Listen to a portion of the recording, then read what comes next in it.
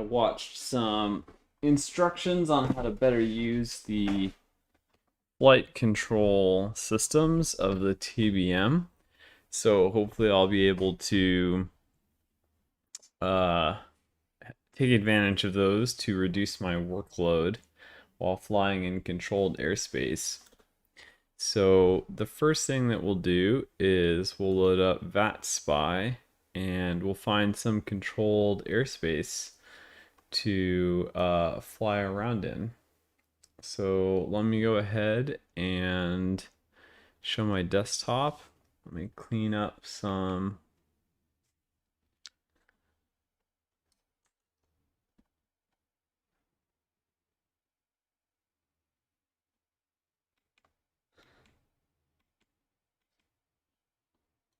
excess browser windows just to try to maximize the performance.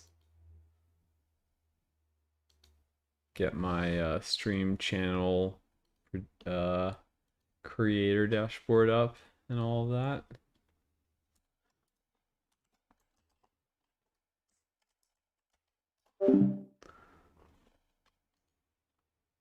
Critics and audiences love No Time to Die. It's the #1 movie in the world.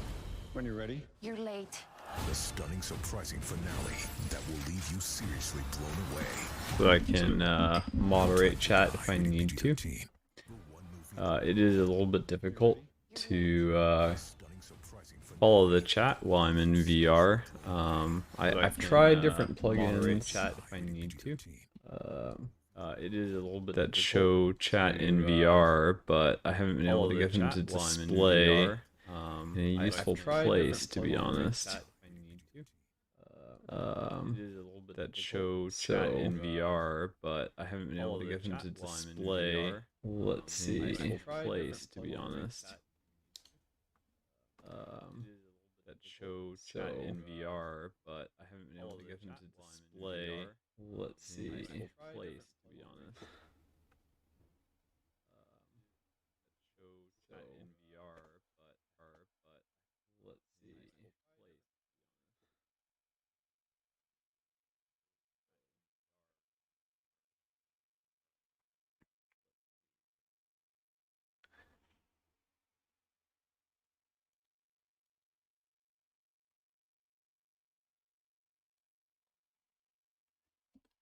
Alright, just getting... Alright, let me see if I can show my desktop. Alright, just getting... Oh, I'm getting my own audio. Alright, let me see if I can show my desktop. Alright, just getting... Oh, I'm getting my own audio. Alright, let me see if I can show my desktop. 1 second, let me fix that.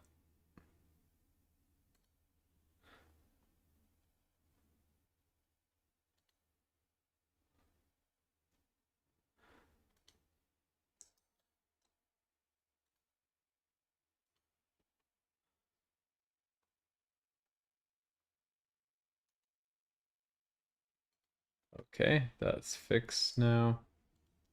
Alright, so this is VATSIM, and this allows us to see what air traffic control is currently online and fly out of some airports that are at least nearby airspace that I'm familiar with. And it looks like Canada is online. I have never flown out of Canada. Or this airport, which is Vancouver. That seems like a fun spot to fly out of. So why don't we do that? We'll do some pattern work in Vancouver. So CYVR. So I will get my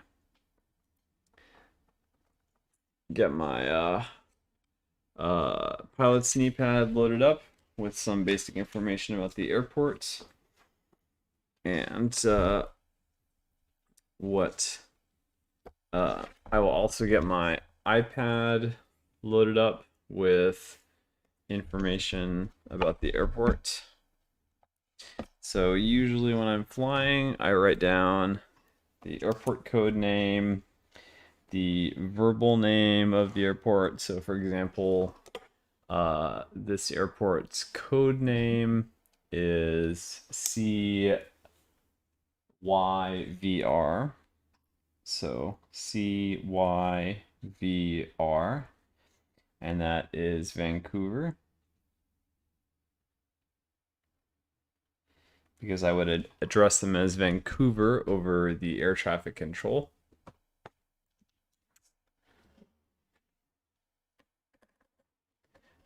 And we will also get vPilot connected. So this is what allows us to connect to the VATSIM network.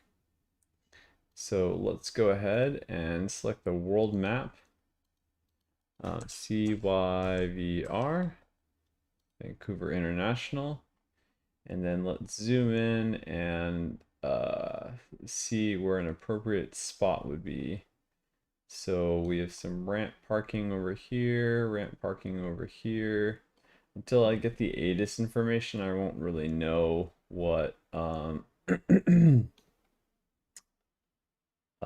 those are gate parking. I should probably be using ramp parking. So we'll just use this as our departure.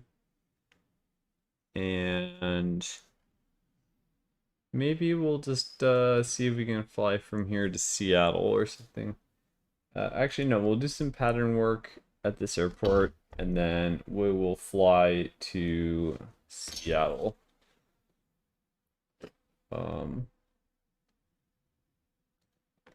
and I'm gonna put in here, okay, Seattle runway. I think it's 34 right that I would probably choose to use at Seattle. And then I know from previous experience. Beyond. Okay. I know from previous experience looking at the approach. I don't know if this approach plate shows up for 34 right, but it does have an ILS that I need to capture at well,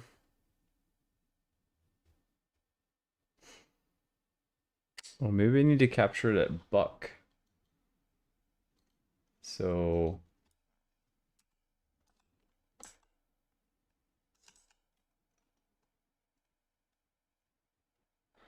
I thought I needed to capture it at a different waypoint.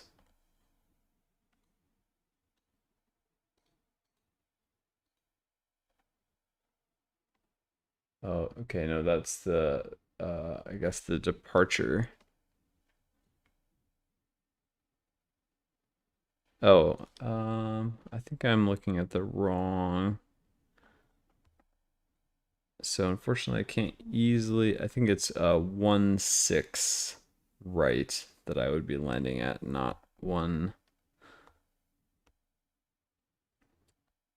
Let me double check with the airport map, which I actually can show in game because we have a Navigraph subscription that will work in the USA, but I don't think I can show it until I.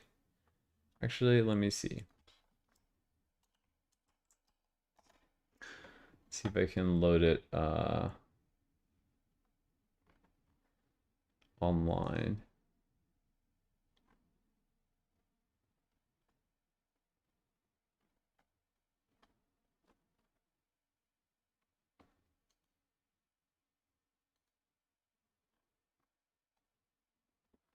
Okay, so I guess I have a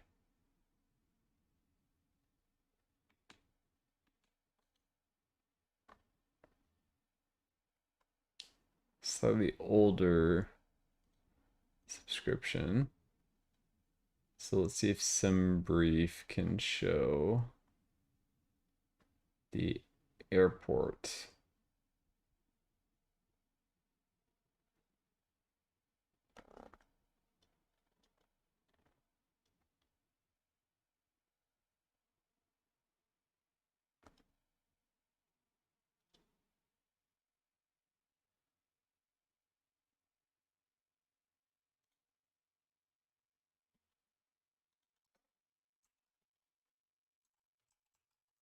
You know, I'm using Navigraph enough. Maybe I should just get uh, a subscription to it.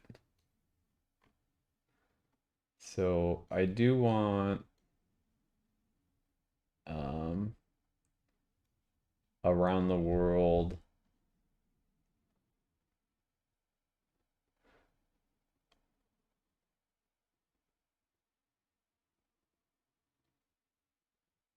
Yeah, let's go ahead and subscribe to this. Because having having Navigraph charts inside of the sim would definitely be very helpful. Uh, okay, I'm gonna do this off screen, obviously, even though you can't really see my information, but it goes so fast. But actually, no, you can see all my information.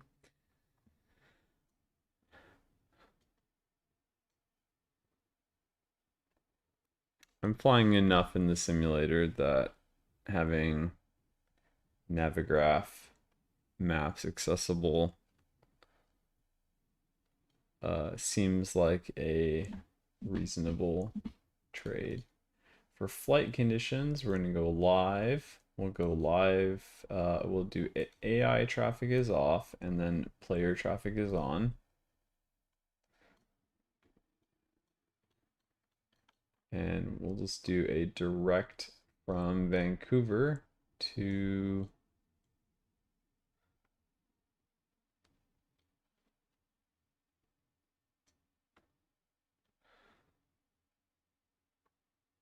all right, so let's go ahead and so let's see. I'm gonna note that we're at parking 138 GA ramp.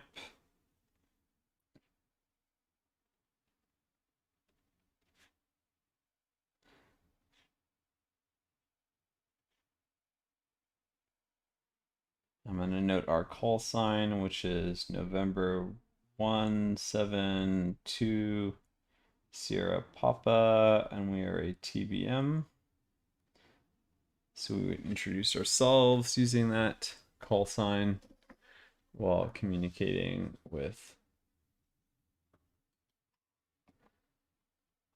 air traffic control at that airport. So let's check VATSIM and make sure that the tower didn't go offline. It did not, which is good.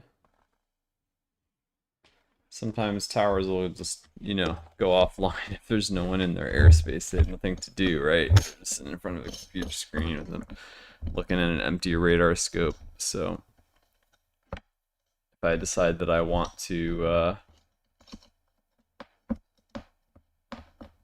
let's see, just remounting my honeycomb. Hey, Yaoshi Saito, thanks for the follow. Glad you're enjoying the stream. All right, it looks like it's a little bit rainy. So maybe we'll be using an instrument approach.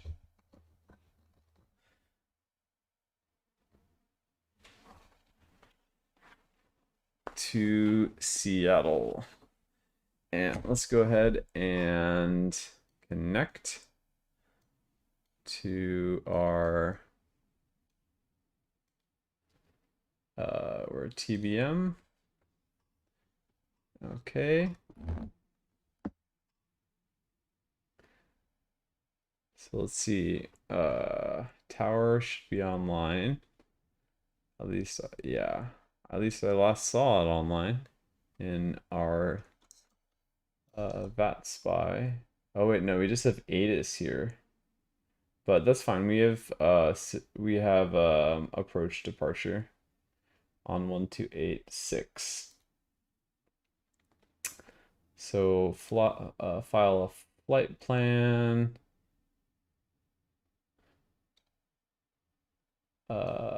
Requesting touch and go.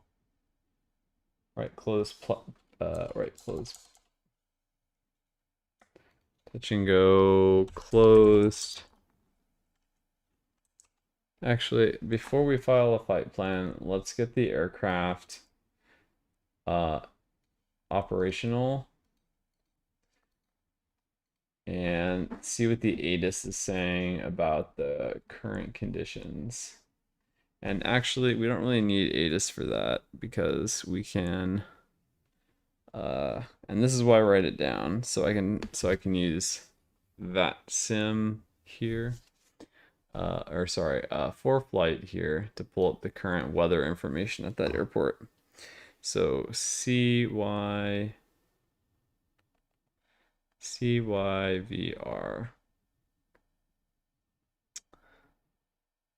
So, okay.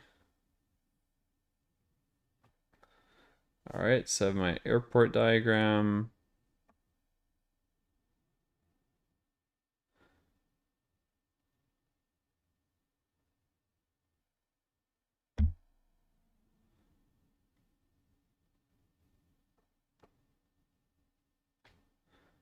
Okay, latest weather is VFR. Uh, wind 220 degrees at 11 knots.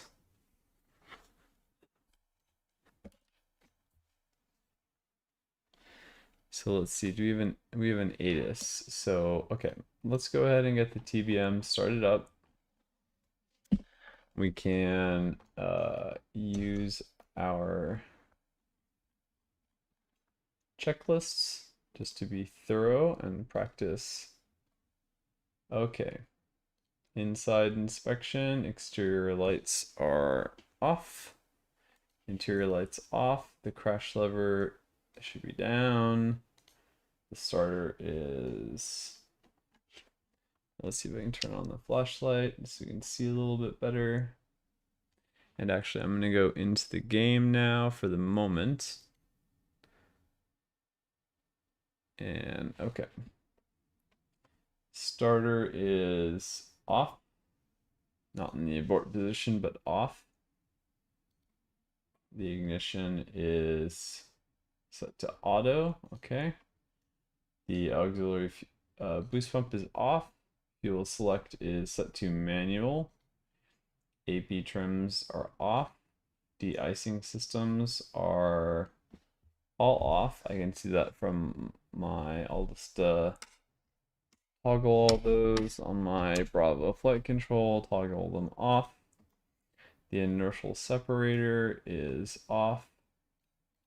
The parking brake, I will probably keep my yoke hidden. You can see this yoke to see what my flight control inputs are.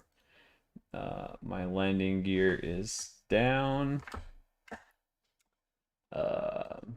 Bleed is off.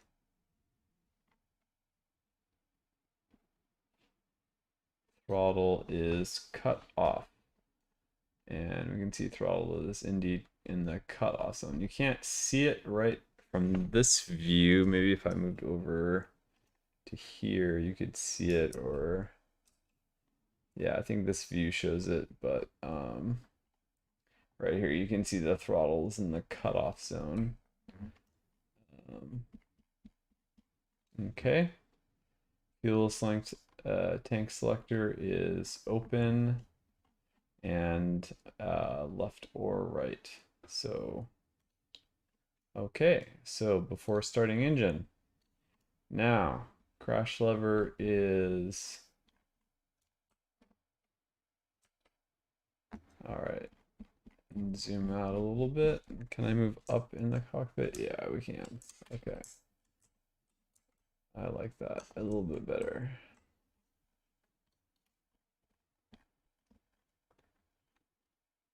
Or I don't because I can't see anything. Can I move back in the cockpit? Okay, I'll just use camera, default camera. Hey, thanks for the follow, more Jax. I'm glad you're enjoying the stream. Okay, so we're starting up the TBM here. We are flying out of Vancouver.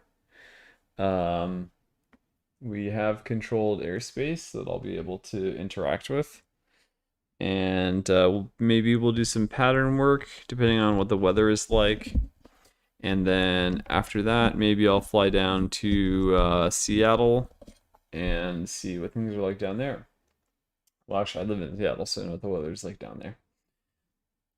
Okay, crash lever is up. Battery source is battery or GPU. Whoops. Okay. The current source is battery. De-icing system lights test. Uh, let's see. Ice light. No, that's not the de-icing system light test. I guess. I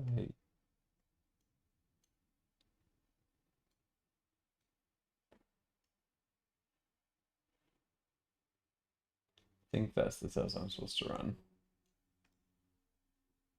Okay.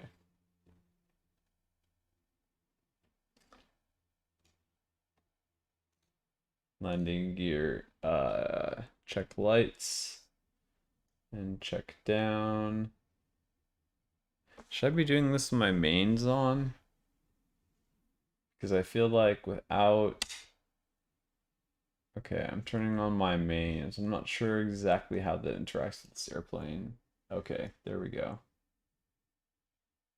I think that's perhaps what was needed for this test to succeed. There we go. So that light test passes. Okay, fuel on board. We're using infinite fuel. Just to not have to worry about that. Okay, ignition. So we are ready to start our aircraft. Before doing that, we are now able to get on the radio and listen to the ATIS. So the ATIS, I won't write it down because I have it right on my screen. It's 124 point 124.6. Oops. 124.6.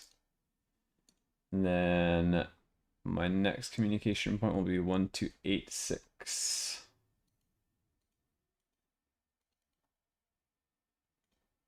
Okay. Not getting... I might need to press this. Okay, here we go. 2100 Zulu.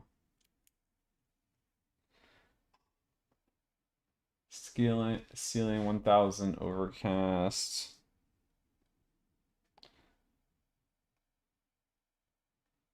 Altimeter 98.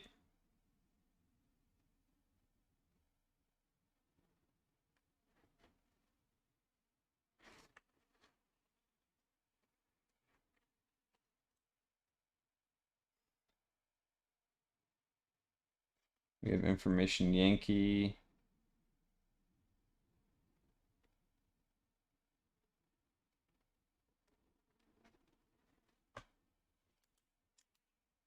Let's see if we can get that to show up again real quick.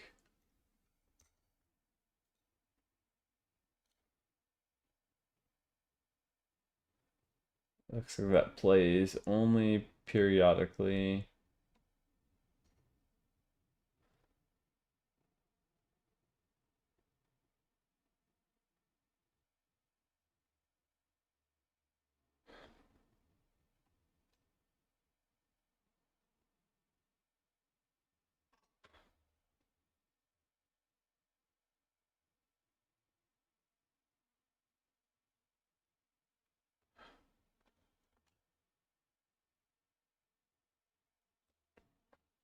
I did not catch which runways are in use for VFR, but that's okay.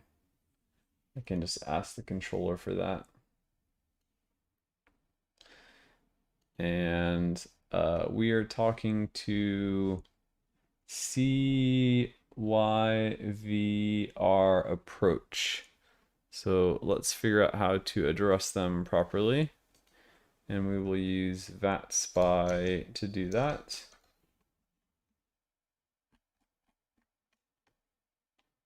CYVR is Vancouver approach departure, so they are online. Okay.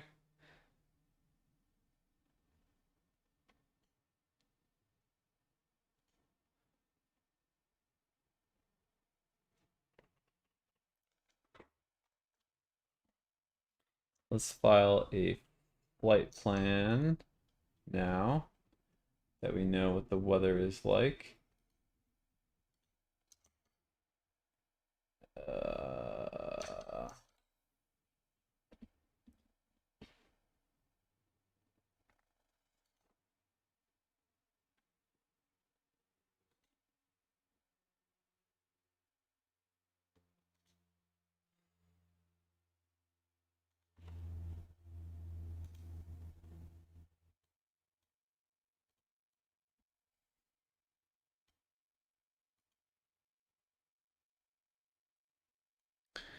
Looks like the Navigraph payment information isn't going through here, but that's okay.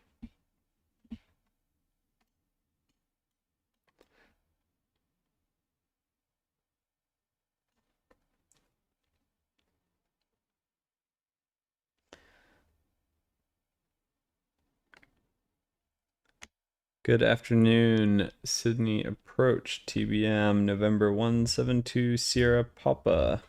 Looking to perform VFR touch and go on whatever runway you can give me. After some VFR touch and go, I may adjust flight plan to fly down to SeaTac.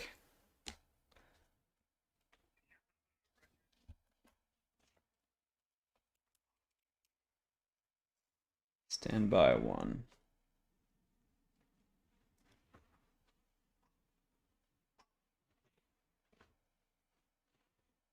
So one thing that worries me is getting the altimeter right. I'm just going to use the automatic adjustment.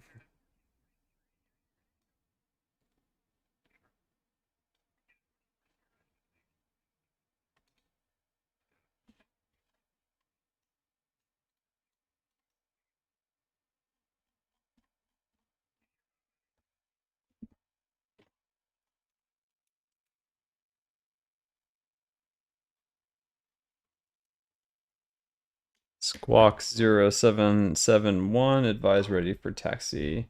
November 1, Sierra Papa.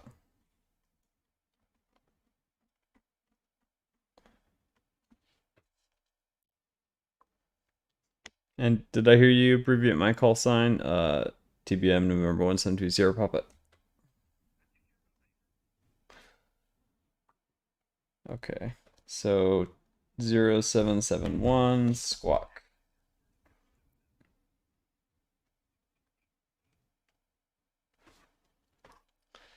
Okay, so we want to put in our squawk code 0771, enter.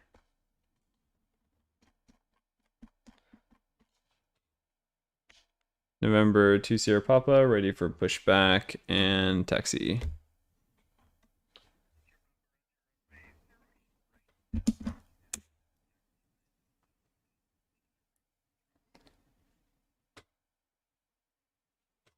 Two.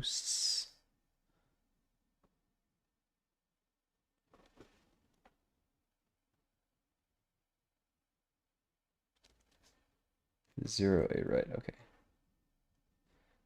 Right, taxi, hold short. Delta, Lima.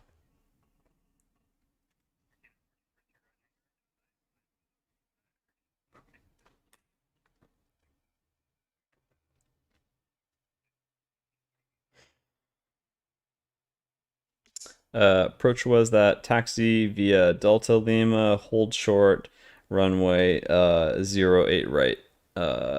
November 1, November Sierra Papa.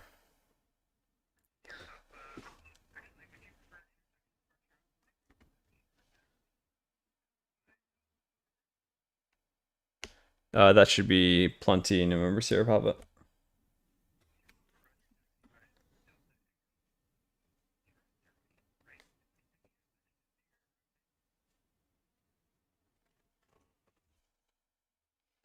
Uh, TBM 930, November Sierra Papa. Was it not my flight plan? Did I file one?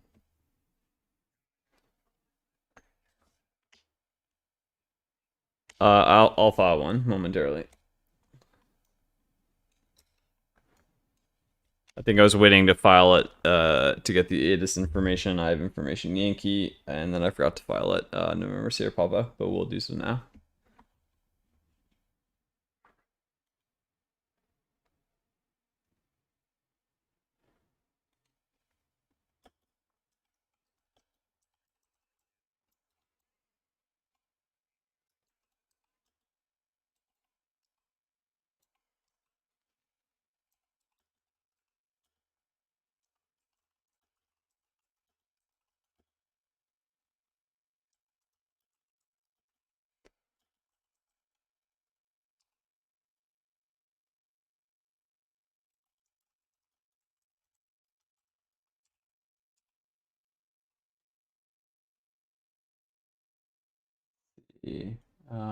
Touch and go.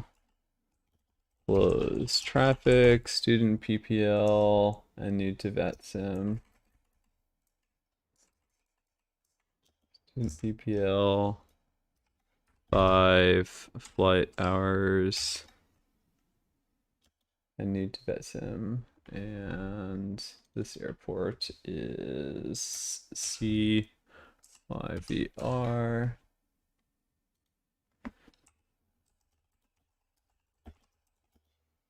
So I'm just typing in information that the controller will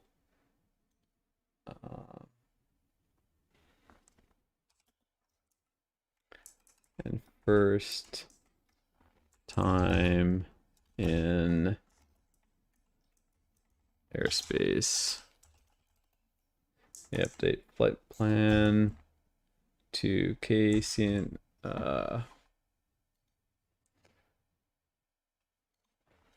flying in virtual reality headset and may be streaming at and shameless plug.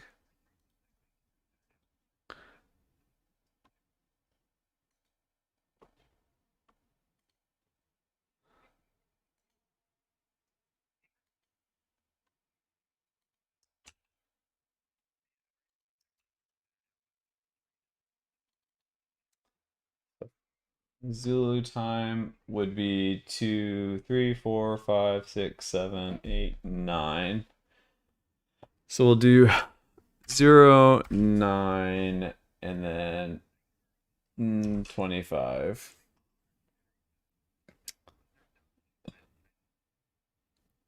And then, hey, thanks for the follow, cutie bear buddy. I'm glad you're enjoying the stream.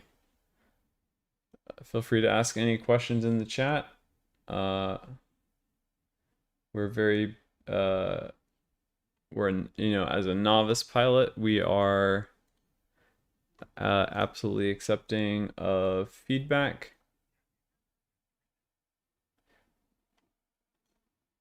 Okay. Stream info. Let's add some tags here. English search tags. Beginner players. Backseat allowed. All right. Okay.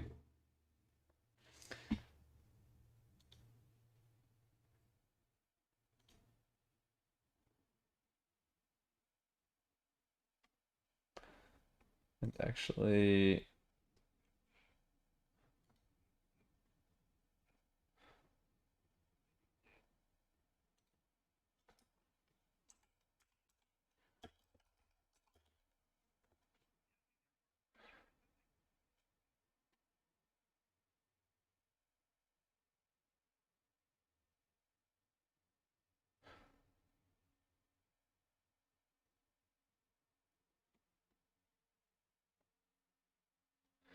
And then let's find another, because I'm updating my flight plan, I should find another airport where I could land if I needed to. I'll do CZBB. Oh yeah, CYHC, and then CZBB.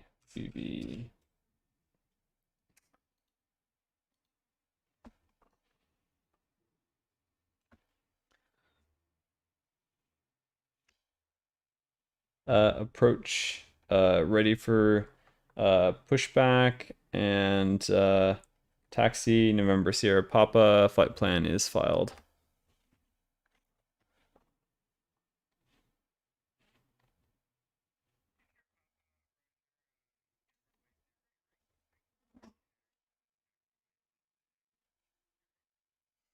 Taxi via Delta Echo, hold short of 08 right, November Sierra Papa. Let's see if ATC can do a pushback here, otherwise I may have to uh,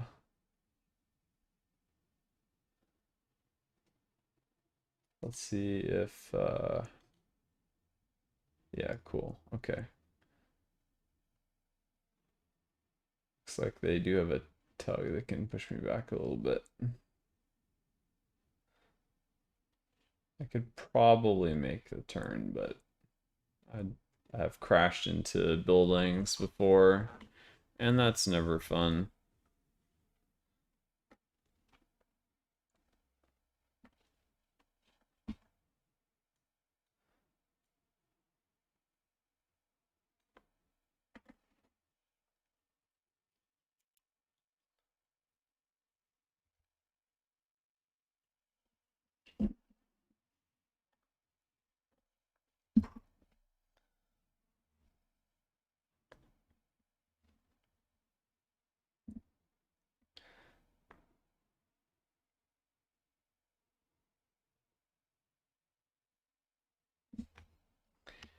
So based on information Yankee, it sounds like if I stay below 1,000 feet, I should be able to maintain VFR conditions. Is that consistent with your information approach? November Sierra Papa.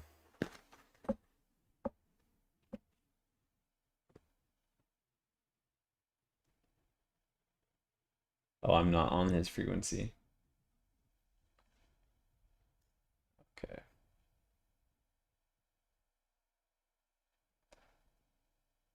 That's plenty.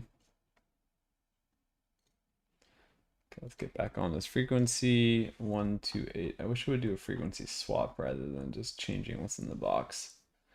128.6. 128.600.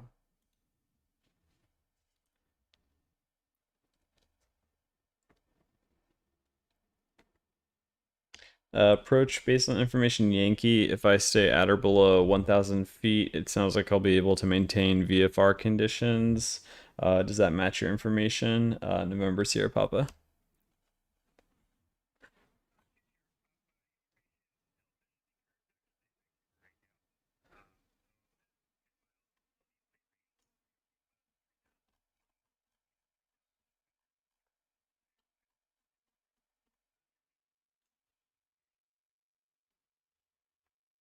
Oh, okay, that's great. Yankee had the cloud cover at 1,000. Thank you. November Sierra Papa.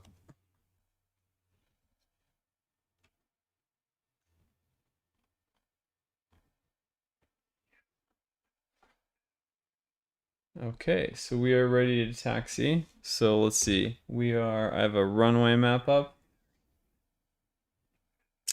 and we are at runway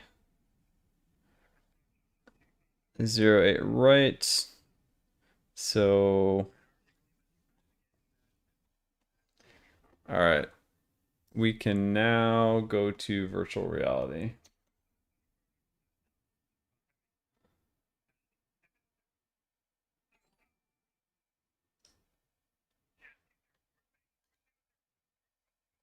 And okay. let me see if I can get Steam VR to display VR view. The problem is when I display VR view and then show that,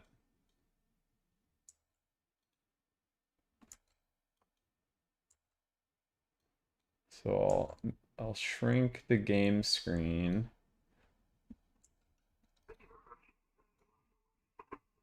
Oh, I did not put that on the right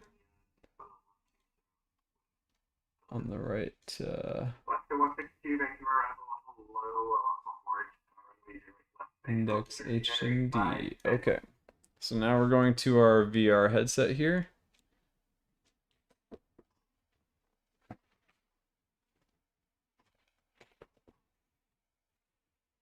I find flying in VR to be immersive, very immersive, and much more like the real thing. Okay. Let's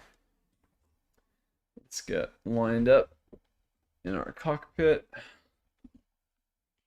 Okay.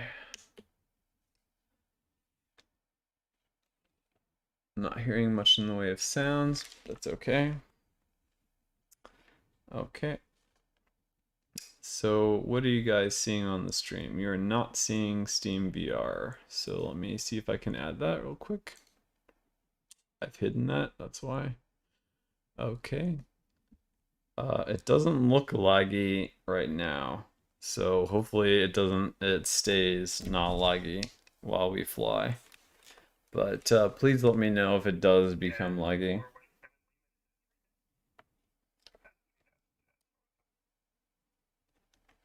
Adjusting my VR to get maximum clarity out of my flight instruments.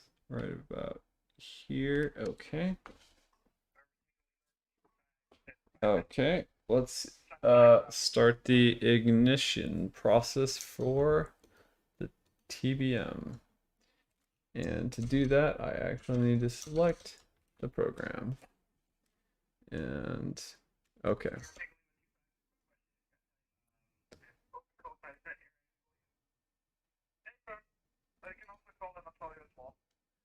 All right. We are at the engine start checklist. So ignition is to actually let's turn on some lights for the floodlights for the moment. Oh, I guess we can't. Oh, I have a switch here. I think it's this. There we go. And then let's turn on that one for now. Okay. Let's see a little bit better. All right.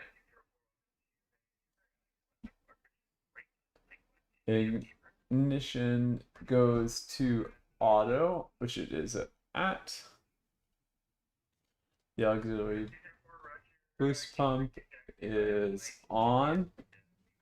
So let's see. I think I have that as well on my.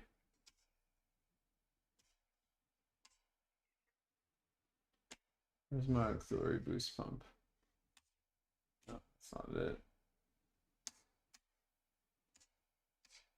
There we go. It should be okay. On auxiliary boost pump is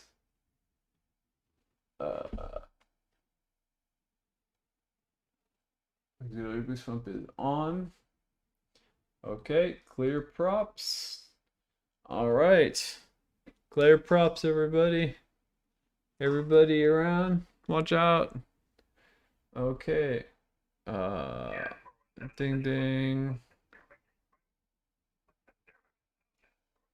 There's an S3 OTS. Okay.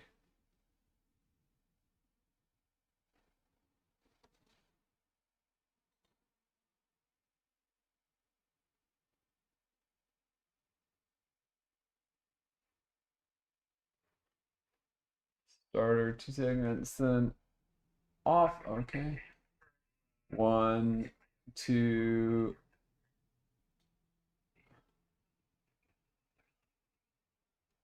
Okay. Throw idle when NG reaches 13%. Hopefully. Okay, we can go to low idle now. So notice that we were in the cutoff zone there.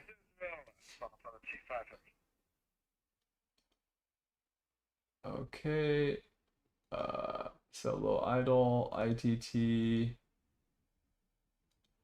max.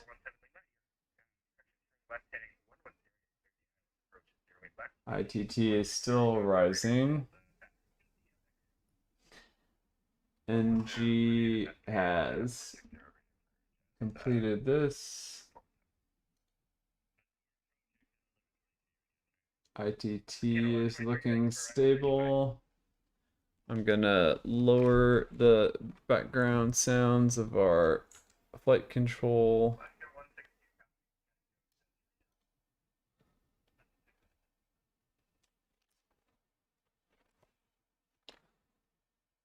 Audio. Oh man, I have this already down so much.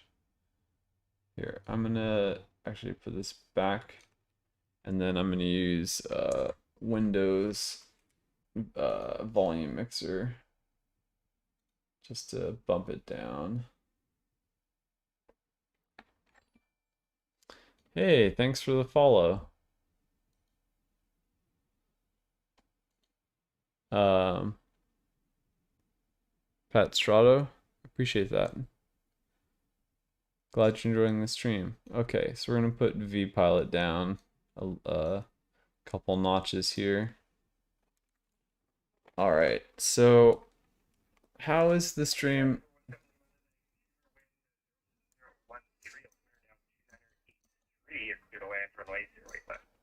So how is this stream? Okay, so when I select the, that's still quite loud.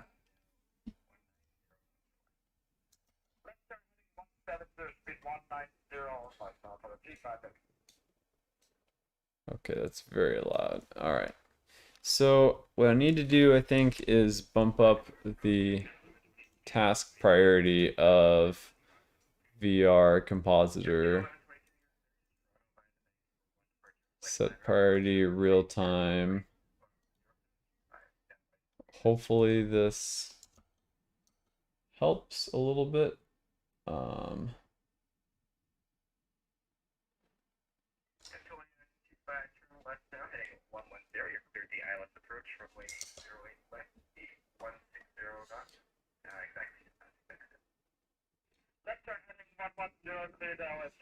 Jeez, these guys are so loud.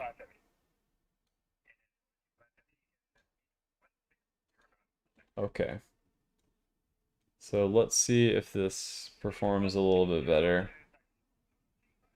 The alternative is not using Steam VR, but it looks like this is still lagging. What can I do? Let's add the Streamlabs process to our high priority list.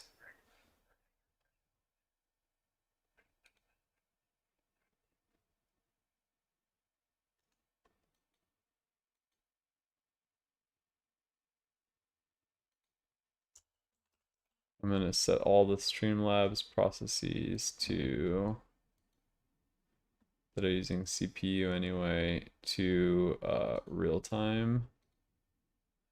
We have plenty of CPUs on this computer, so okay. So look at this. The VR is relatively stable. Well, not great, but all right, let's see if we get back into Microsoft Flight Simulator. This looks a little bit choppy, but serviceable. I can go to dual camera eyes if that is preferable, which will give us a better, less choppy view.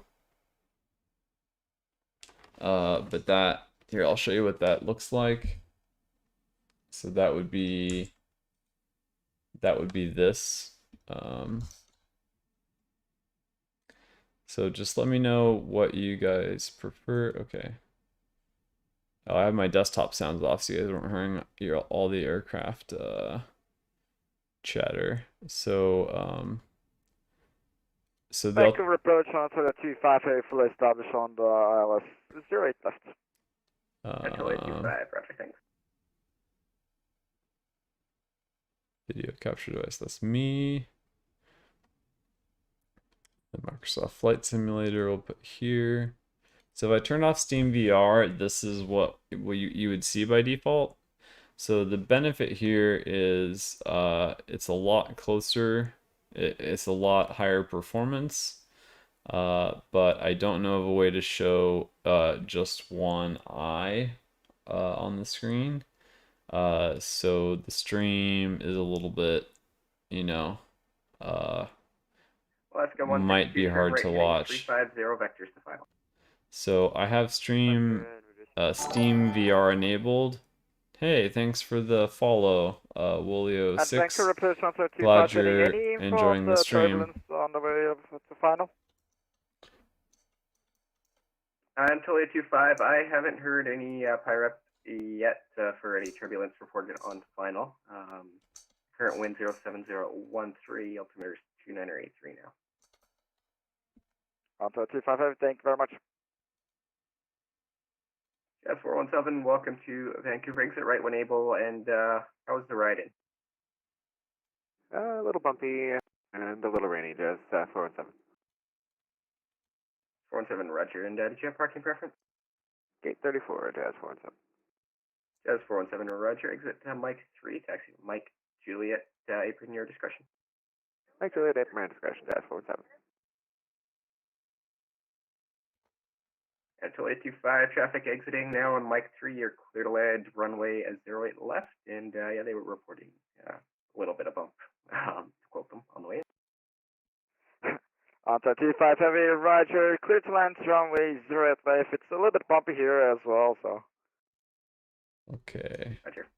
Alaska 162, turn right, heading 050 now, you're cleared the ILS approach runway 08 right, Okay. speed 160 knots or less. 050 to... Alright. Let me know if this becomes unacceptably laggy, and we can go back to... Oh, geez, this is pretty laggy. Okay, well, I guess we will disable that then. I was hoping to use it because I think it's a better view for you guys, but if it's going to be choppy and laggy, it's not choppy and laggy when I have it selected as the main program. What else can I do? I do not want a phone call right now.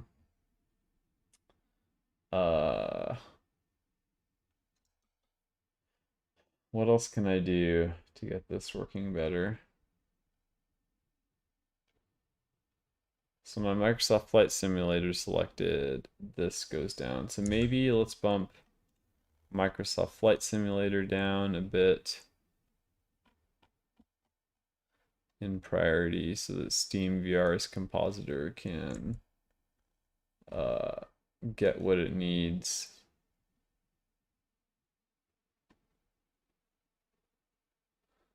Microsoft Flight Simulator is not even high in the...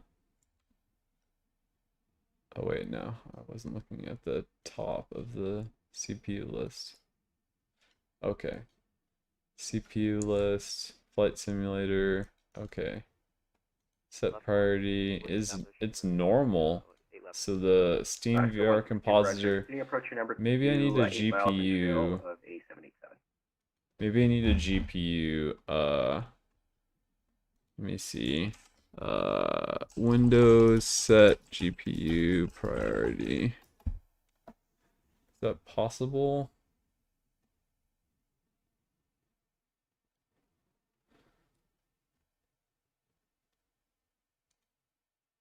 It's not possible to set a GPU priority.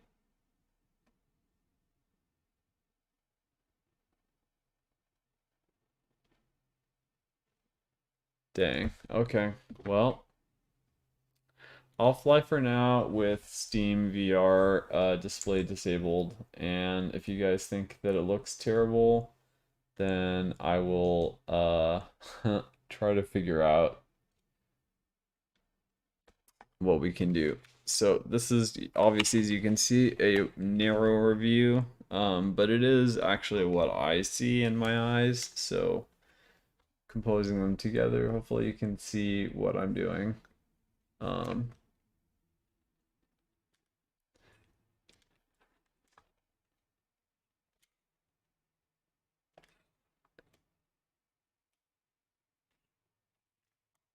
And I'm not hearing much in the way of engine sounds from the game, which is concerning.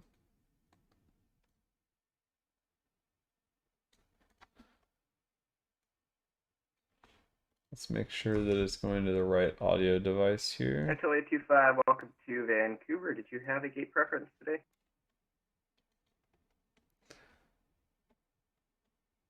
Until 25 heavy, negative, any gates in international terminal will be great.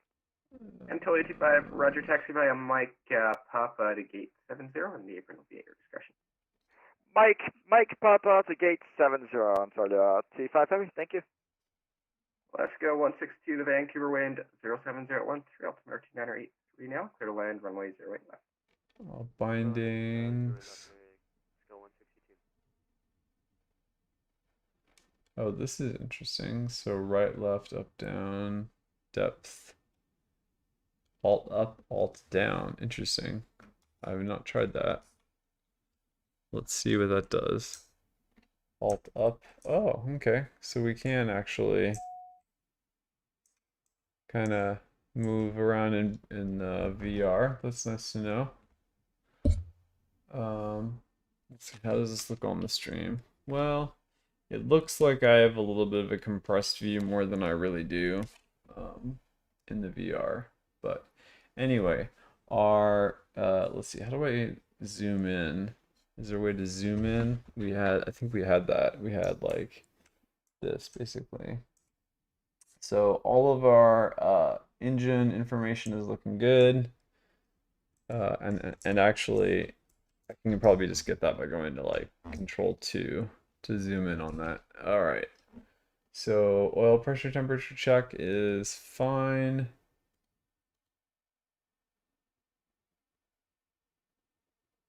The only thing that worries me is that I'm not hearing any sound like I was before.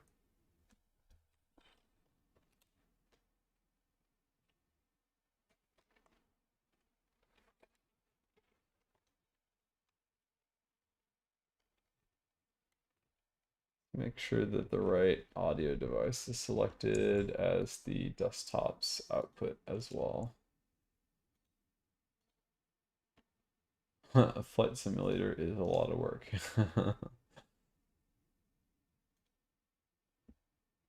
Yeah, the index HMD. Let me just change that briefly and change it back. There we go. Now we're getting it. Okay, I guess it just got stuck on the old audio device. Alright, we should be able to stay in VR until we get airborne. So that's checked. ITT is looking fine. Oil pressure temperature check. And then the automatic starter can be turned off. And it is off when NG's above 52%. Okay. Oh, the automatic starter. Vancouver approach, Air Canada 1123, ready for taxi, runway 08 right. Air Canada 1123, Roger, runway 08 right, altimeter 2983, taxi via Tango, Mike, Victor, Lima, cross 13, hold short of 08 right. Okay. Taxi via Tango, Mike, Victor, Lima, across 13, hold short of 08 right, Air Canada 1123. I'm not seeing the auto start. That may be somewhere else. That's only 25, not a problem. You can take 871, apron your discretion. Maybe somewhere else a bit in the cockpit. For the automatic starter. 162, welcome Okay. to Vancouver. Exit right when able. Ed, did you have a gate preference? No preference. Alright, before taxi, so we go low idle to flight idle, Get off Mike 5, Mike and Tango, apron your discretion. we are already there somehow. Okay. Oil pressure temperature check is still looking good. Auxiliary boost pump should be now set to auto. So I have that as a key on my dashboard, I believe. That's the Windows.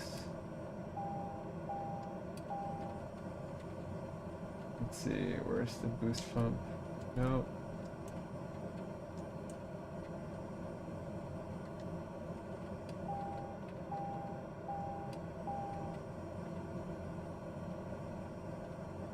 Here, let me highlight this so I can see when it's toggling for my Bravo flight control.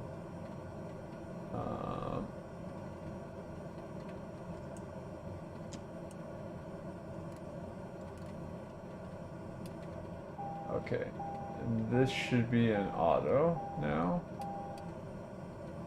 I'll just leave my Bravo flight control out of it. Okay.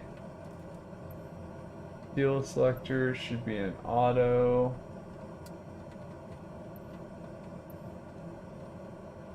Fuel shift button test. That is here. And I can't press it, but let's see. So we're down at left. So press it, and we'll see that we're at right. Okay. And so that will automatically switch fuel between our wings, which doesn't matter because we have infinite fuel, but in a real plane would matter. AP trims now is set to on. Okay. Generator should be set to main, which it is. And then bleed, which controls the pressurization of the aircraft, should be auto. Or max differential. I'll just use auto. Okay, before taxi, inertial separator should be on.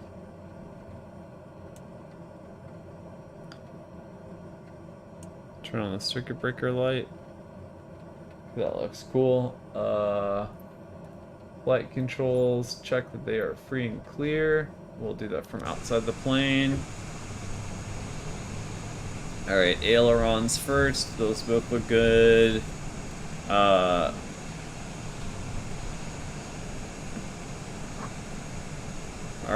Oh, jeez.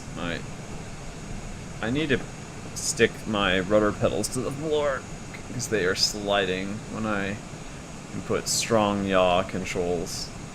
So flight controls are free and correct. Throttle feather twice.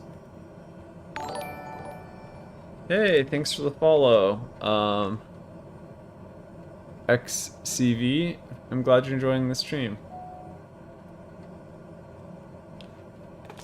Let's get airborne here. Okay. Now we are ready for taxi lights on. Let's put landing light on, beacon light, and navigation light as well. And we are go for parking brake off. And it looks like parking brake was already off, so we'll just turn that off here using my Bravo. And now we are ready for taxi. Okay. Alright, so we were instructed to taxi via Delta Echo, hold short of 08 right. So where are we in the airport? We are here in the airport. So we are taxiing via Bravo Echo. Okay. How do I get to... Am I at Bravo? Let's see if I can zoom in on this map.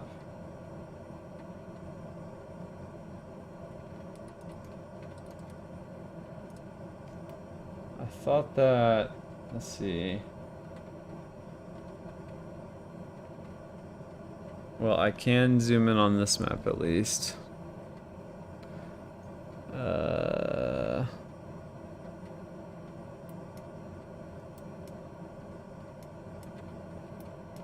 Okay, so we know exactly where we are.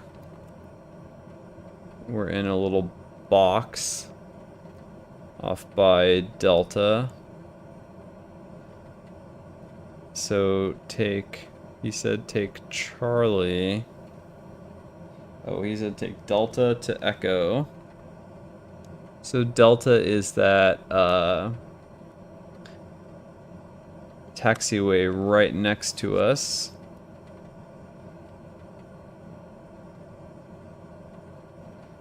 And then hold short runway 08 right. So Ken 1123 looks like you're going all the way down to Hotel, not a problem. Just continue down and take a right on okay, Victor. so I will exit this little area and then I will hang a right. Okay, we are feathered into high idle, so feather into actual engine. Air Canada 1123, it's firm. You should just be able to take the next right to rejoin Victor there. Okay, next right on Victor for Air Canada 1123. Sorry about that. Our charts are outdated. No problem.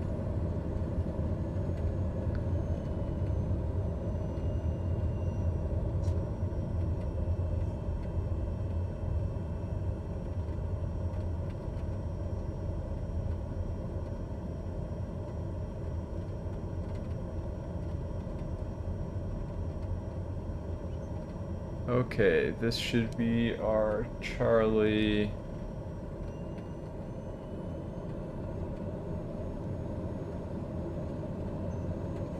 Ooh, hello.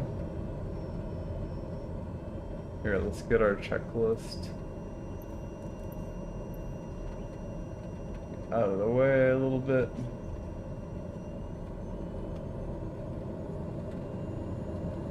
So Charlie should be our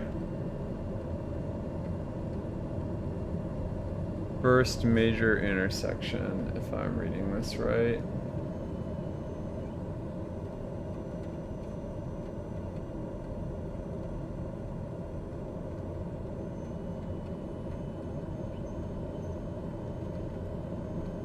Okay, so Delta to... Oh yeah, Echo should be the first major intersection that heads into the airport proper.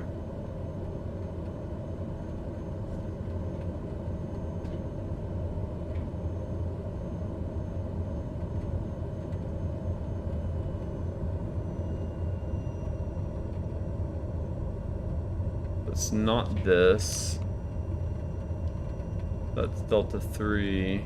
Air Canada 1123, the Vancouver wind 07013 are cleared for takeoff runway 08 right on the airport. The wind 07013, calling your airport. Clear for takeoff runway 08 right there, Canada 1123.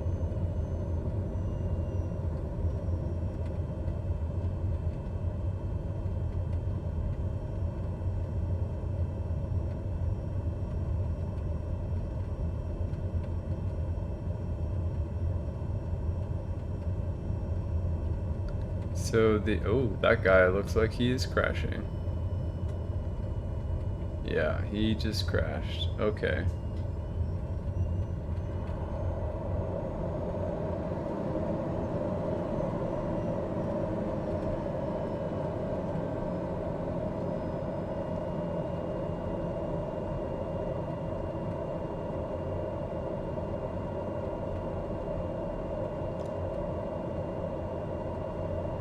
This is so loud.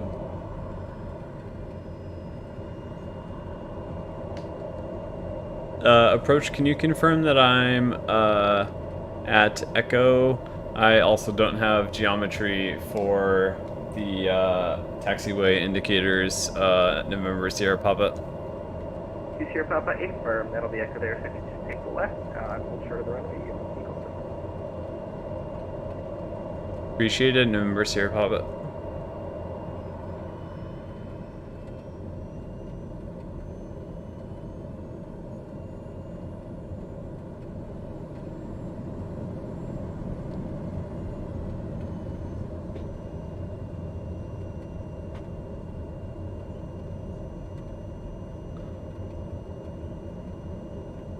Good thing I have Poor Flight up on my iPad. I mean, maybe there's some taxiway information, but I'm not seeing it anywhere.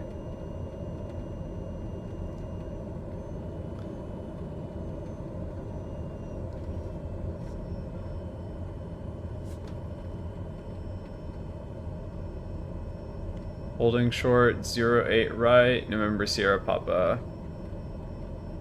Remember, Sierra Papa, roger, traffic is just departing, so continue hold short.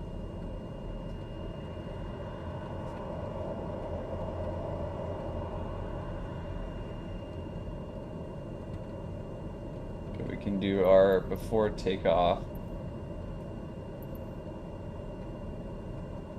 This is parking brake on. Oh, okay, so this is, yeah, we should do our strobe on when we enter.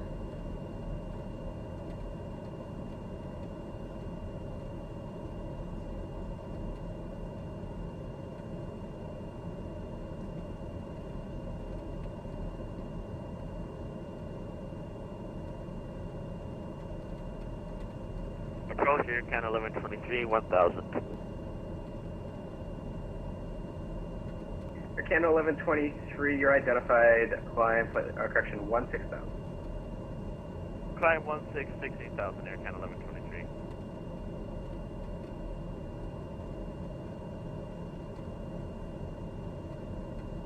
I should go down to Oregon while they're doing that ops event.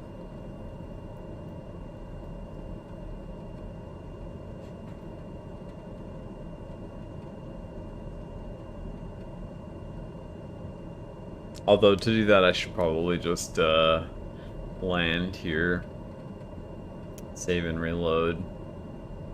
In Oregon, that'd be faster than trying to fly down. Can 1123, proceed direct add 6 on course. Direct add 6 on course here, can 1123.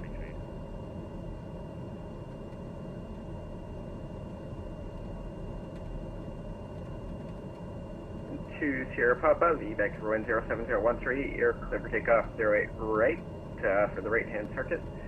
Report midfield with your landing attention. Cleared for takeoff, 08 right, report midfield and intention, November Sierra Papa.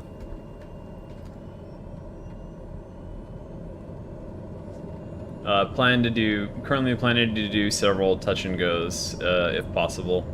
Let me know if I need to extend my downwind. November Sierra Papa. There you go.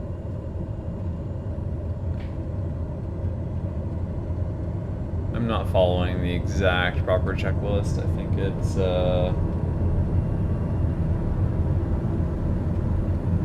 okay, we are already airborne. Alright, let's get our yaw damper enabled here.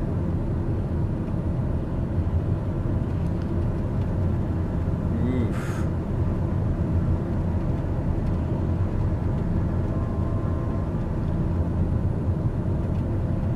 Approach, do you want me to maintain at or below a particular altitude? November Sierra Papa. To Sierra Papa, the circuit altitude for prop aircraft is 1,000 feet above ground, so that's just below sea level at Vancouver 2.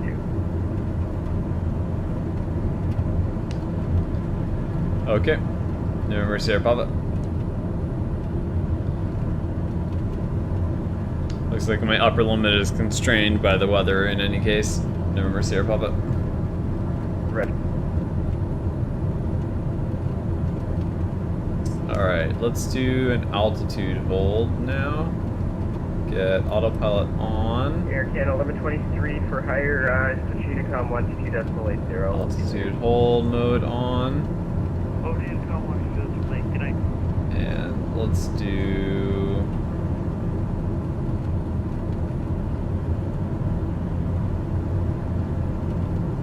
turn on to upwind.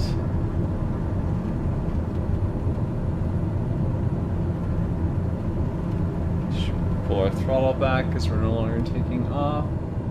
See if we can keep the air. Okay, that's in sight. We can keep these. Try to keep these a little bit tighter.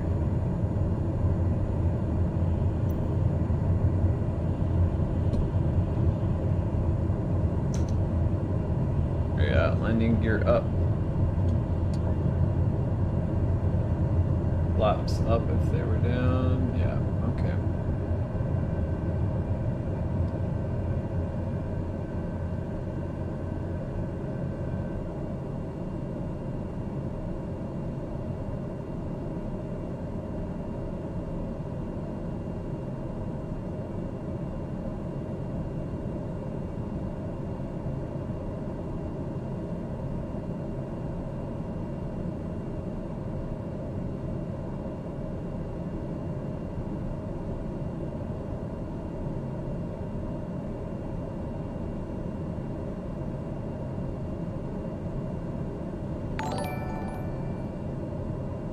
Ooh, did I lose my autopilot? 1 second. Yep, I did. Tries to keep my wings level. Hey, thanks for the follow, Reishi02. I appreciate that. It's trying to like navigate me somewhere. I don't understand. I haven't set that up, but that's fine.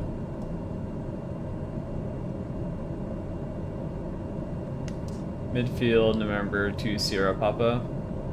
Sierra Papa, clear touch and go, runway 08 right. Clear touch and go, runway 08 right, November Sierra Papa. And to Sierra Papa, I am going to be closing down here, unfortunately. So for the circuit, you can over Unicom 122.80. See you later. Was that 122 decimal 0? 122.80 to Unicom frequency for time. 122.80, thank you. No problem, we'll see you later. In that case, I'll update my intentions for a landing. November Sierra Papa. Sierra Papa, roger, you're clear to land 08 right, and no other traffic is reported.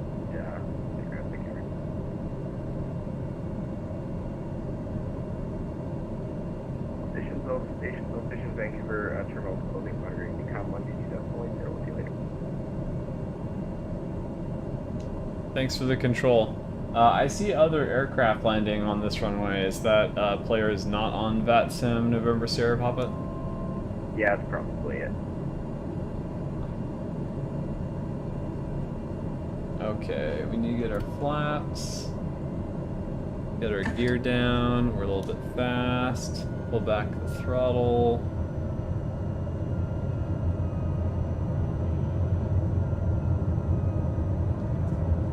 Is there any way to tell in-game who's on VATSIM and who's not, other than whether I hear them on the radios? Remember Sierra Papa?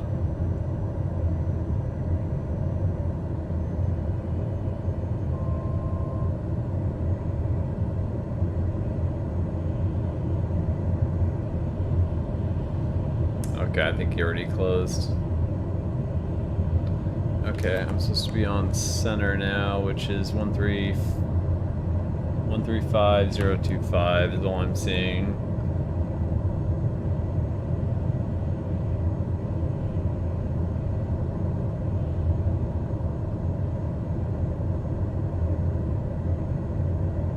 Alright.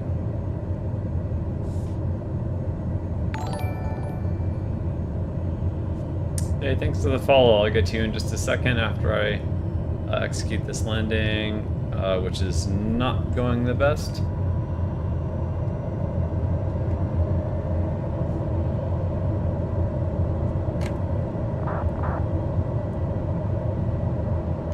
Is this center for Sydney? TBM November 172 Sierra Papa?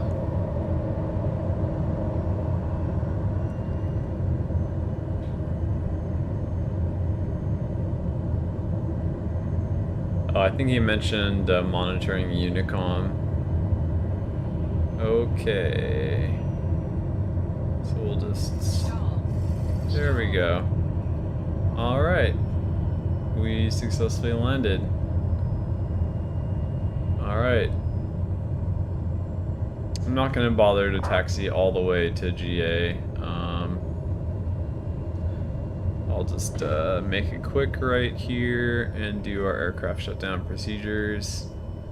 And And then let's get on over to Oregon and see what we got on going there. All right. Okay. So we feather over. Let's go to climb, cruise, descent, approach, shut down. Okay, set parking brake on.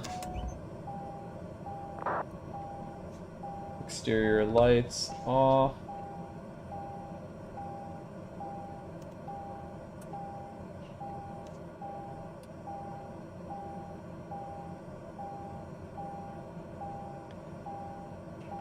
Fuel separator manual.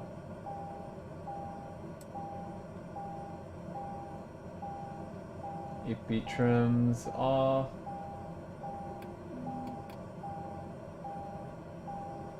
Bleed is off.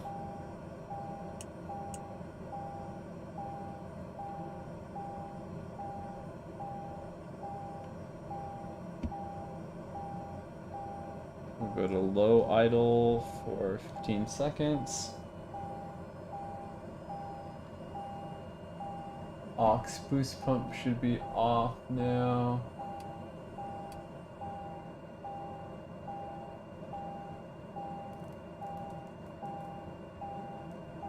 And we'll do throttle cutoff. Generator off. Source is off. Oh wait, we haven't done generator is off. We have not done the inertial separator off. Let that go ahead and close, and then we can turn the source off.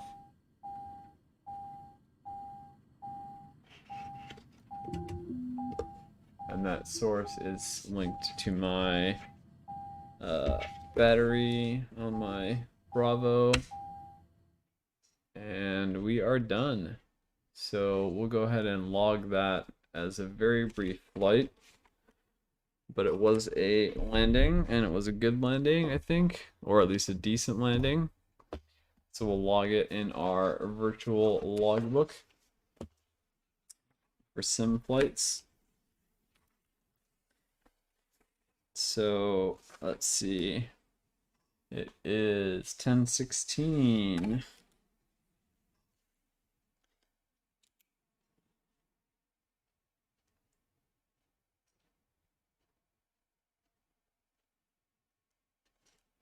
And we're in the T930 172 Sierra Papa. And we were in Sydney, YSSY. We landed in Sydney, YSSY. The duration of flight would be, let's see here. I'm gonna flip this. Actually, no, I'm gonna leave it in sim mode because I think flipping it in and out does something like leaks memory.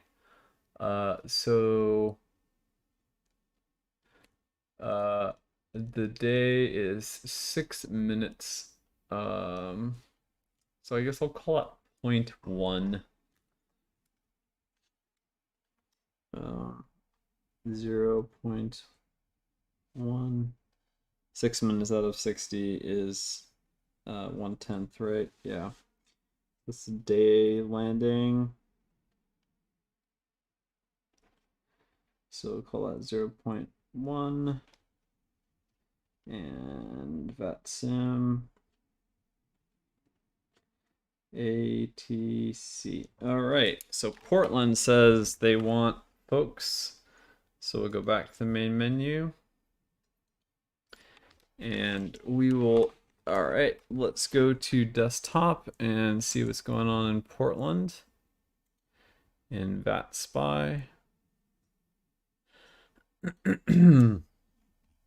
So Portland area, PDX, okay.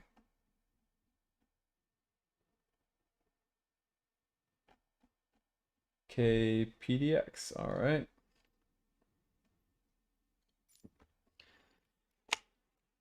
All right, select departure airport. Never flown out of KPDX.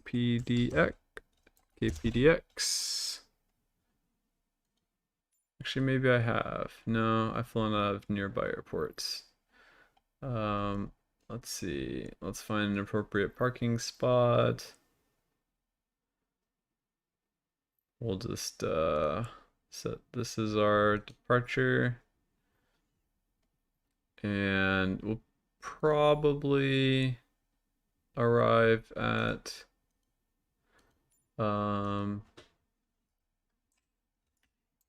KPDX.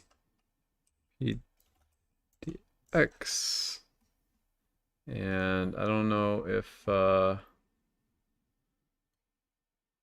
that's the right runway.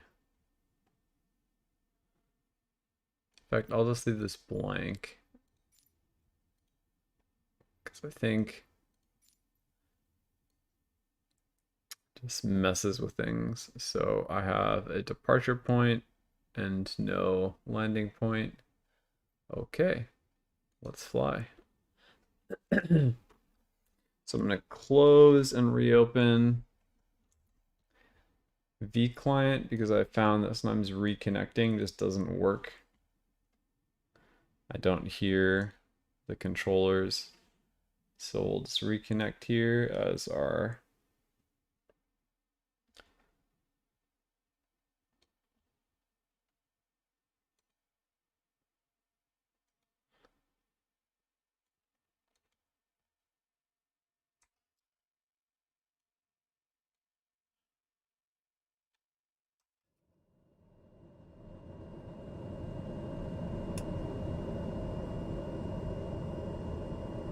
why am I already lined up? I selected a ramp.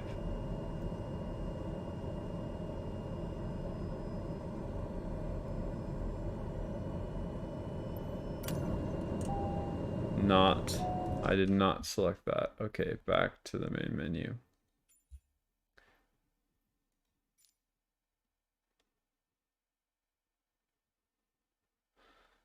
Something must have gotten messed up there. Okay.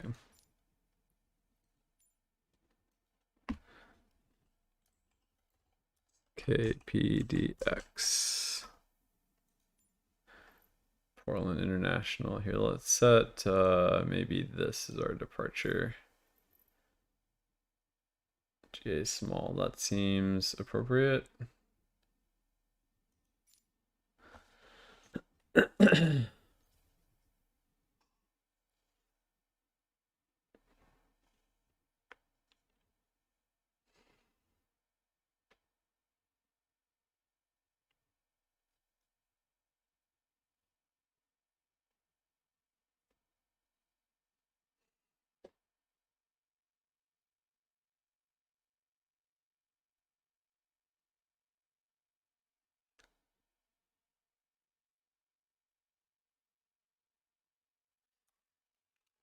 So does anyone else fly in Microsoft Flight Simulator or in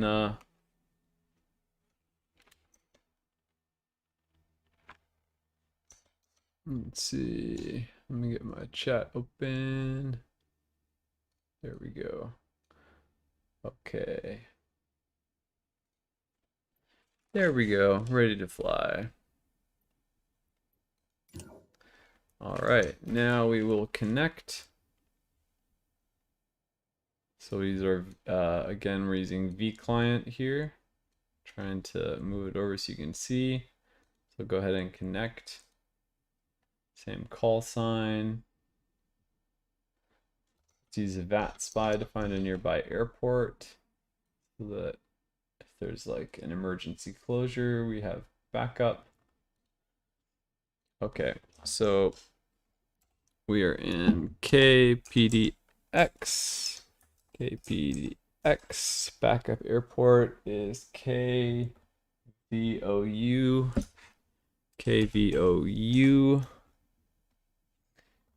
Time is 3:14 local, which is 3, 4, 5, 6, 7, 8, 9, 10. So let's say we're leaving at 10:25 Zulu time.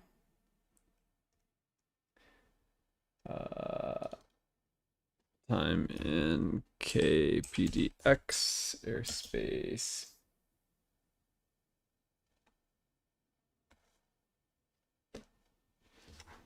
And streaming at.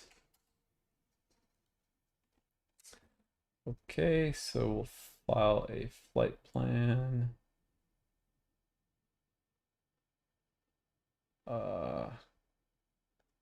Actually, before we do that, let's get our engine started up and listen to, you know, I don't actually need the checklist anymore, I don't think.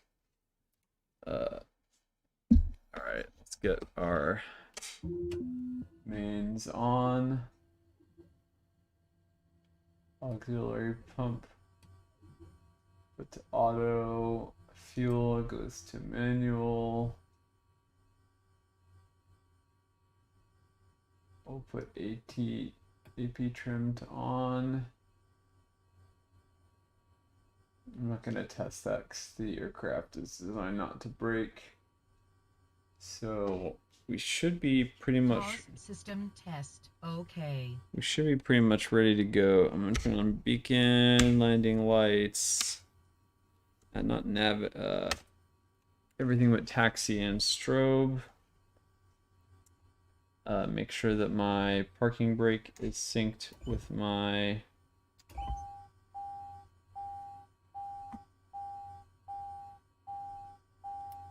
honeycomb yoke. Parking brake, good. I want that on at the moment. Alright, let's get her started. So we're at, alright. 1, 2. Alright. Let's monitor this as she comes up. So we're looking for NG 15%, ITT in range, everything's looking good. So we can go into low idle.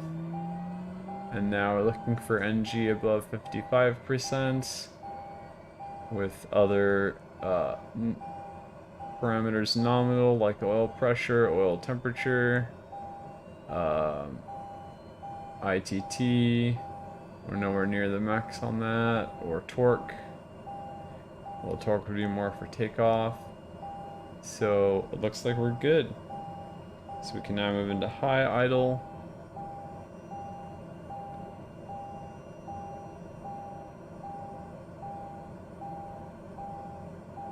And we'll go ahead. I don't know if it's cold here or something.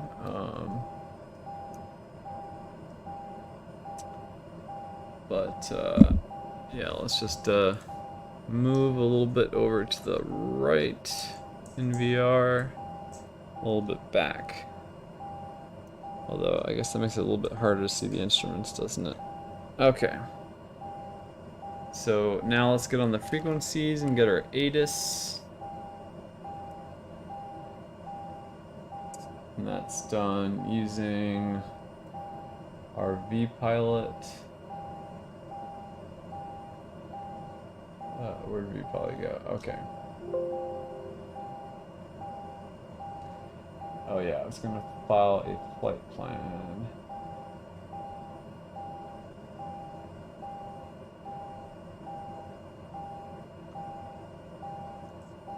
Oh yeah, I don't know the altitude of this airport.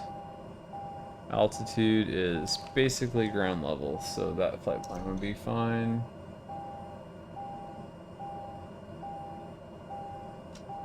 So file a flight plan. Oh cool, it saved my state there.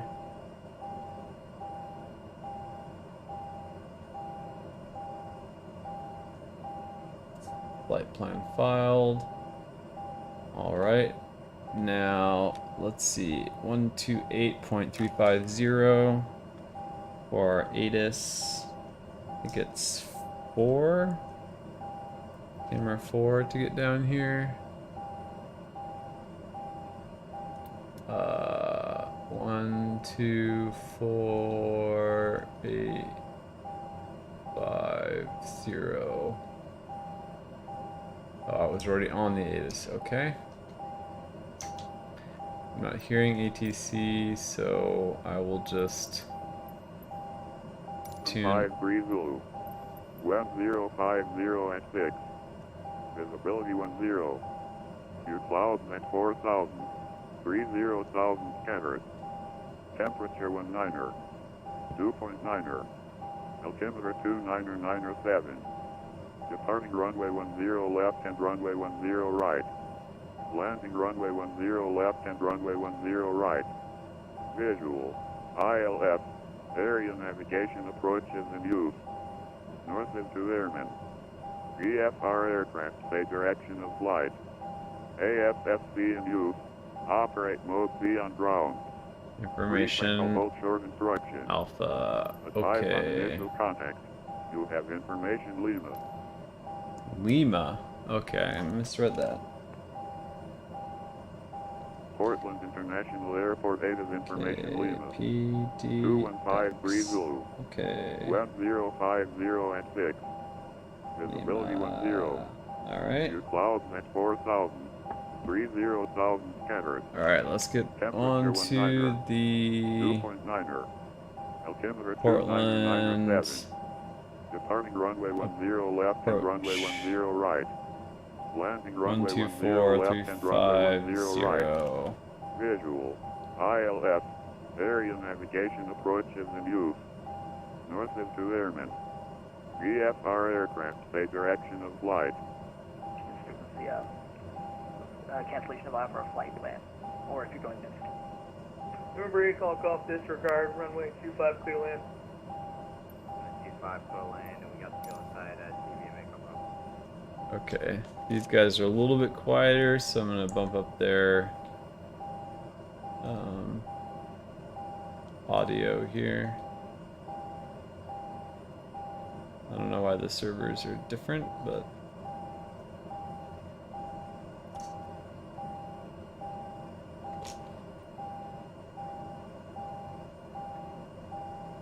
fucking bright.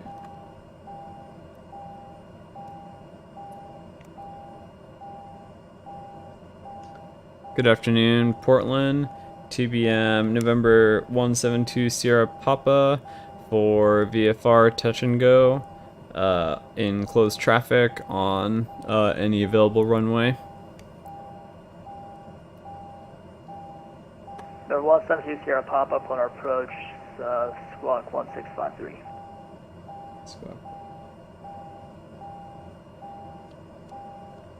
Squawk 1653, November Sierra Papa. TBM Sierra, correction, TBM 2 Sierra Papa, read back correct. Expect runway 10 right for a pattern. 10 right. Expect 10 right for pattern. November Sierra Papa. 1653.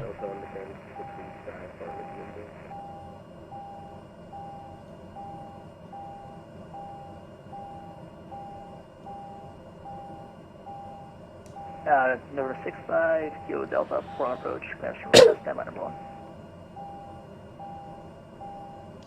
November Sierra Papa, ready to taxi. TBM 2 Sierra Papa, runway 10 right, taxi via Foxtrot, left onto Charlie, Charlie 1, cross runway 3.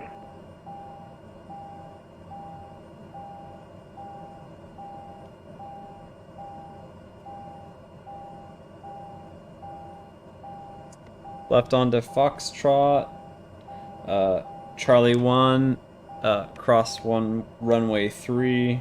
Is that a hold short at runway 3? November Sierra Papa. Assume you're facing north, taxi straight ahead, then take a left onto Charlie. Cross runway 3, then finally hold short runway 10 right at Charlie 1.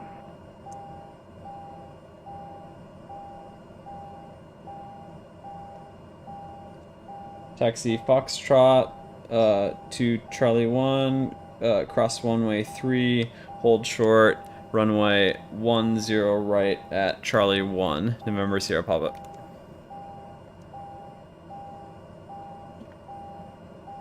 Portland, departure, American 20, closing, push a flare onto Tango.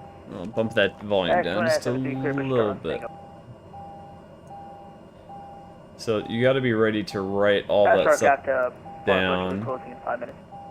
Oh, come on, they just... And Cessna 5 Kilo Delta, I have your clearance advisement ready, copy. They're closing in 5 minutes. I thought they just said they were doing an event. And Cessna 5 Kilo Delta cleared to McMinnville via Red Vector's battleground as filed. Maintain 4,000 to expect 4,000 1 minutes after departure. Departure with me, squawk 1672. 5 Kilo Delta 6 McMinnville, Red Vector's battleground as filed. 4,000 1672. Cessna 5 Kilo Delta, we are correct. Hold for release, advise when you're number 1 ready for departure. Well, I'll be closing 5 minutes, so yeah.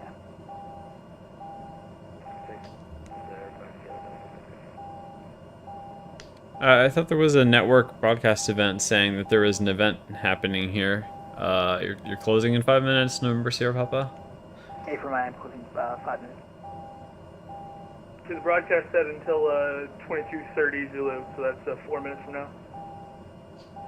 I see. Appreciate it, November Sierra Papa. We're holding short of Alpha here. Okay. Maybe we will... Team A Golf Golf Sagan. Let's see if I can get airborne in that time. So we need... Taxi, do you want the south ramp or north we want KPDX. Team A Golf Golf, taxi parking via Alpha. Get our map up.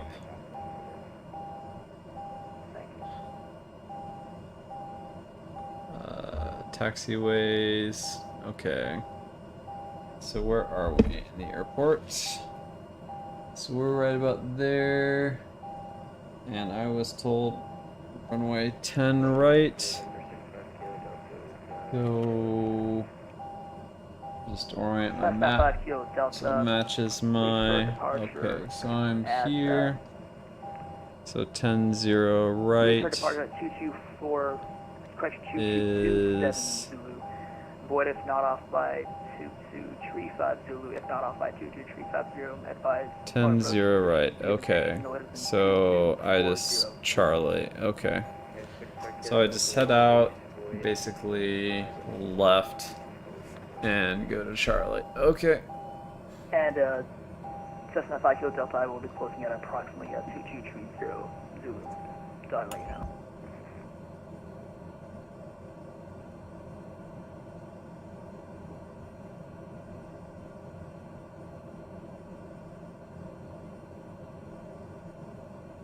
Yep, somehow we got feathered over.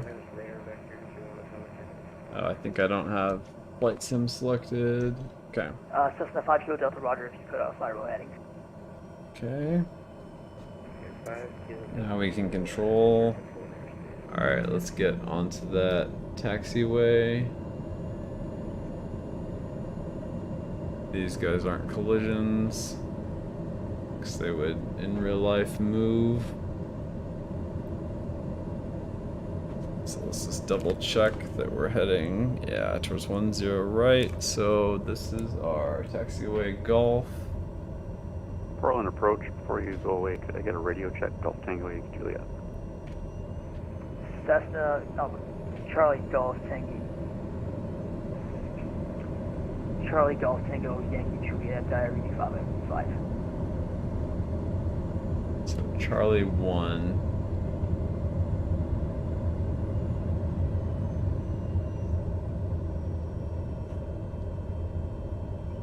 Cross runway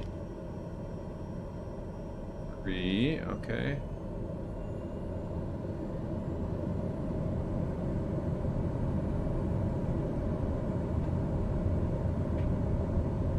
Okay, that's cross runway 3. Is this Charlie?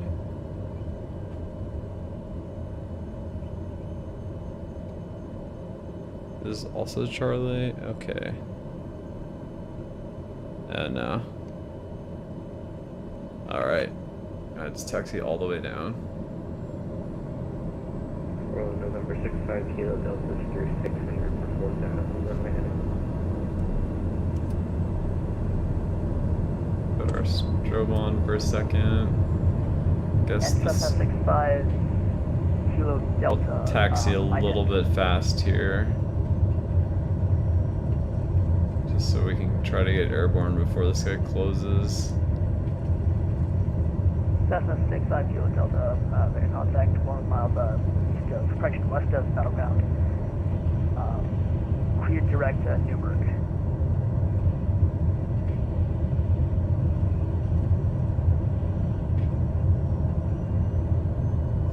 Okay, 65 Kilo Delta, clear direct to Newburgh.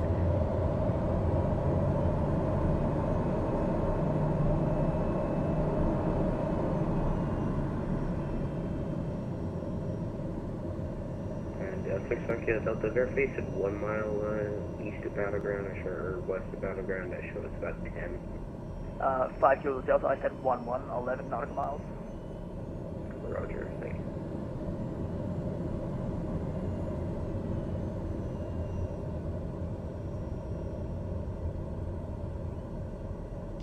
Remember Sierra Papa holding short of runway. Let me repeat that.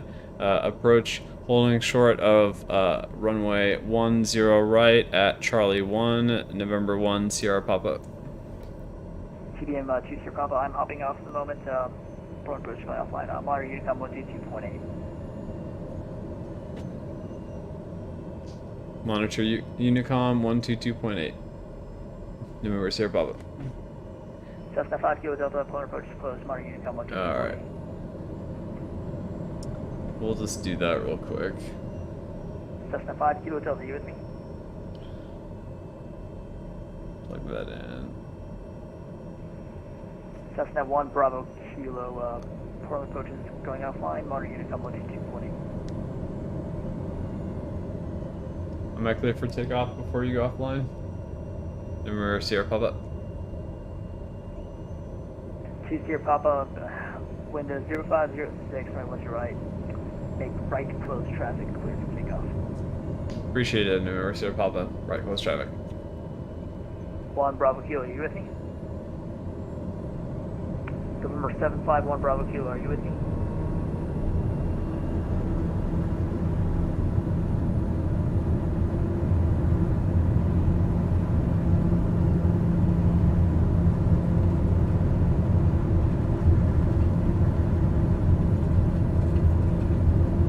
Central aircraft road approach not closed at this time. Monitor Unicom 122.8, thanks for flying. Appreciate your help.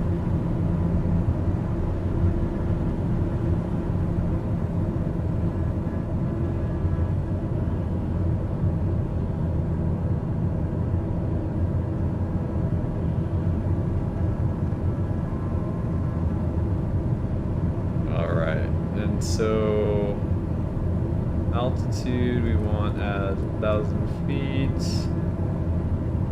Altitude hold mode is on. Autopilot is on. Let's do FLC mode. And then speed unit. Where's the speed control? Oh. No, that's not what I wanted.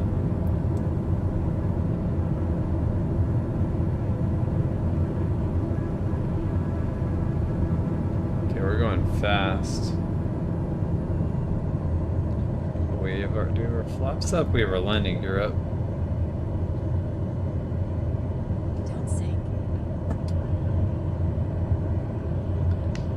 Portland traffic. November Sierra Papa is making right close traffic on runway 10 right.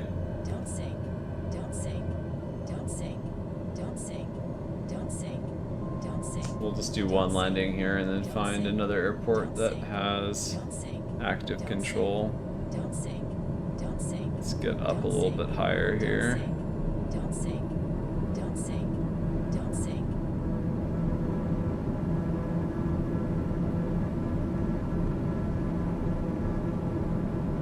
maybe we'll do a touch and go, I don't know.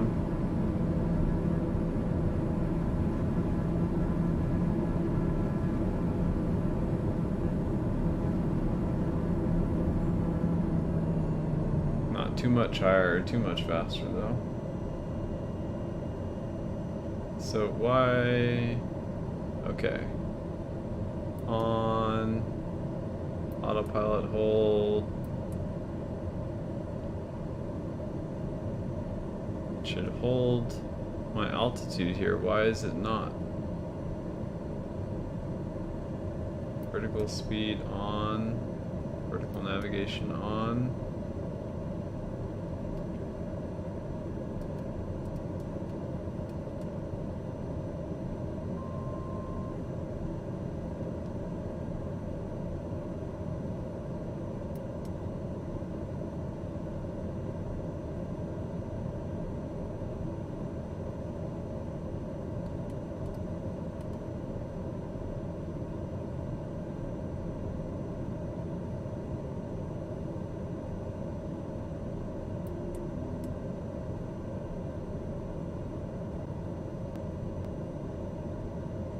The altitude hold is just not doing its job. What am I doing wrong here?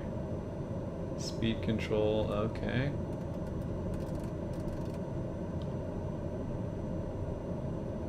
Vertical navigation is on. Maybe we need vertical speed on.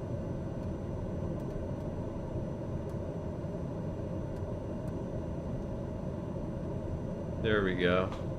Okay, it's trying to climb for us, but we are passing the airfield, so we don't want to go too much faster. That would have been the area to use our autopilot if we were going to use it at all. So now it's back off. Flaps 1, we need to start slowing and dropping altitude. Return base. I need to give myself a little bit of an extended base.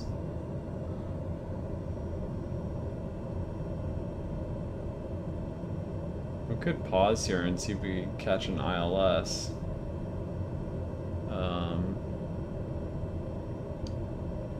Let's see. Actually, let's see if we can. Let's see what happens if we try that. Still interact with our flight computers. 5? No. 4? Well, that's close enough. So PFD, and we want... Where's direct to? Is that direct to? No, that's GPS, but we don't have a destination set. I don't think. Do we? Here, let's get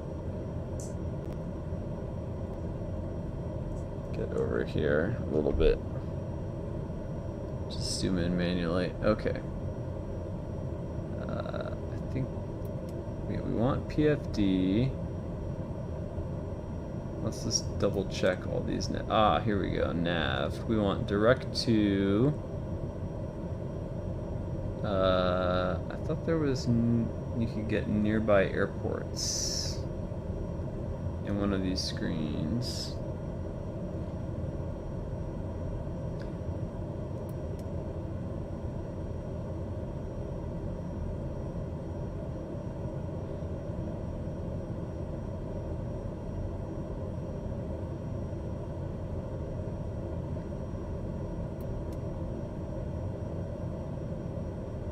See, flight plan, add destination,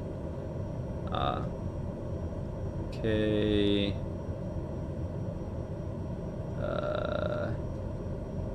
P, D, X, enter, okay, that doesn't work.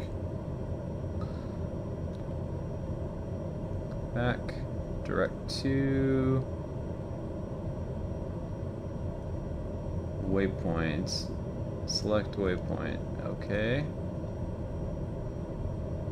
I saw a screen here earlier with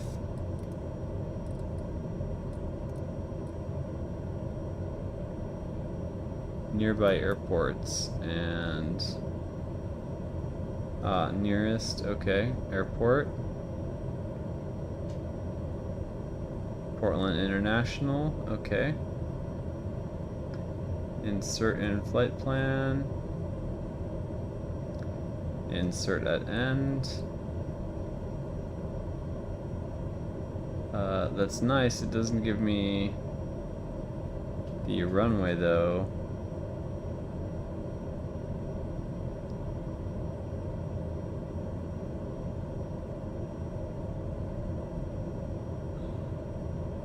We could add an en route waypoint of, I don't know,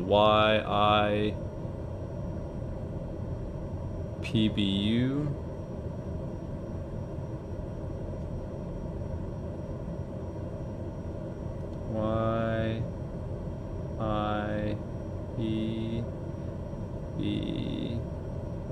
PBU. Enter.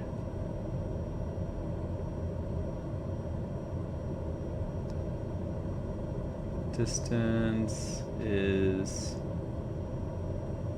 what? Did I misread it? YIBPU.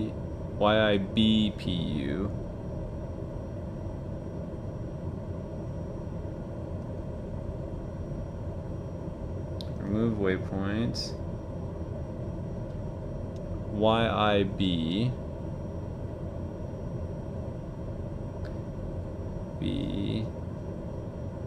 BPU. Okay. Enter. Alright. So that looks like a reasonable flight plan. And let's see if navigation mode and approach mode can help us out here. And we will unpause the sim.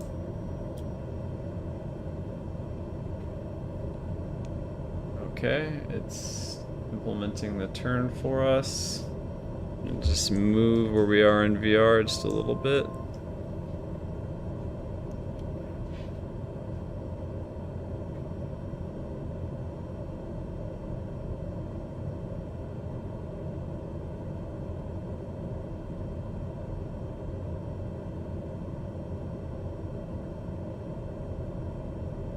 Oh yeah, this is gonna be a close one.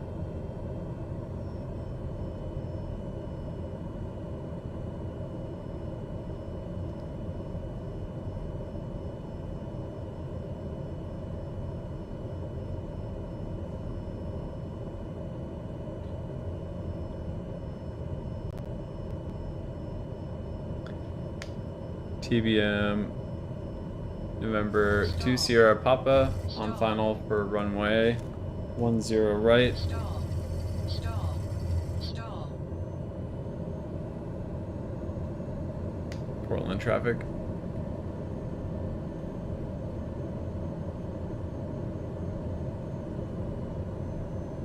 Oh wow, is it actually flying the approach for me? I just need to keep the throttles in.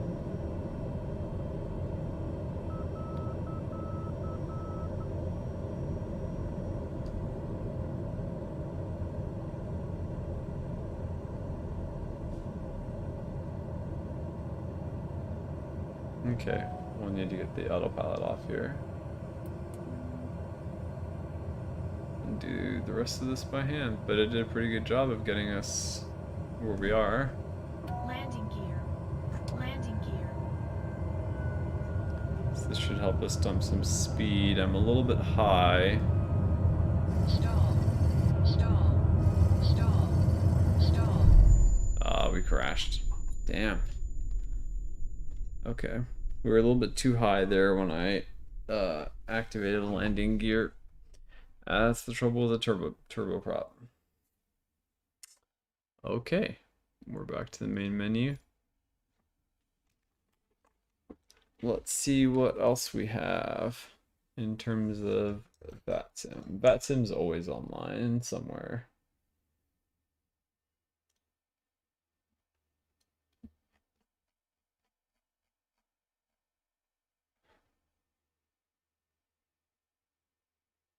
Oh, we have tower back up here at Vancouver. Okay.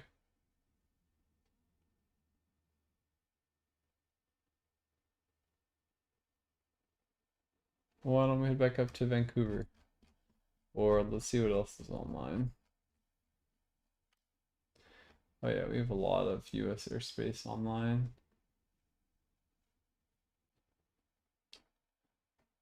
LAX online.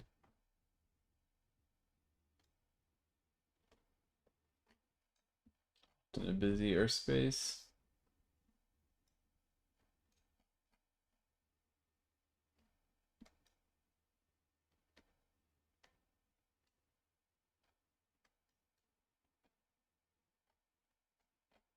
But seeing as Portland was just online, let's see, go back to Portland. CY VR, okay.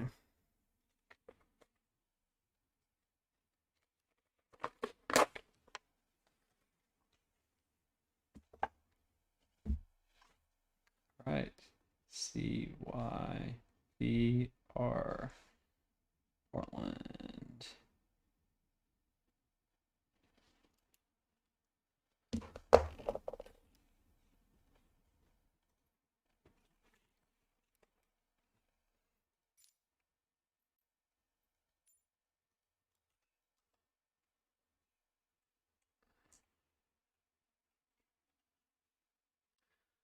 Can't see my keyboard keys in VR either.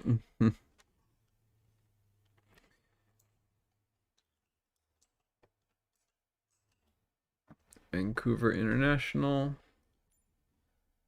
Okay. And they had me on, what did they have me on last time?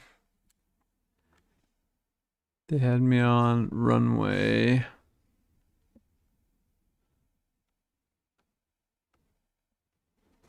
08 right.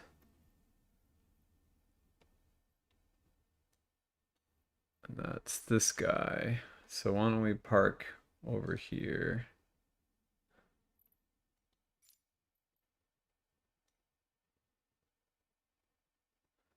That's GA parking, an appropriate place to start.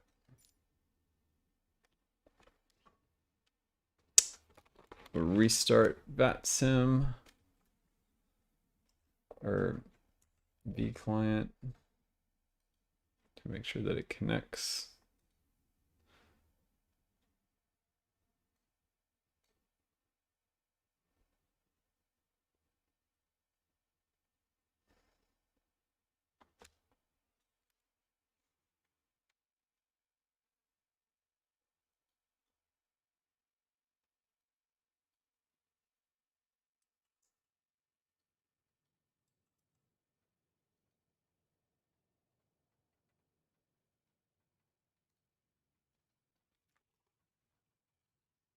Okay, we are ready to fly.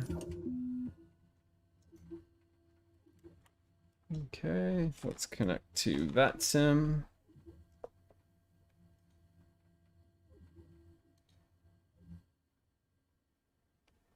ATIS 124600.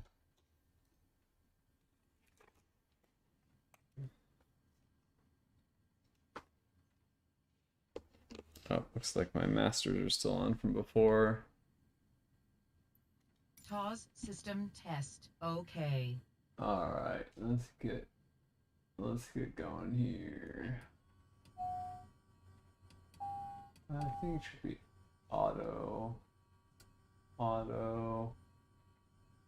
Ignition is auto. Starter is on for 2 seconds.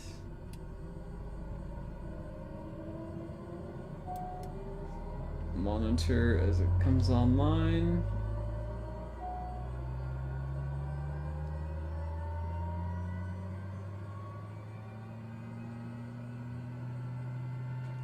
bleed is off. That should be on. Put it at auto.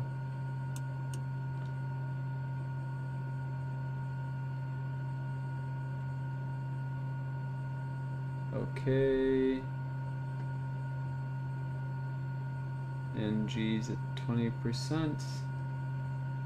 So we can go to low idle.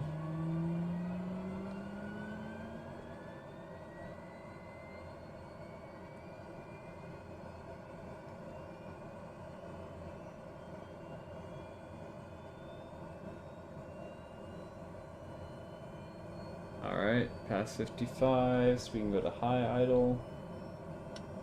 And we have good startup.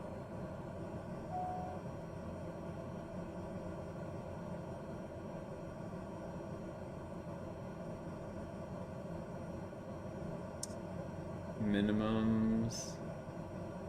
Here, let's adjust the barometric pressure automatically.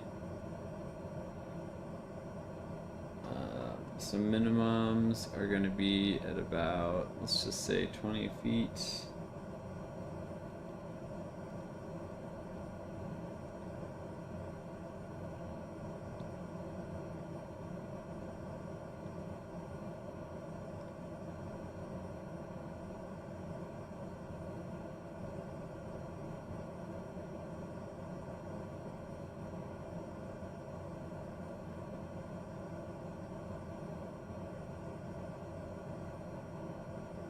GPS,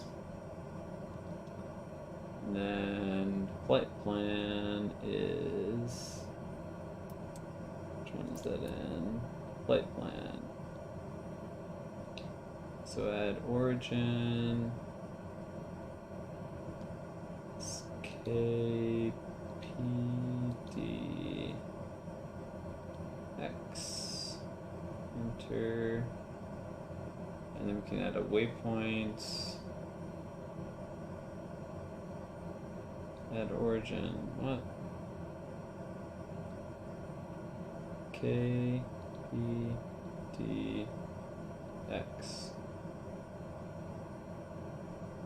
Portland International. Enter.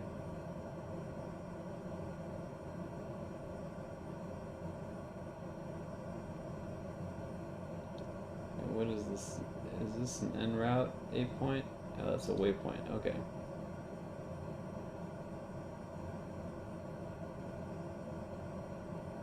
What? Okay. Whatever.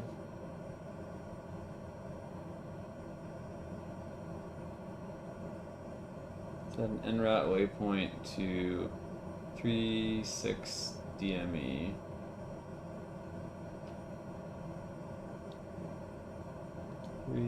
Six D M E, and then can I zoom this out?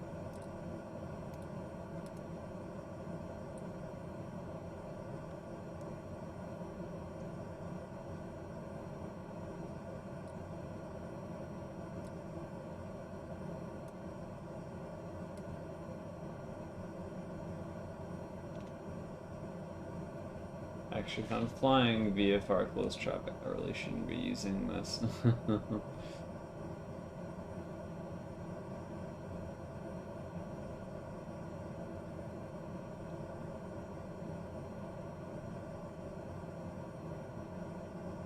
But let's get a flight plan file with the controllers at least.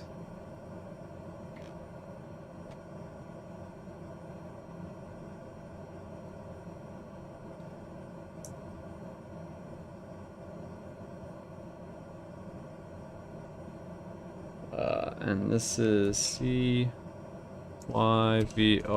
airspace. No geometry for taxiway.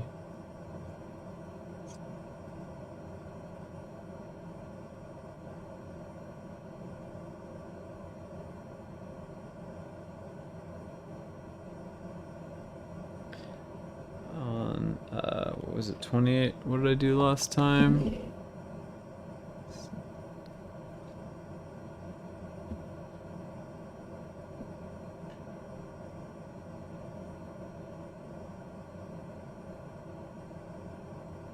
Zero 08 right.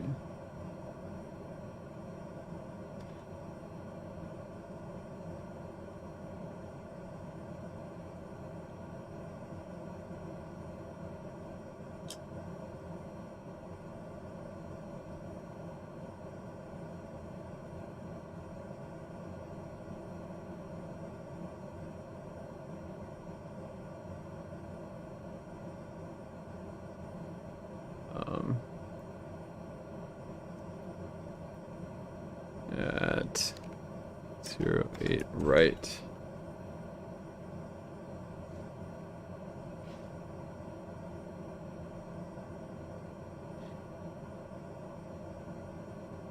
Okay.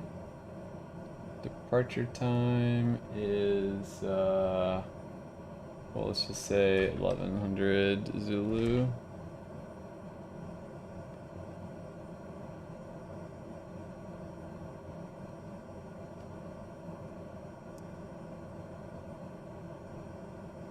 One 124.6. Let's see if we can get any.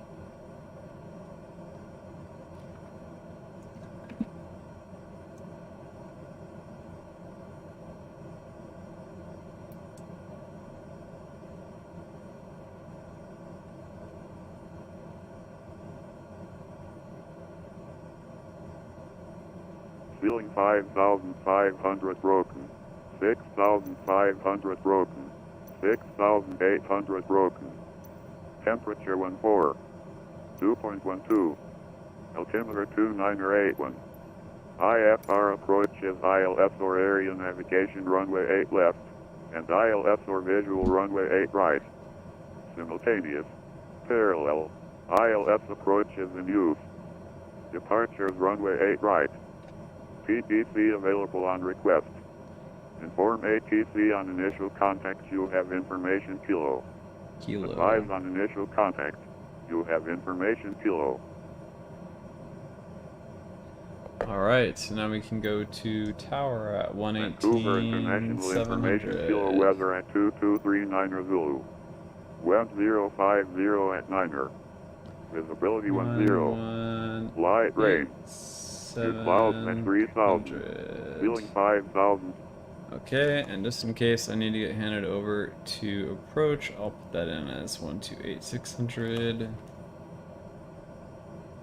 128,600.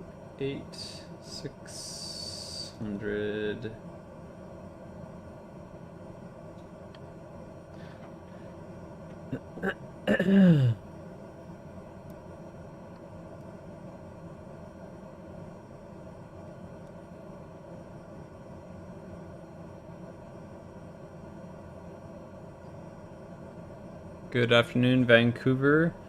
TBM November 172 Sierra Papa. Requesting VFR touch and go on runway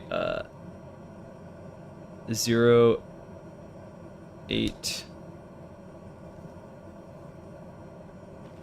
Sorry, correction.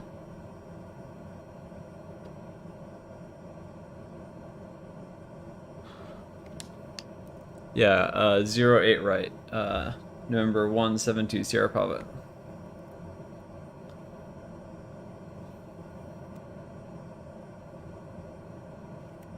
Uh, 172 Sierra Papa, Roger, standby.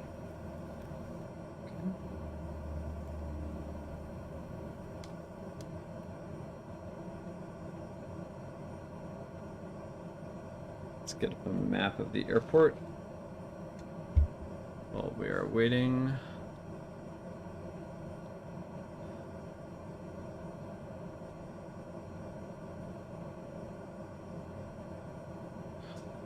There we go. Airport diagram is up.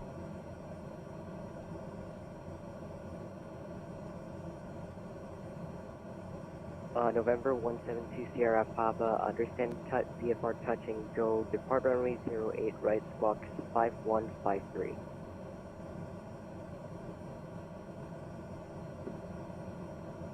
Touch and go 08 right, squawk 5153, November Sierra Papa. November 172 Sierra Papa, read that correct. Push and start at your discretion is left and ready for taxi.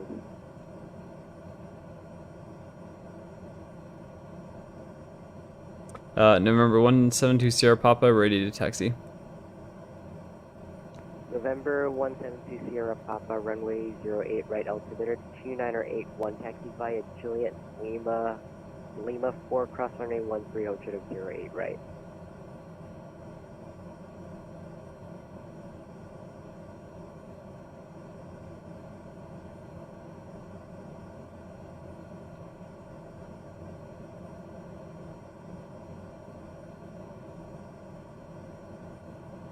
Stand by. November Sierra Papa.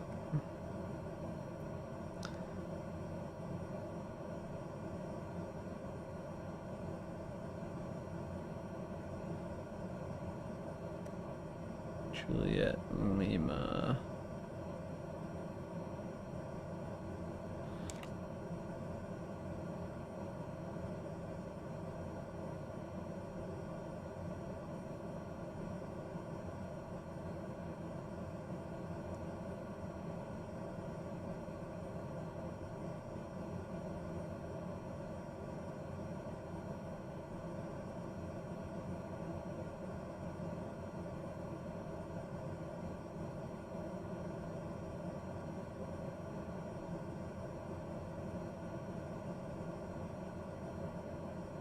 So Juliet, Charlie to Juliet Lima.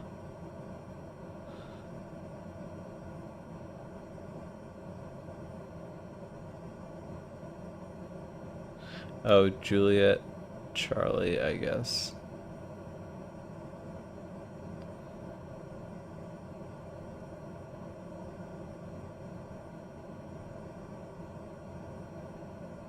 Where am I in this damn airport?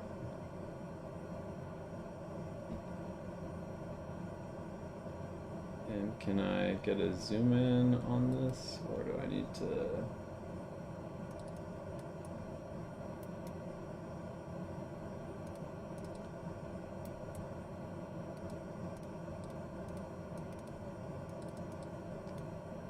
Okay, so now I know where I am in the airport. So I'm above the terminal to the right.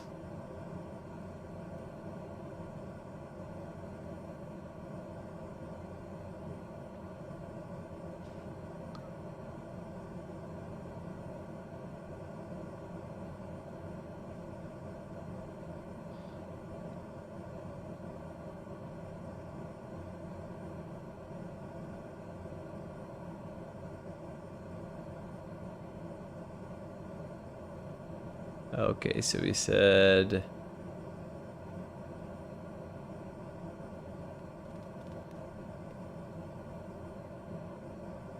Juliet Lima. Copy that as in... Charlie. Okay, Juliet Lima.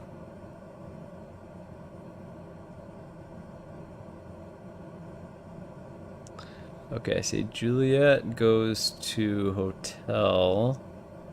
How does Juliet get to Lima? Oh, Juliet to Lima.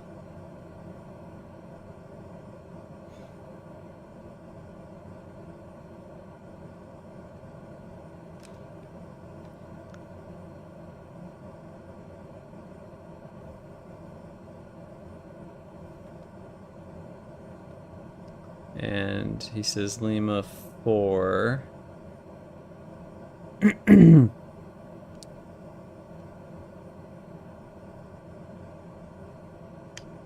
Okay, copy. Taxi Juliet to Lima 4, hold short of runway 08 right, November 172 Sierra Papa, was taking some time to understand the map of the airport. Roger.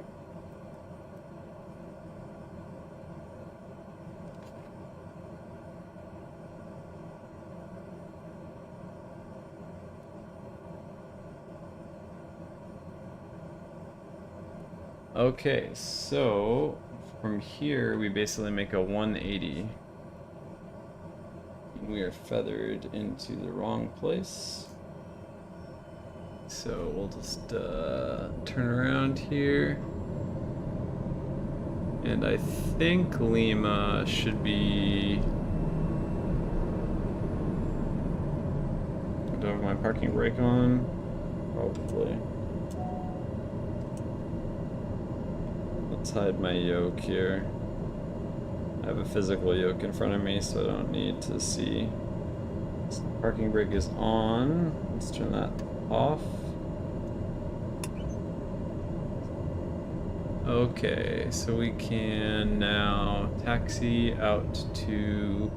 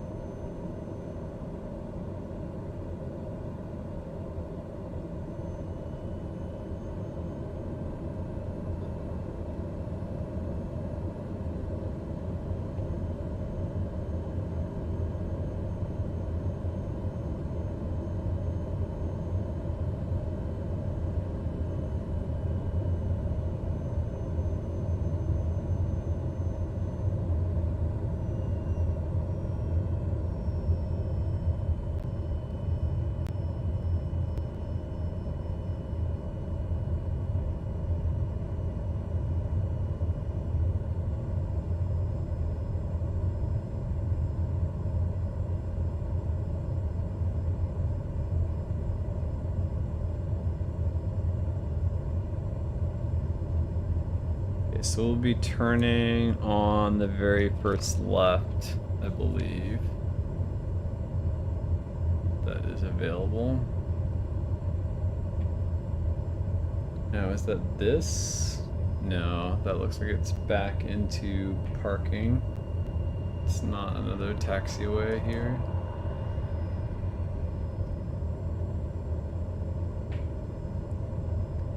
We'll want to turn on to something that's another taxiway. Not parking.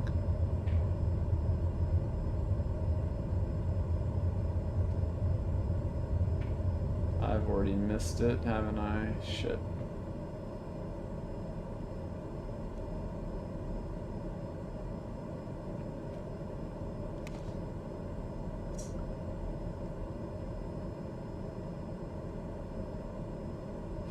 Tower, apologies. My geometry doesn't have taxiway signs. I believe I missed Juliet and I'm at Romeo. Can I make a left here? November 172 Sierra pop-up. November 172 Sierra Papa. Affirm, you're actually on Victor's taxi via Victor, then join in on Lima. Victor, join in on Lima. November 172 Sierra pop-up.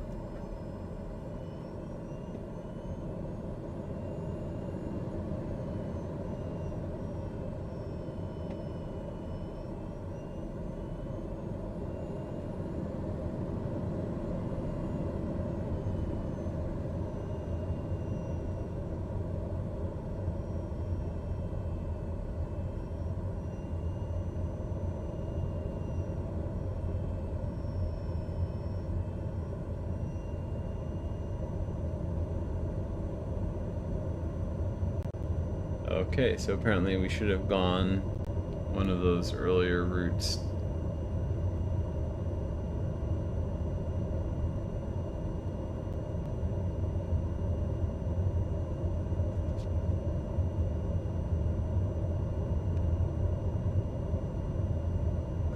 So Lima is going to be a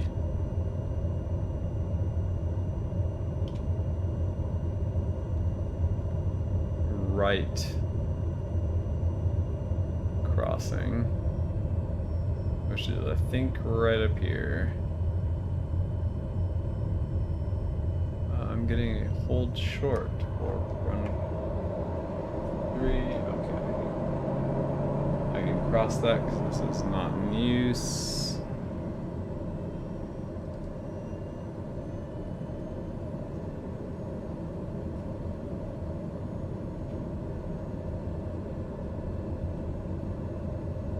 And now we're on Lima.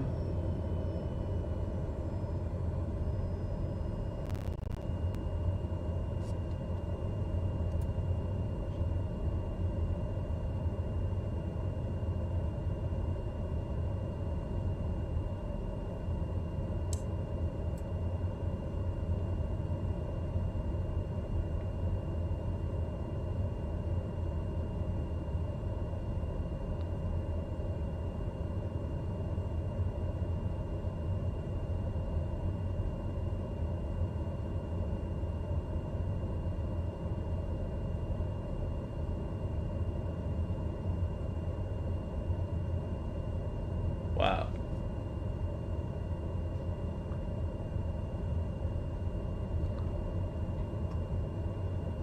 Guess that guy's having a good time.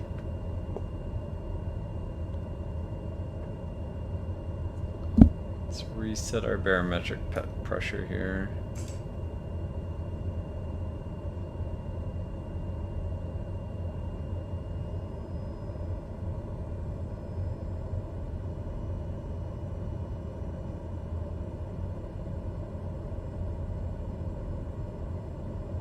Let's see, does that match Lima? Yep, that matches Lima.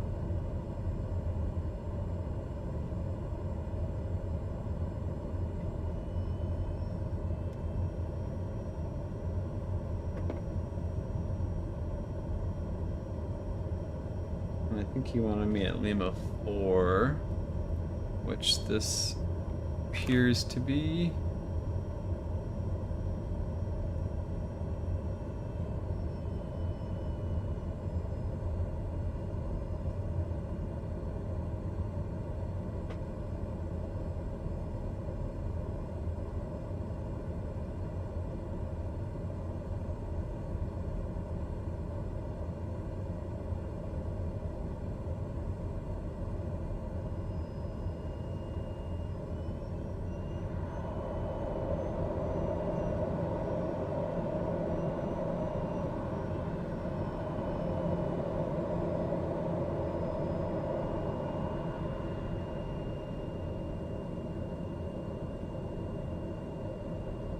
Wait, is it at Charlie? How am I at Charlie?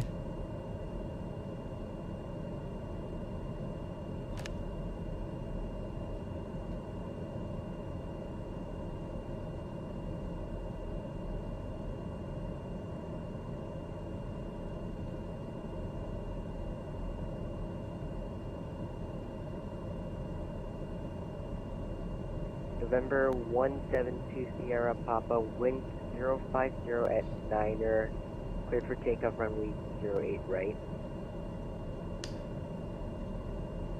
Clear for takeoff, runway 08 right. Thank you, tower.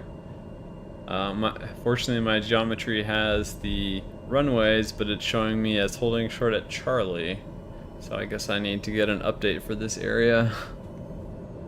Anyway, thank you. TBM November 172 Sierra Papa.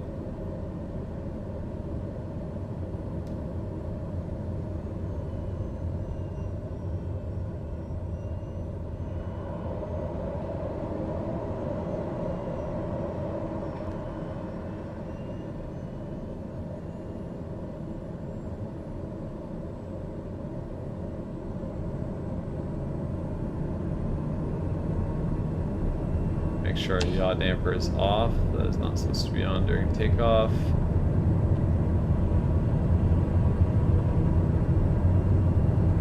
Oh goodness. Okay, we are now airborne.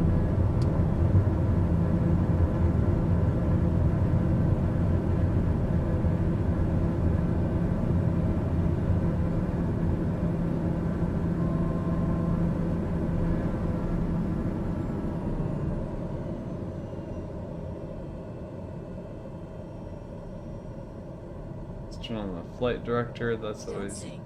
Don't sink. Don't sink. Don't sink. Don't sink. Where's the flight director? There we go.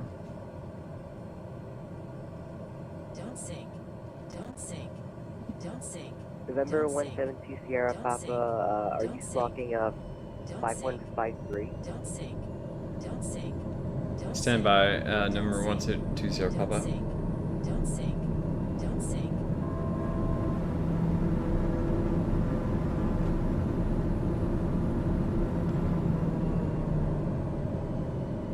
Let's do an altitude hold.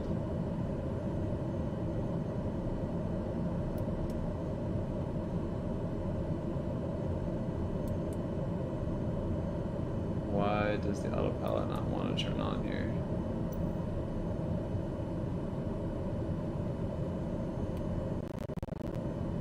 Don't sink. Don't sink. Don't sink. Don't sink. Don't sink. Don't sink. Don't sink. Don't sink. Don't sink. Let's see, Don't sink. 5153. Don't sink. Don't sink. Don't sink. Don't sink. Don't sink. Don't sink. Squawking 5153, November 172 Sierra Papa. Roger, thanks. And 172 Sierra Papa, just to confirm, you are planning to do a touch and go on runway 08, right? Yep, I'm planning to do closed traffic loops on touch and go on 08, right? 172 Sierra Papa, roger. This isn't the tightest loop. The future ones will hopefully be tighter. Don't sink. Don't sink. November Sierra Papa.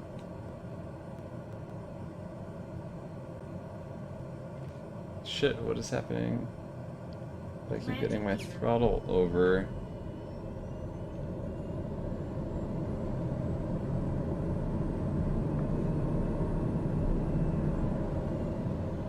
Okay, so even just touching this thing. Landing gear.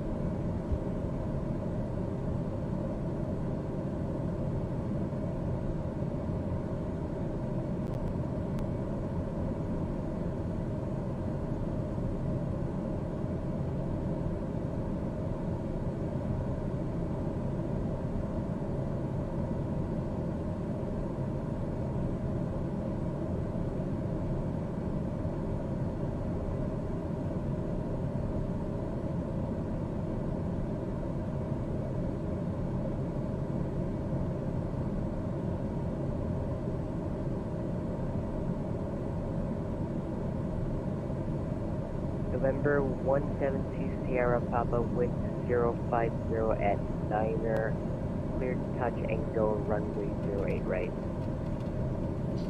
Clear touch and go. Runway 08 right.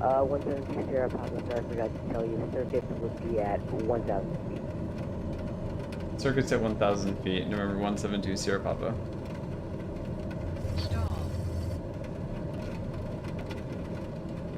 Thank you for tower. Good evening. Can Air 3021, we're at stand 36. We have Lima and we're requesting for clearance to Seattle.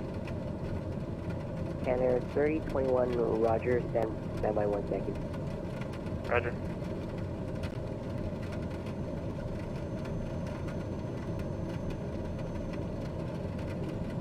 November 172 Sierra Papa, are you planning to do another touch and go? Yes I am. I got into some clouds and got disoriented.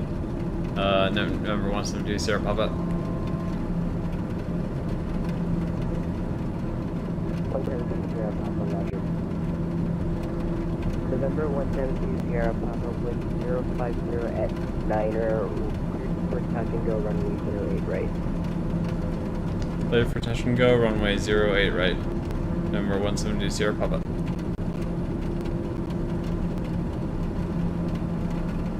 Can Air 3021, cleared to Seattle Airport, Minus, Vancouver 1 departure, flight plan route, start runway 08 right, Mach 5112.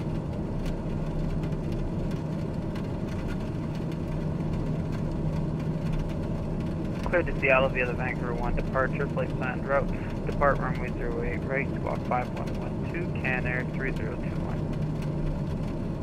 Can Air 3021 will reset current push and start your discretion at 5 for taxi. Roger, push and start my discretion, call for taxi, Can Air 3021.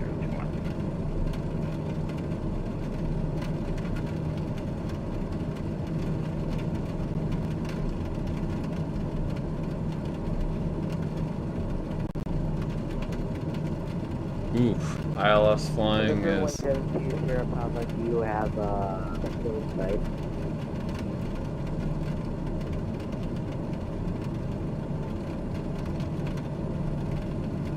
Stand by. November 172 Sierra Papa.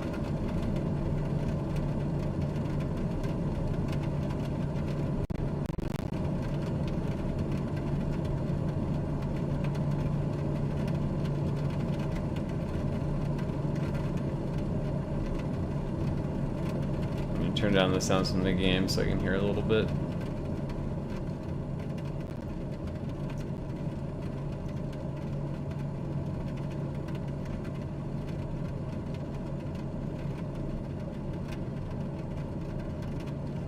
Say again, November 172 Sierra Papa. There's a storm out here. It was affecting my ability to hear. I've adjusted that.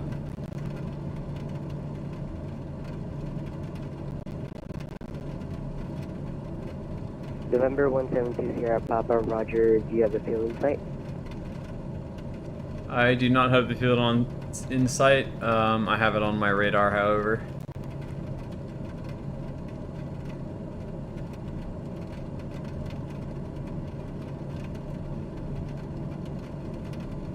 I believe I now have the field in sight. November 172 Sierra Papa. 172 Sierra Papa, Roger, wind 070 at 10, clear touch and go runway 08 right.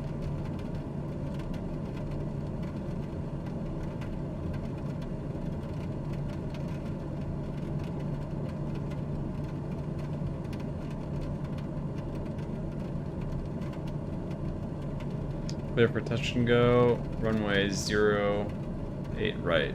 November 172 Sierra Papa.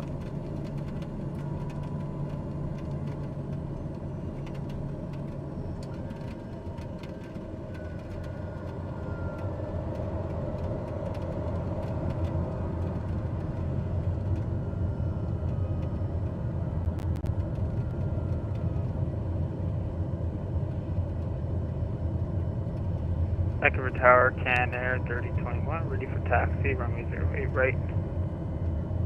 Can Air 3021, runway 08 right, altimeter 29081, taxi via Lima, Lima 4, cross runway 13, hold short of 08 right. Alright, taxi via Lima, Lima 4, cross runway 13, hold short 08 right, Can Air 3021.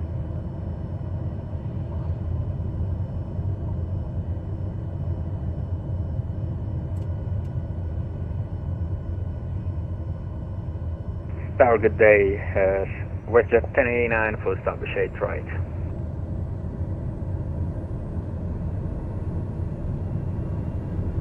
WestJet 1089, WestJet 1089 altimeter 2981, wind 070 at 10, clear to land runway 08 right.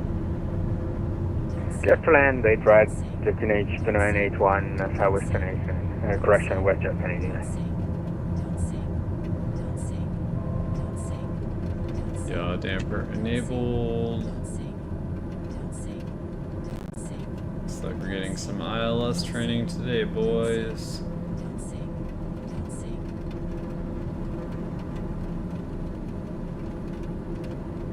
Engine's a little hot. Pull that back. Okay. Pattern is at 1,000, so we're a little bit high.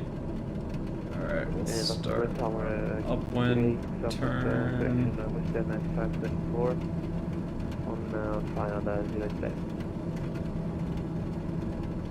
WestJet 9524, wind 070 at 10, clear to land runway 08 left. Clear land, direct left, 524.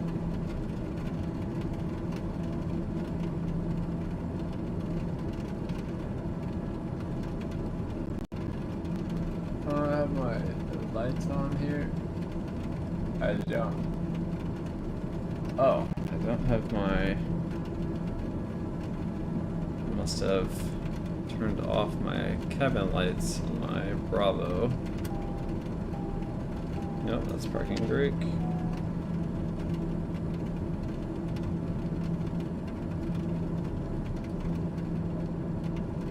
There we go, that's much better. And that fuel pump should be back in auto.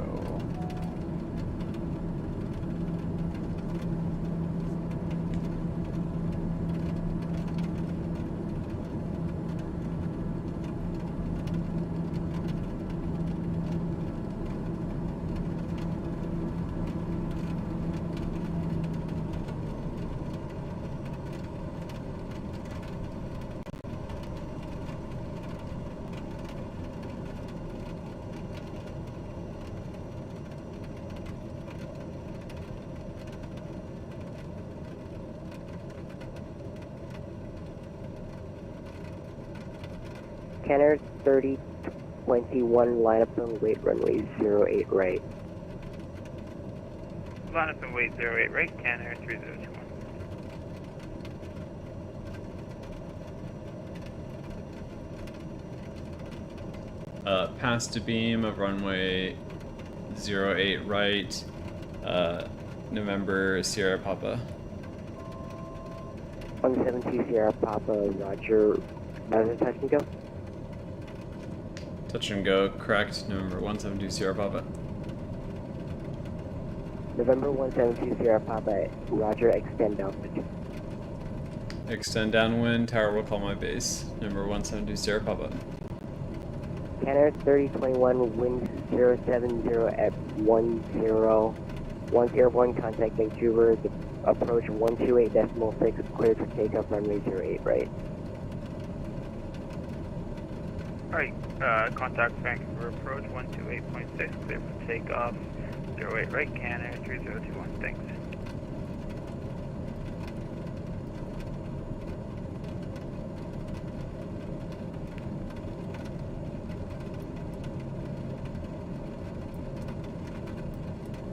WestJet 1089, taxi via Echo Gate 14. Echo Gate 14 for WestJet 1089. November 172 Sierra Papa, turn base runway 08 right. Turning base, runway 08 right. November 172 Sierra Papa.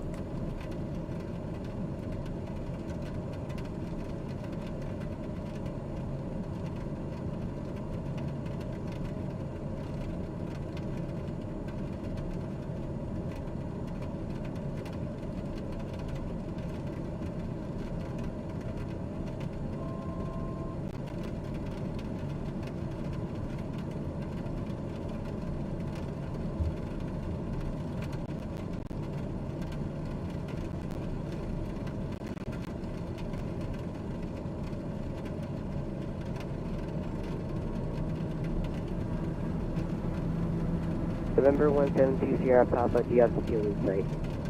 Not yet. November 172 Sierra Papa.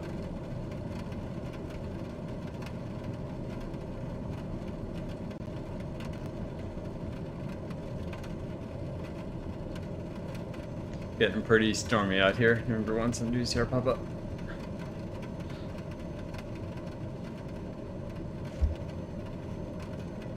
I have the field in sight. I'm too misconfigured. I'm gonna execute a go around. November 172 Sierra Papa. 172 Sierra Papa, roger.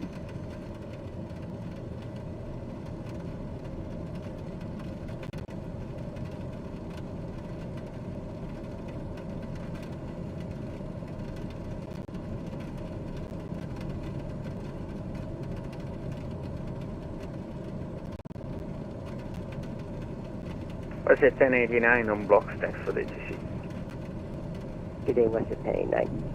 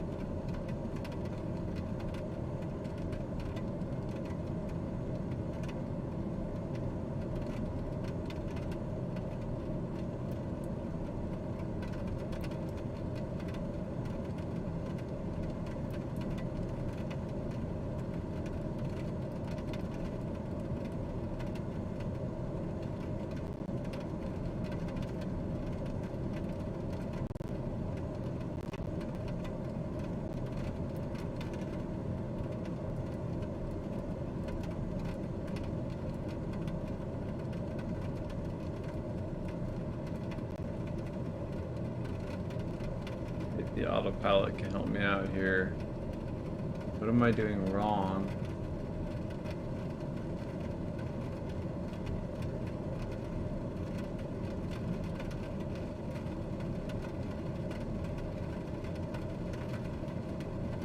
Is it actually? No, it's not. Why? Delta 8636 looking for IFR clearance to Seattle. Delta 8636, roger, standby. No problem, Delta 8636. Let's get some nose up trim.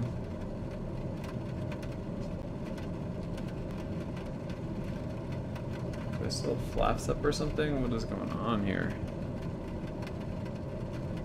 Okay, let's turn. Delta 8636, clear the Seattle Airport via the Vancouver 1 departure, flight plan route, depart runway 08 right, Fox 5160.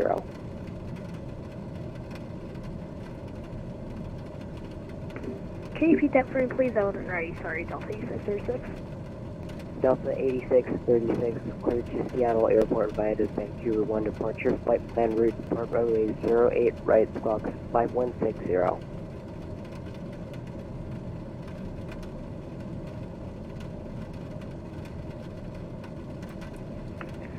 Cleared IFR to Seattle. Expect runway 08 right.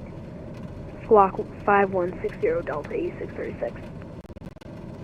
Delta 8636, route that correct, push and start at your discretion. Why is it not? Push and start at your discretion.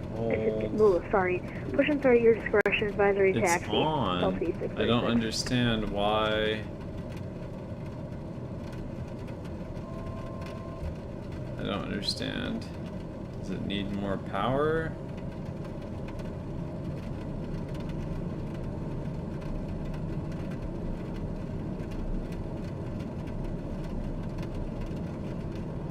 Everything looks like it's correct here. Can you repeat the departure for me, please? Delta 8636. Delta 8636, Vancouver 1 departure. Is it now doing it? It looks like it is now. Thank you, 1 departure, did you say? Delta 8636. No, it's just going past it. Vancouver 1 departure.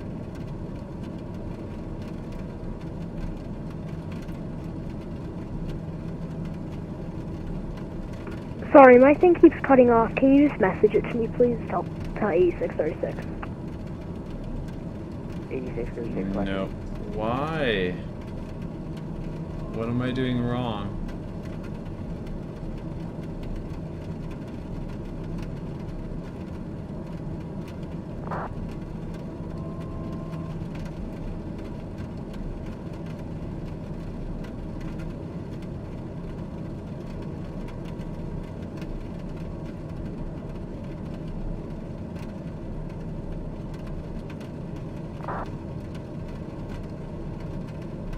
It's a little bit too much nose up trim.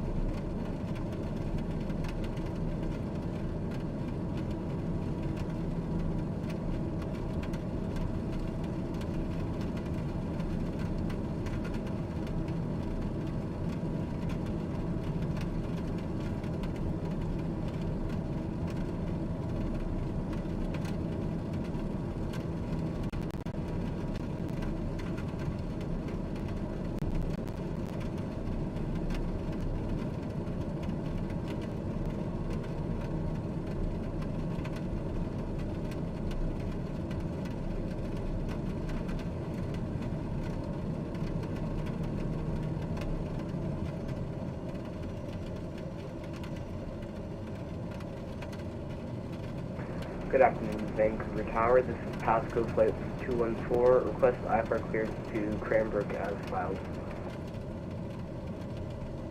Pasco 214, cleared to Cranbrook Airport via the Vancouver 1 departure. Flight plan route, depart runway 08 right, squawk 5156.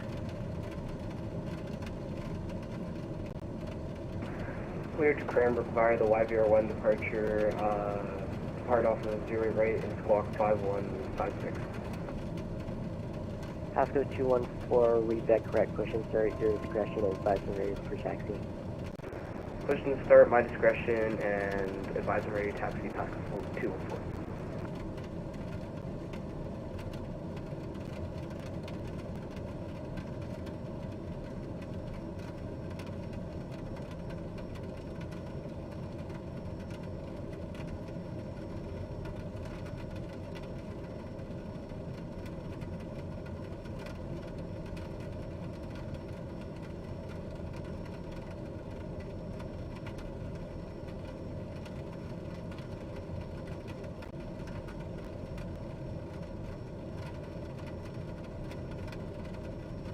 Vancouver Tower, India Alpha Charlie, requesting local circuit.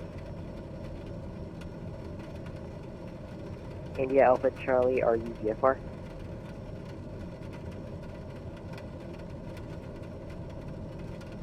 India Alpha Charlie, we're VFR circuit. India Alpha Charlie, roger, understand VFR circuit, depart runway 08 right, squawk 0706. Squawking 0706, we have the information and ready for taxi. India Alpha Charlie, runway 08 right, altimeter 29081, taxi via Alpha, cross runway 31, hold short of 08 right. Roger, Alpha, cross 31, hold short, right, India Alpha Charlie. November 172 Sierra Papa on final for runway 08 right. I believe I have the airfield in sight. 172 Sierra Papa, touch and go. Touch and go, correct. November 172 Sierra Papa. November 172 Sierra Papa, wind 070 at 10 wind 070 at 10, cleared touch and go, runway 08 right. Clear touch and go, runway 08 right, November 172 Sierra Papa.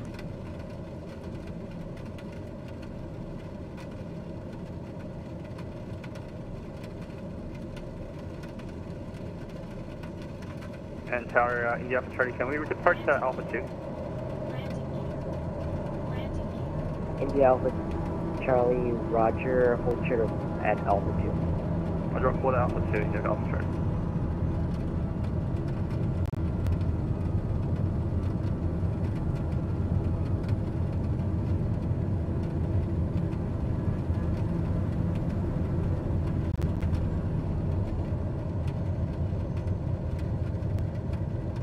If you're doing VFR circuits, you're gonna have a fun time right now. Number 1720 Papa.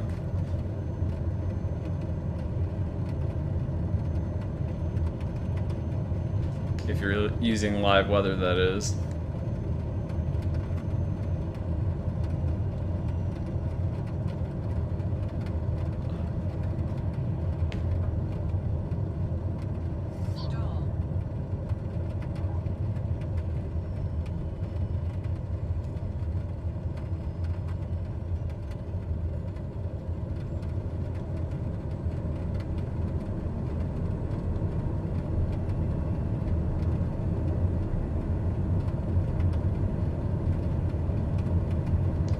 Tower, do you mind reading what the current cloud ceiling is reported as? Number 1720 Papa. November 1720 Papa. Broken cloud. Sorry, scattered cloud. Few clouds at 1500. Scattered clouds at 4000. Broken clouds at 6300, and scattered clouds at 7000.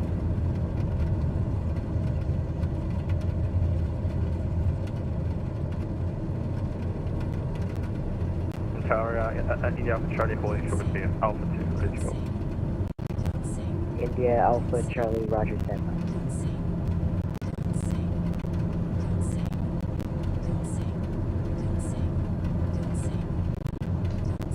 That's interesting. I have live weather on, and I have almost zero visibility past 400 feet. November 1720 Papa.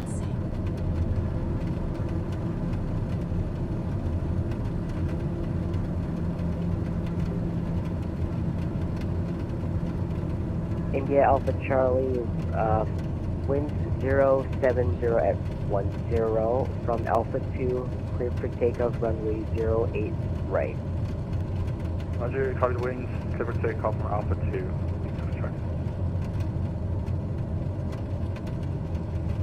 Vancouver Tower, Pasco 214 is ready for taxi. Pasco 214, runway 08 right, altimeter 29081, taxi via Alpha, cross runway 31, Hotel 08 right. Altimeter 29.81, taxi via Alpha, cross runway 3 run, and hold short at 08 right, Pasco 214.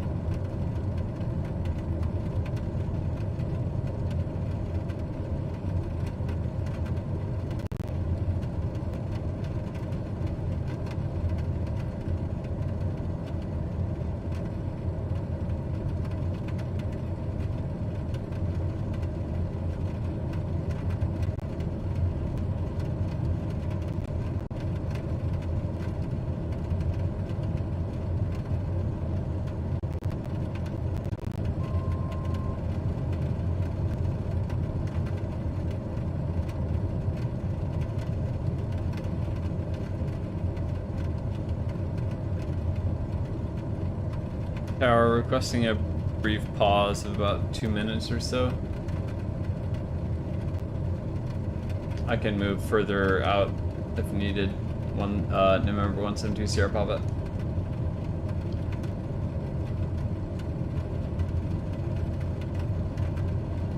Uh, 1720 Papa, sorry, negative, disconnect, there is some traffic behind you.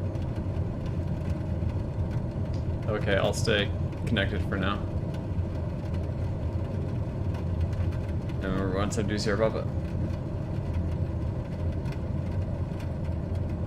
And Tower India Alpha Charlie, downwind 8 right, touch and go. India Alpha Charlie, number 1 behind TBM Wind 070 at 10, clear to Tango runway 08 right. Roger, clear to Tango 8 right. Sorry, what was the traffic? TBM9. And where's the traffic, sorry?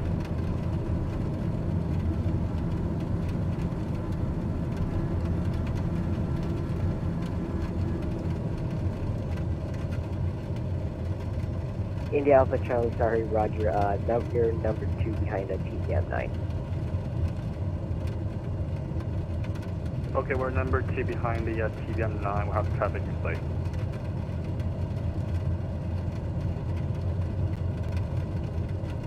India Alpha Charlie, Roger, follow the TBM9 number, you're number 2. Okay, we'll try to follow the TBM number 2, yeah, Charlie.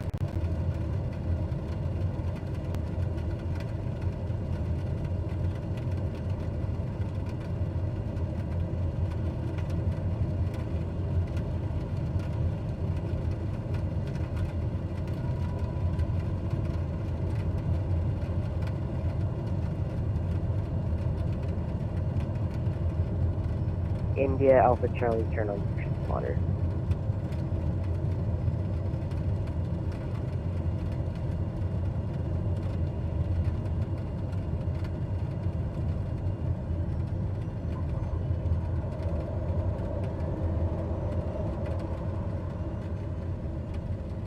Remote Charlie, India Alpha Charlie.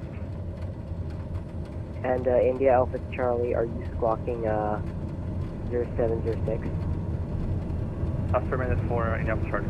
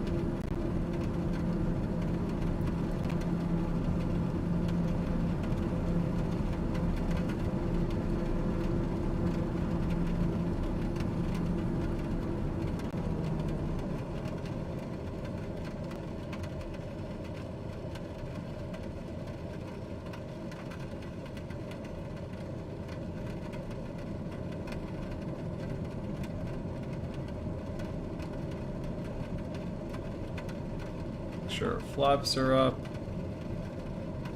Any comments in chat?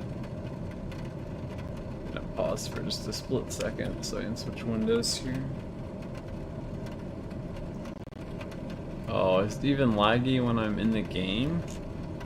Vancouver Tower, Pasco 214 is holding short, runway 08 right, ready for takeoff. Pasco 214, Roger, hold position. Hold position, Pasco 214. Echo Charlie, Global 1. Global 1, go ahead. Echo Charlie, Global 1, on pitch city of helijet pad. I'd like to request a sub-on departure to Bondi Bay. Global 1, Roger, squawk 5105. Why does the altitude hold mode? Okay, vertical speed on.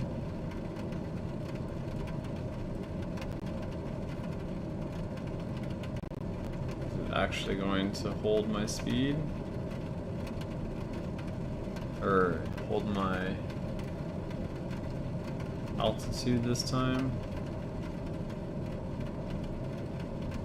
Guess we'll find out.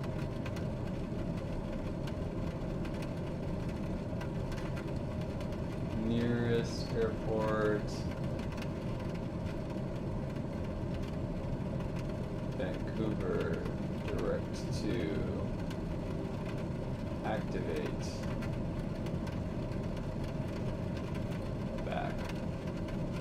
see if that helps at all with GPS guidance. Oh, it has the wrong guidance activated. Sierra Papa, extend your down. Extend my downwind. Tower will call my base. 2 Sierra Papa. Pasco 214, line up and wait, runway 08 right. Line up and runway 08 right, Pasco 214.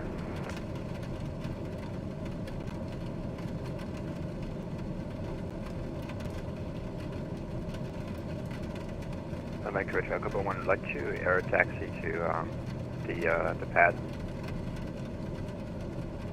Global 1, roger, air taxi to Helen Pass. Global 1. Vancouver Tower, hello, Air Canada 3732 with you on the island. Altitude hold mode is on. Air Canada 3732, wind 070 at 10, clear to land runway 08 left. I guess I need some additional training on Runway 08 what's left, needed clear to for land, Air this. Canada 30.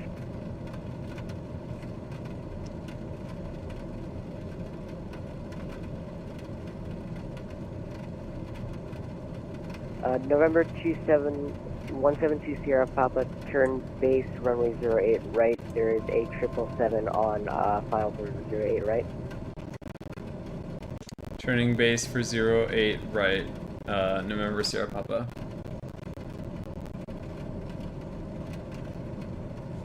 And Tower, Air Canada 3732, just want to let you know, broke out of the clouds at about...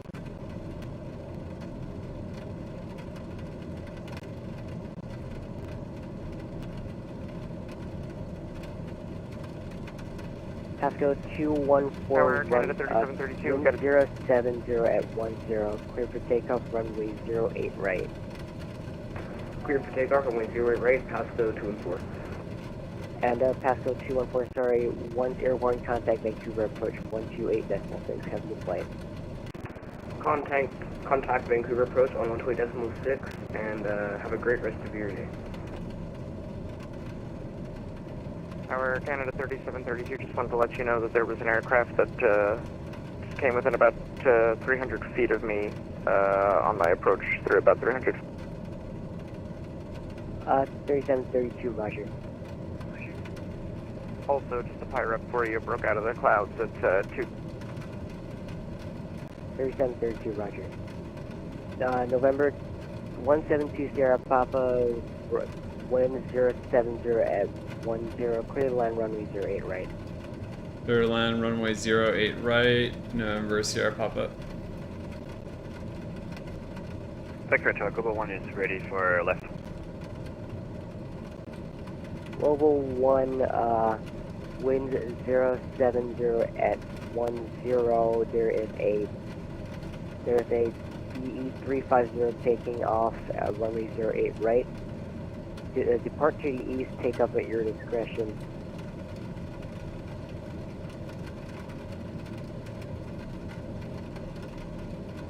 And Tower, India Charlie, request full stop, A right. India Alpha Charlie, wind 070 at 10, cleared full stop runway 08 right. Roger, cleared full stop runway 08 right, India Alpha Charlie. And Global 1, we're on the go for eastbound departure. We'll accept the 1000. Global 1, roger.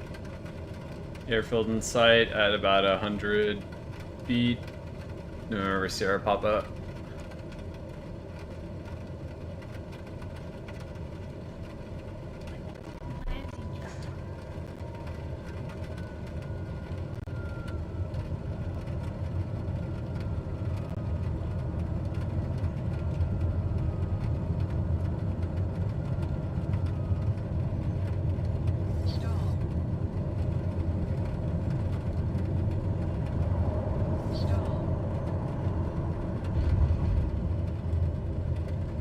That was a rough landing.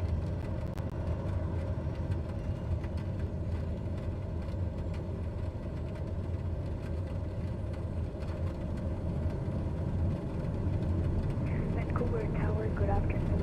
American 992 requesting IFR clearance as filed with information response. American 992, clear to Memphis Airport via the Vancouver 1 departure, flight plan route depart runway 08 right, squawk 5137. Departure runway 08 right, squawk 5137. I mean, correction. American 992. American 992, read back correct, push insert your discretion, advisory for taxi. Start of discretion, advisory for taxi. American 992. Air Canada 3732, taxi via Mike Juliet 866. Mike, Juliet, and gate 66, Air Canada 732. 3732.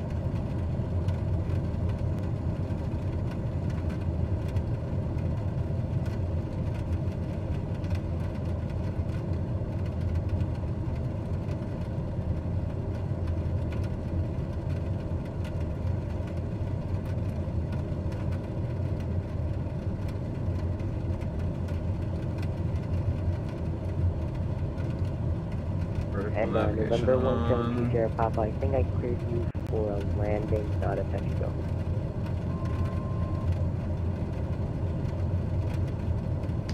You're correct. My mistake. November 172 Sierra Papa. 172 Sierra Papa, roger. Are you doing another touch and go? I can land and stop here. The conditions are getting a bit rough for me to handle. November Sierra Papa. November 172 Sierra Papa, roger. Wind 070 at 10, clear to land runway 08 right. Clear to land runway 08 right. November Sierra Papa.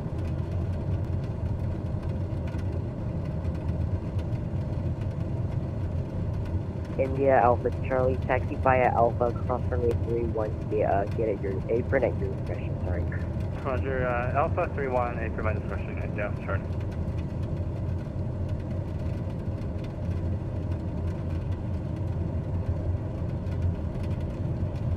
Vancouver Tower, Air Canada 3732 with a question real quick. Good. Air Canada 3732, roger, standby. Global 1 leaving my airspace, contact Vancouver approach 128.6, good day. 128.6 with terminal, Global 1, good day. Actually, Tower, may I amend my flight plan and head to Seattle Tacoma International Airport?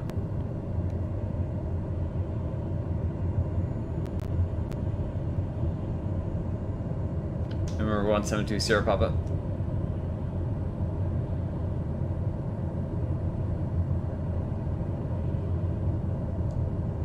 November 172 Sierra Papa, affirm, you can proceed to Seattle. Alright, proceeding to Seattle. Thank you. And thanks for all the control. It's been a pleasure flying with you. Number 172 Sierra Papa.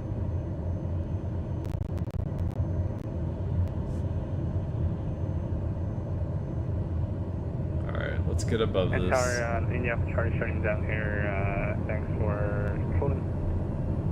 India Alpha Charlie, good day.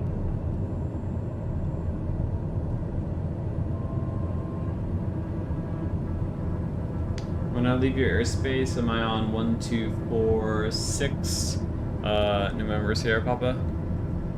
November 172 Sierra Papa, it's 128.6 for Vancouver approach. Have a good day. 128.6. Thank you, have a good day. And Air Canada 3732, sorry, did you have a question for me? Yeah, I was just trying to find out. I'm not used to flying in Canada. I'm from the U.S. But in the U.S. there's a couple websites where you can go to get the ATIS information, not necessarily the METAR, but the actual ATIS. Is there anything like that for Canada where I could go and acquire the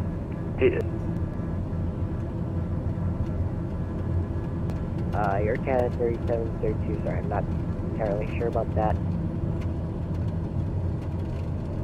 Hey, yeah, no worries. I'll go ahead and ask on Reddit or Facebook or something. I just figured if I had somebody who's been controlling it. Like, where do you get your source for the ATIS when you... I have a software called VATSIM, and I just connected to VATSIM. Oh, okay, so we get that from that. Okay, well, cool. Thanks for the, I'll go ahead and ask on Facebook or something. Okay, no worries.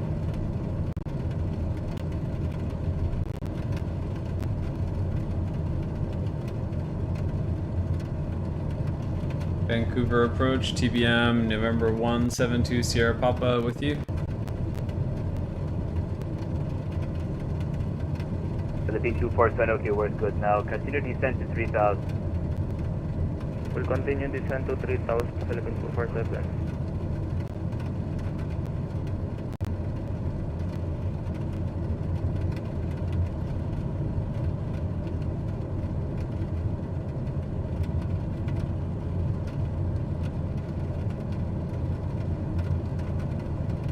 Pasco 214, leaving airspace to the northeast. Vancouver Center is offline. On route frequency, have a good day.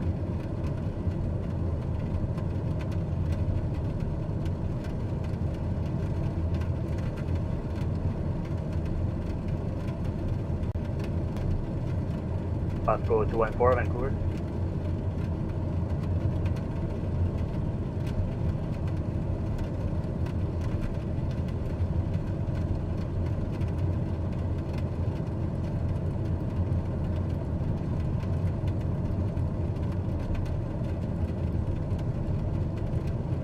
Vancouver Global 11 to ground. Global 1, roger, thank you. Pasco 214, do you copy? Sorry about that, I copy. Pasco 214. Pasco 214, leaving airspace to the northeast. Vancouver Center is offline. Switch to on route frequency. Good day. Switch to on route frequency and good day. Philippine 247, turn right, heading 280. Right heading 280, Philippine 247.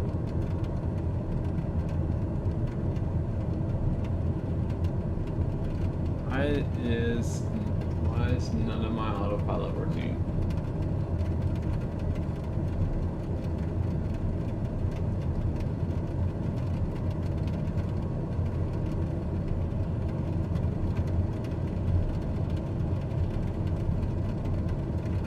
Let's see if we can get Seattle to show up in this list somewhere.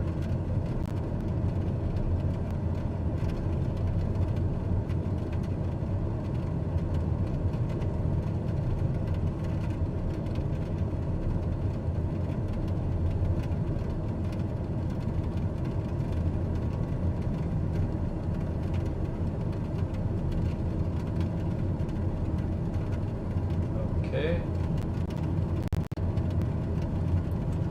Showing the 759 for descending, passing inflatable 137. Is autopilot even enabled? Addition calling, second your call sign.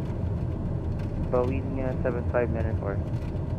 Bohemia 7594, heavy, good day. Squawk 0733. 0733, Bohemia 7594. Philippine 247, turn right, heading 010. Right heading 010, Philippine 247.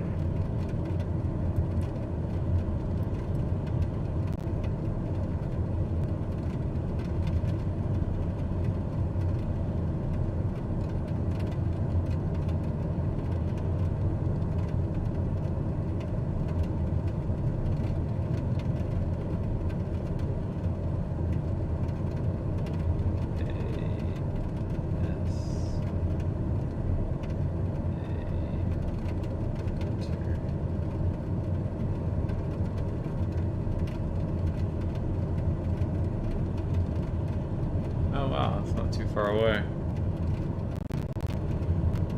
Okay. Let's see if we can get to Seattle and possibly climb above these clouds. Some weather. This should be able to get to like 22,000 feet, right? Philippine 247, turn right, heading 060, clear the ILS, runway 08 left. Right, heading 060, cleared, ILS, runway 08 left.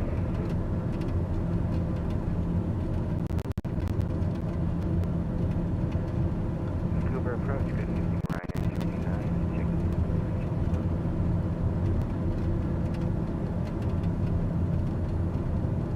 Station calling, stay call sign again. Ryanair 69. Ryanair 69, what's the location?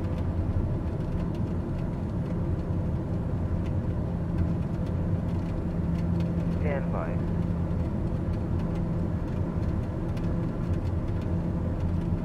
Should be able to use nav mode now. Bohemia 7594, you're identified. Descend 7,000 for now, Vancouver altimeter 2981.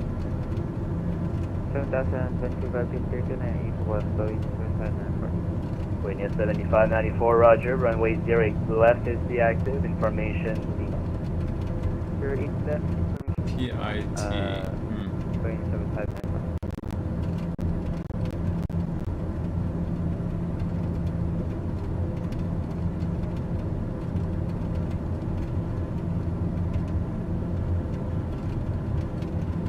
Is it flying itself finally? I still haven't configured something right.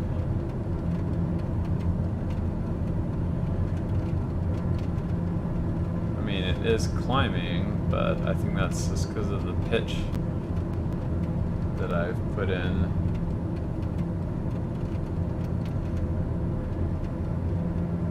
Approach Ryanair 69, we are approximately 20 nautical miles northeast of Seattle.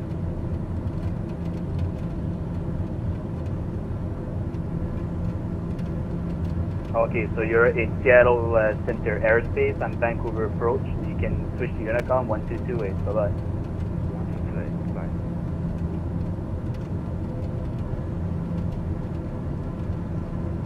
Remember 172 Sierra Papa also heading to Seattle. We'll switch to Unicom. To Sierra Papa, actually you're in my airspace at the moment. What are your intentions? Head to Seattle Tacoma International Airport and try to climb above the weather if possible. To Sierra Papa, okay, roger. Just so you know, you just climbed into like Class C airspace without calling anyone. But anyways, I made a radio call earlier. I might have got trampled. 1,000 for now. Flight level. Sorry, say again. 172 Sierra Papa. To Sierra Papa, not above 1,000 for now. Not above 1,000 for now. 172 Sierra Papa.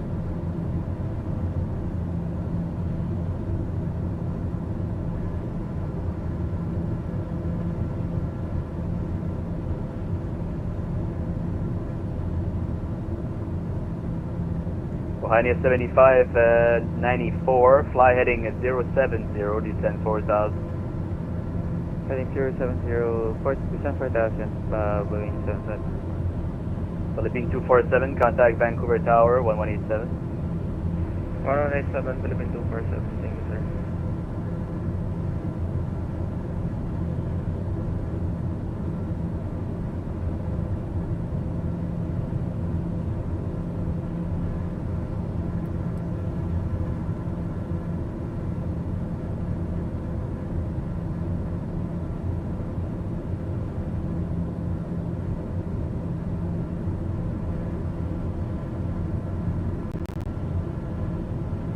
Wow.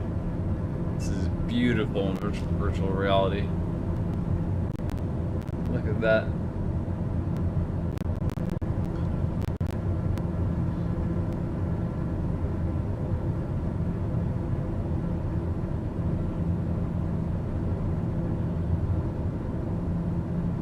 I said not above 11,000.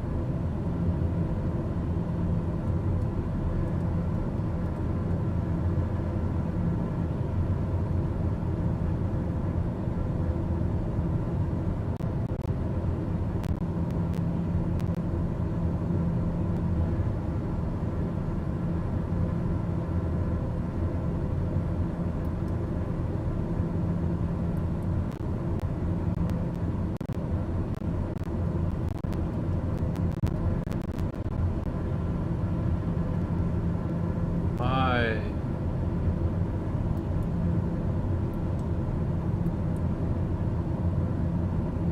No.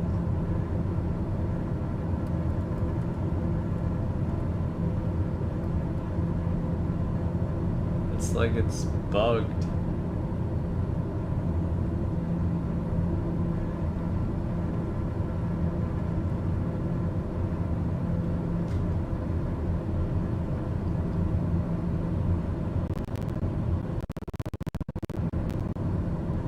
Ohio 7594, present heading to intercept the localizer, track inbound number 1. Present heading to set localizer, going to Catman. To Sierra Papa, I see you climbing over 11,000. Just trying to stay out of a little bit out of the clouds. I can descend into them if needed. November Sierra Papa. I just passed them now. I'll descend. November Sierra Papa. So if your cleared altitude, you're still in the clouds, you can ask me for a higher. Understood. November Sierra Papa. So 2 Sierra Papa, not above 13,000.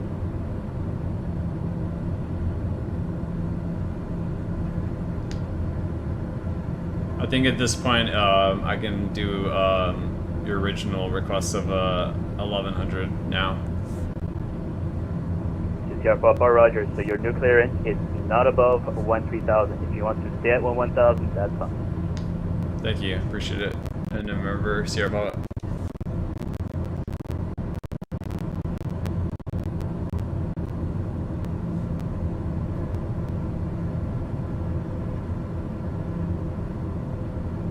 Ohio 7594, clear the LS runway left approach. For the running 08 left, going to 794.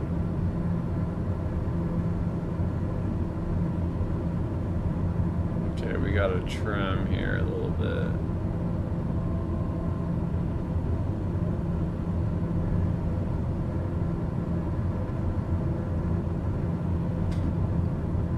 And why is the flight director...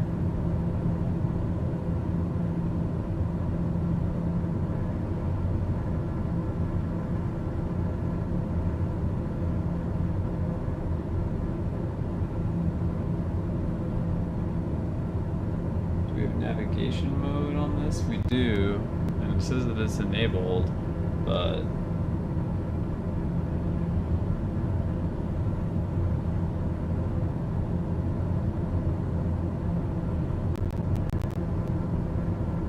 well, this should get us to Seattle anyway.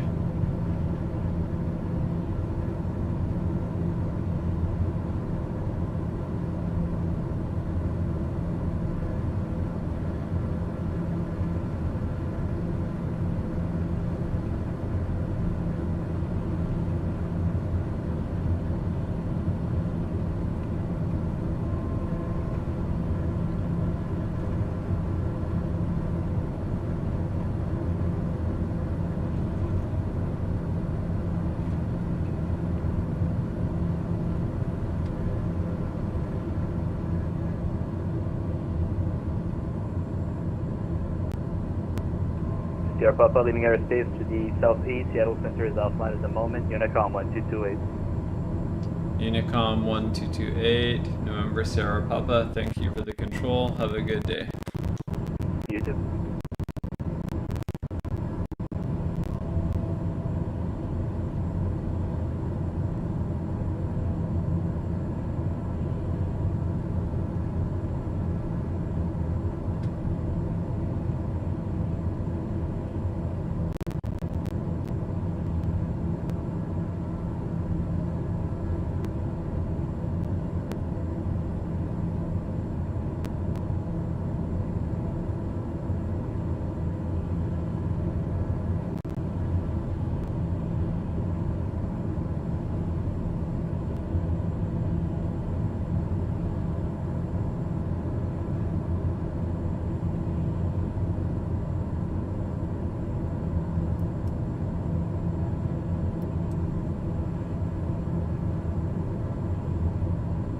Feels like the autopilot is just not even working in this aircraft.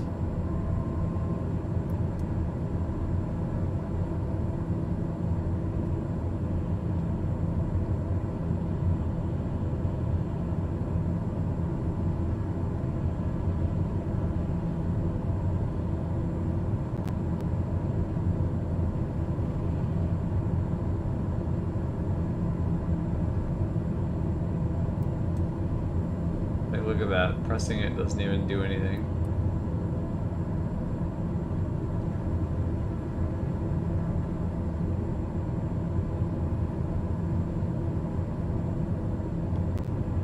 Guess I should turn on the pitot heat and everything.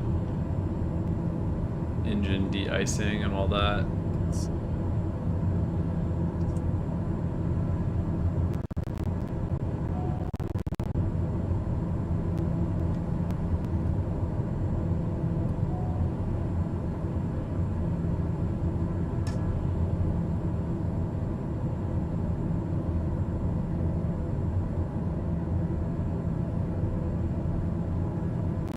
I think I need the inertial separator on in the air, do I?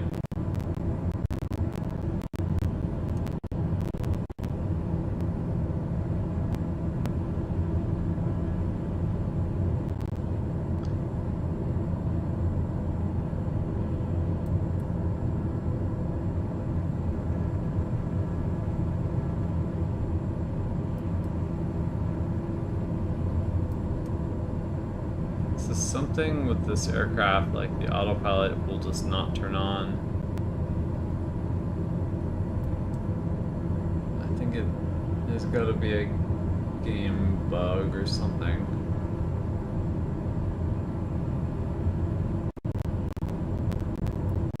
Let's see if this even works.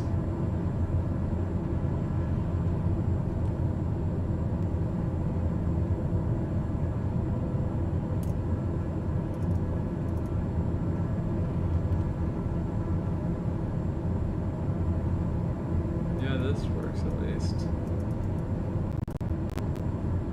I think.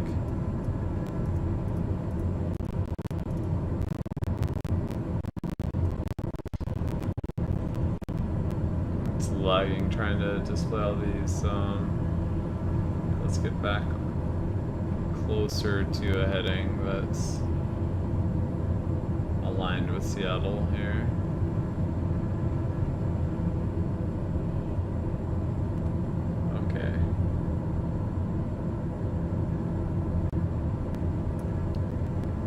Now, if I want to go a little bit left.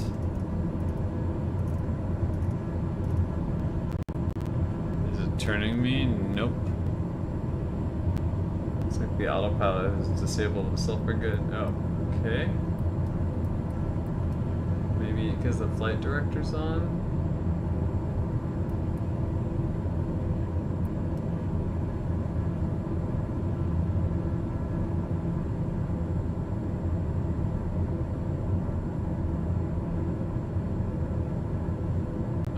They have no idea.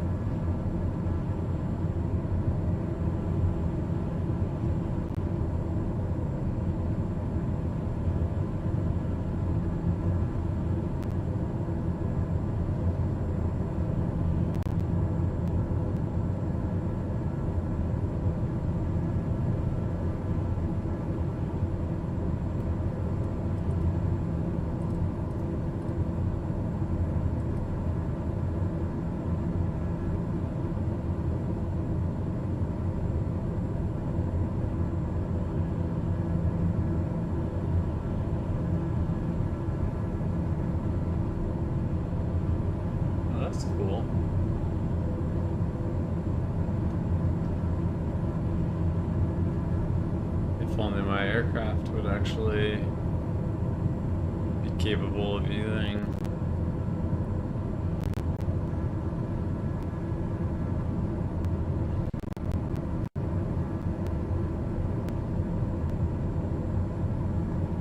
So the problem with speeding up the simulator when I don't have air traffic control is I could very easily crash.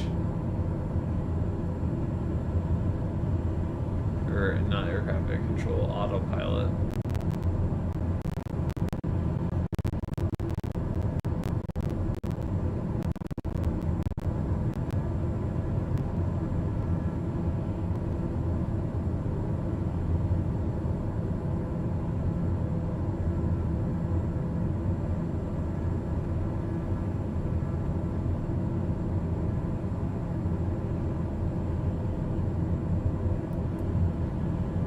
I'm gonna pause here and see what could cause autopilot stuck in Microsoft Flight Simulator.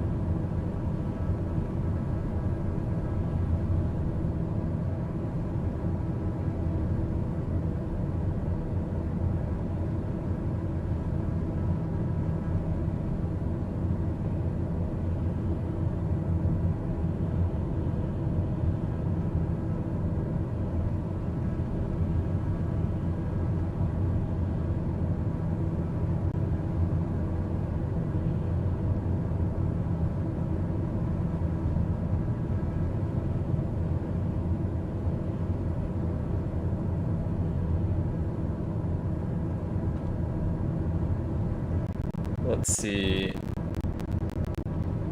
We may need AP trim set to make sure that AP trim is set to on.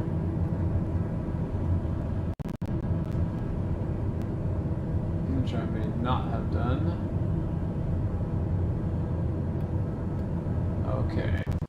Maybe that was part of the problem. I don't know. Let's see if that helps.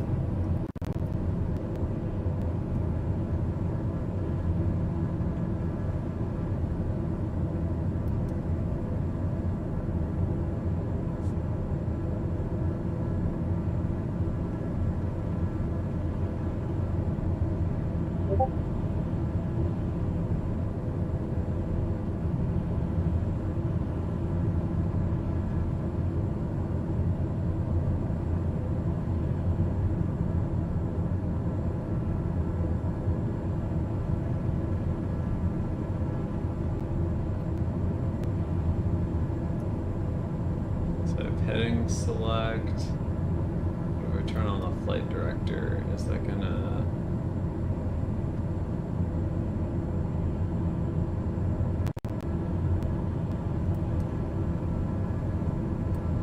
Let's run navigation mode. There we go. Okay, so we needed AP trim on.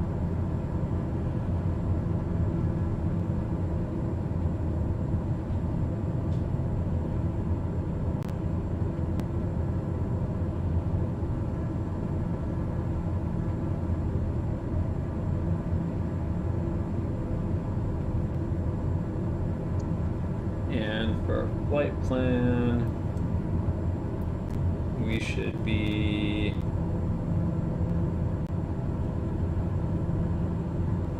let's get our flight plan set up. So when landing at Seattle,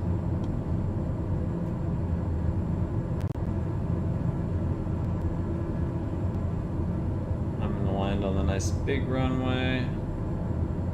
Actually, first let's check VATSIM to make sure that Seattle isn't controlled right now. And it is not, I don't think.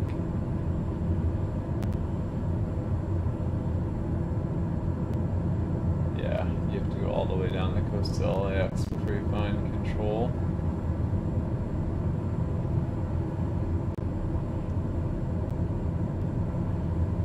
Where is KSEA?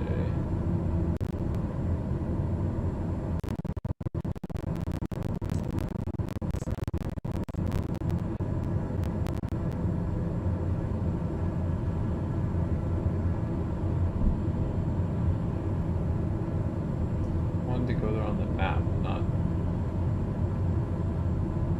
Show me the map, damn it.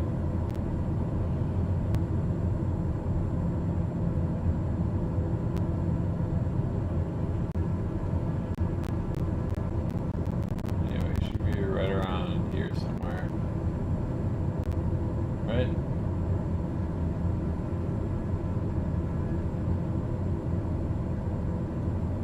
Am I messing up my borders? Yeah, there's K Seattle. Okay.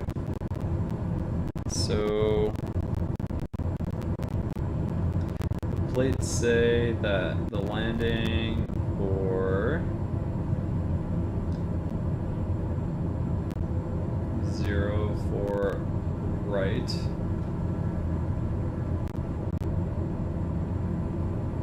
or 22 left. Actually, let's see, do we have the airport diagram for KSEA?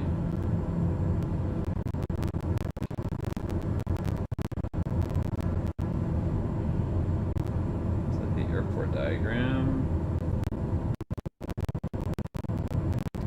Okay, so we want runway 19 left. Okay. So procedures for 19 left.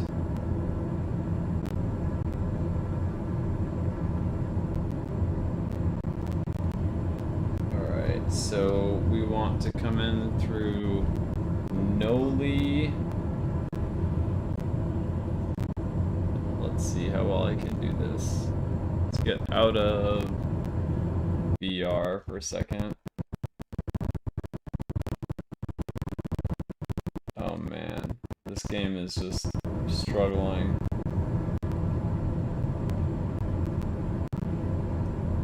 It's 4 that does this. Okay. Okay.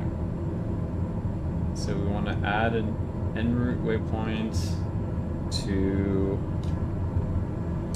NOLEY.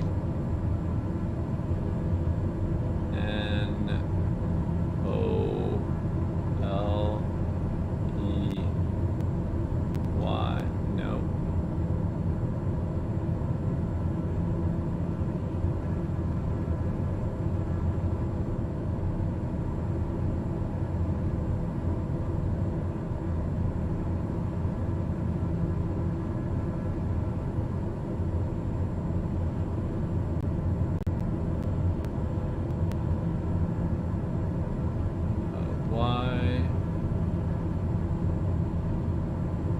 Enter. And then at Noli, we should be at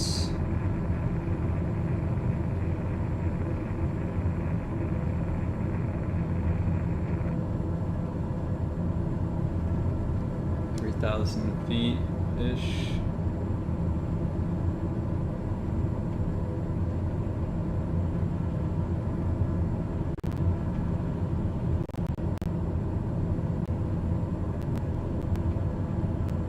Okay. And then after Noli, we should be at Vocus.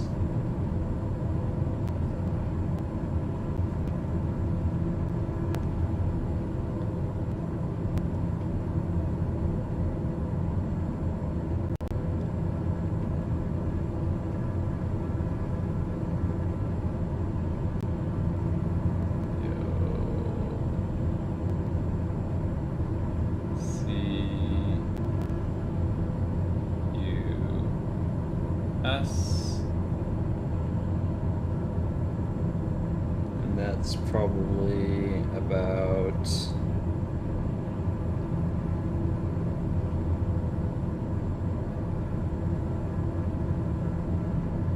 I don't know, let's say 1500.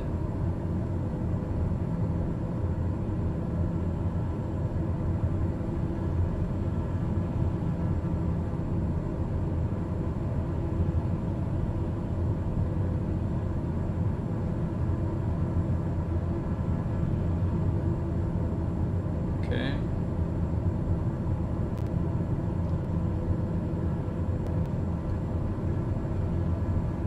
And then after that,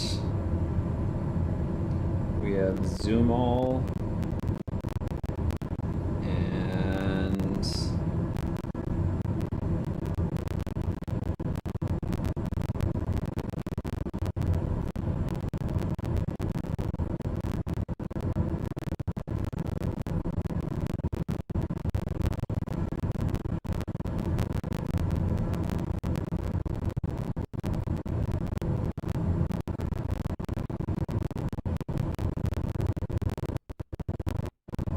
say you Z U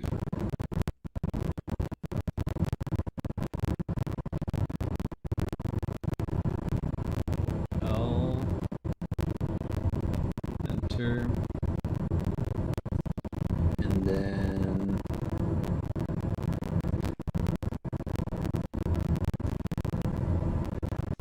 the localizer should be 110.3. And to capture it, I think we need to be at a certain altitude, right?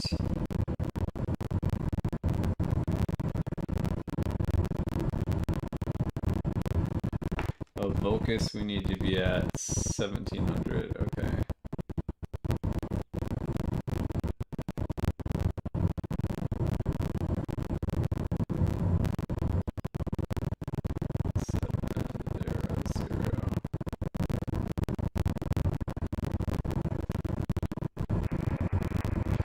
Zoom all, we need to be at 700.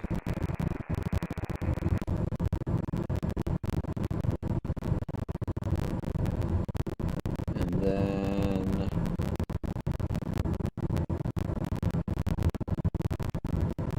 the localizer is 110.3. And that's the active flight plan. So Navcom, audio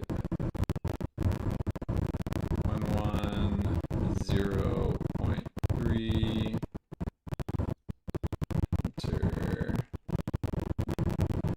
and then we can get that on our map here by going to PDF settings and have bearing 1 be GPS, bearing 2 be nav 1.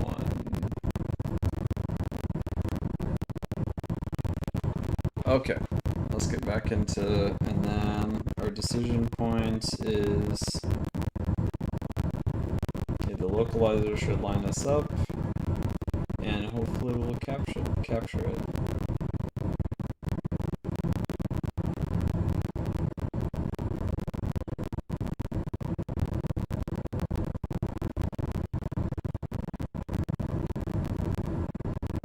Wait, this is Boston, Massachusetts, not Seattle. God damn it. I just totally fucked this up. Okay, I gotta dump all of that.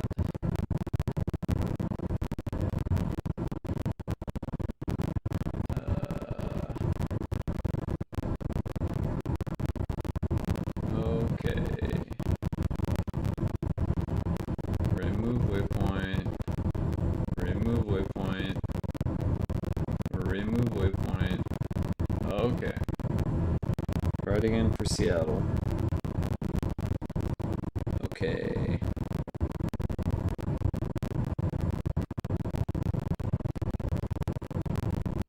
Quayla. C. O. L. A. should be at 3,000 feet there.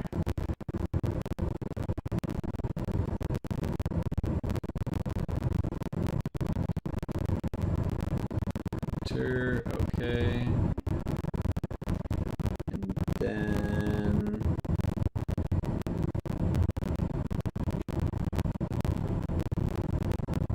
CNNTI.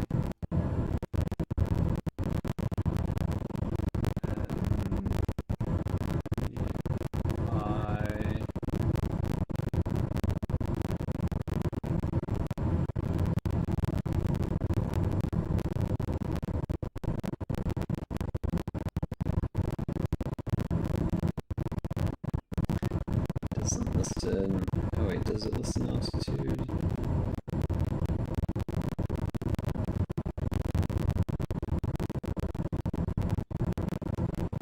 Actually, let's go back.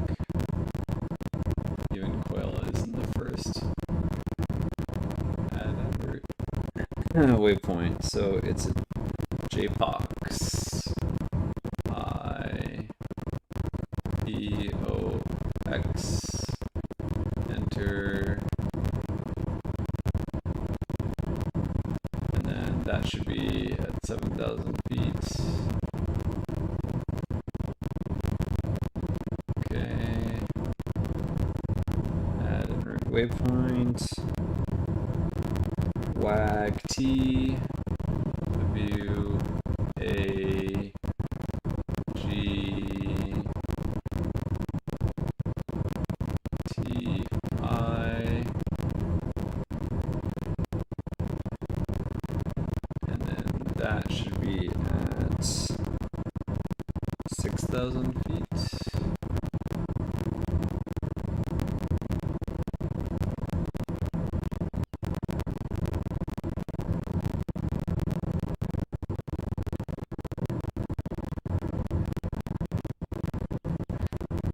And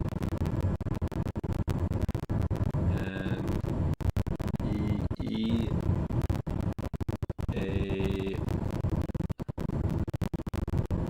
L.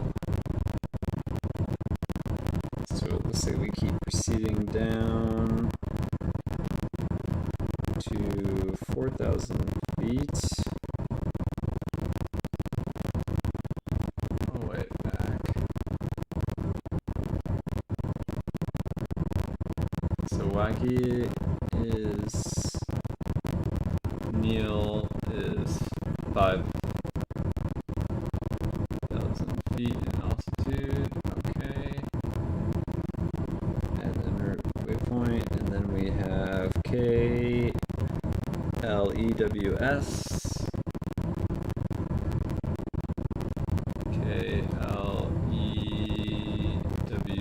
KLEWS, which has an altitude of 4,000.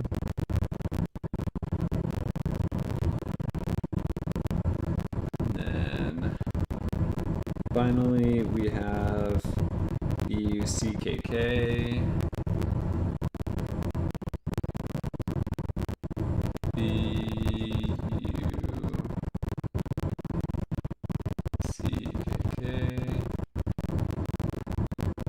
and that has an altitude of 2,200 feet, and that should capture the localizer for the runway. And then finally, I guess the decision point is at CNNTI.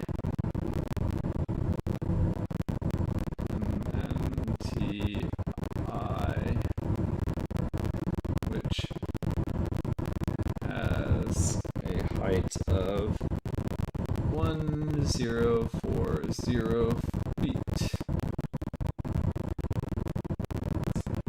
And I think we're done.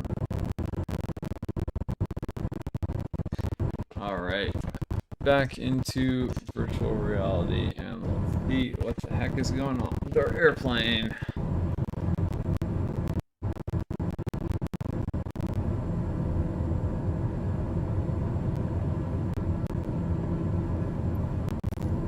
Okay, is it following our navigational path?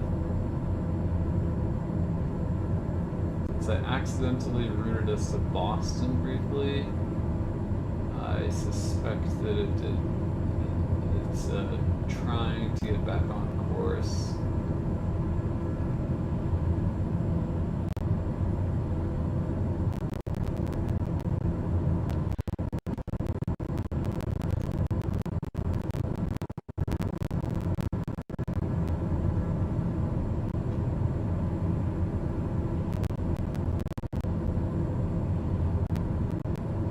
So instead of altitude hold mode, I think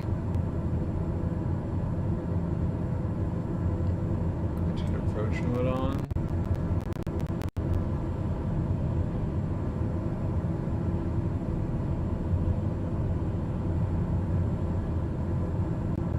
Okay, so we're going to GPO next.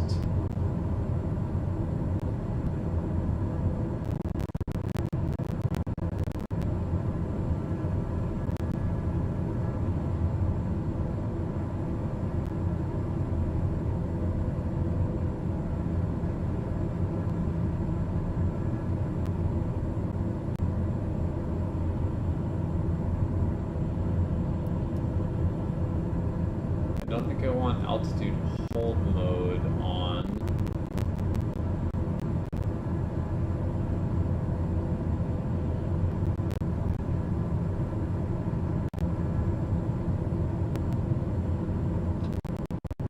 Let's see if we can, well, I guess we'll see.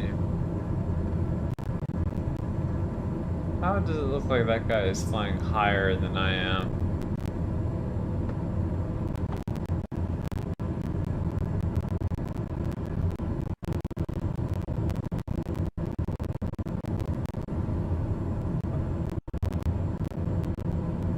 Jeez, I almost need to like save and reload the flight simulator or something.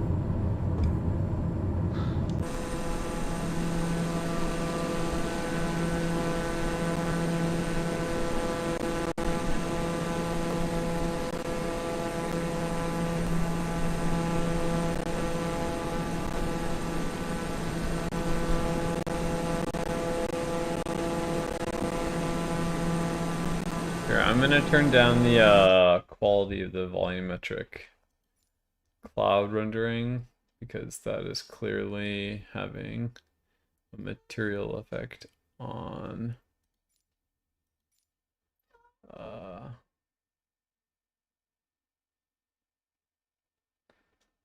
volumetric clouds. Let's do medium.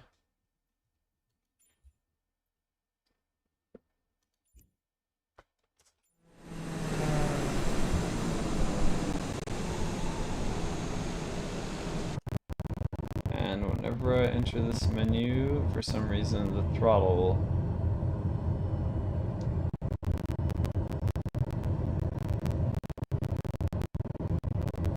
what is going on with the sound in this game? Okay.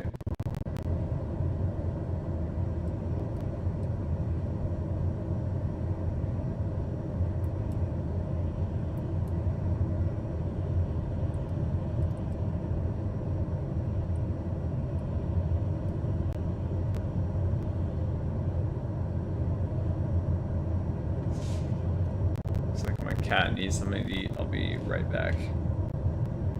Plane still has a few nautical miles to fly yet.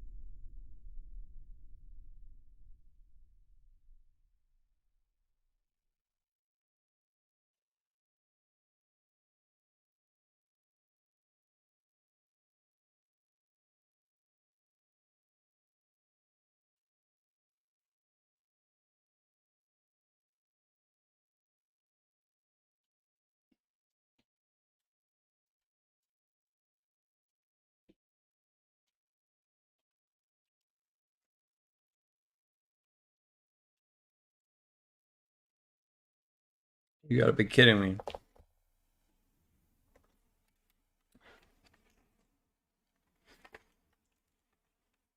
The simulator crashed me. I gotta watch the last few minutes of the stream to understand what happened.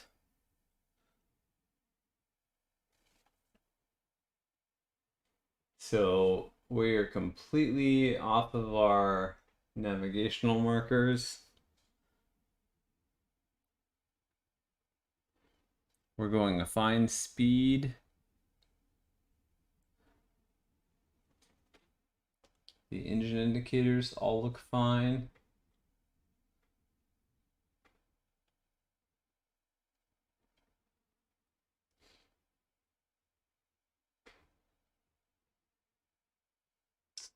Seriously, what the fuck?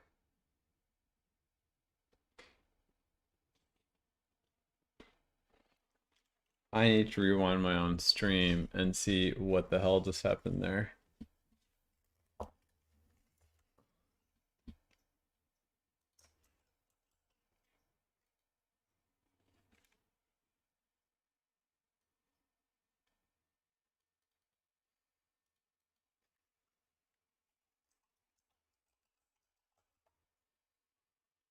Or can I not do that until after it's already a video?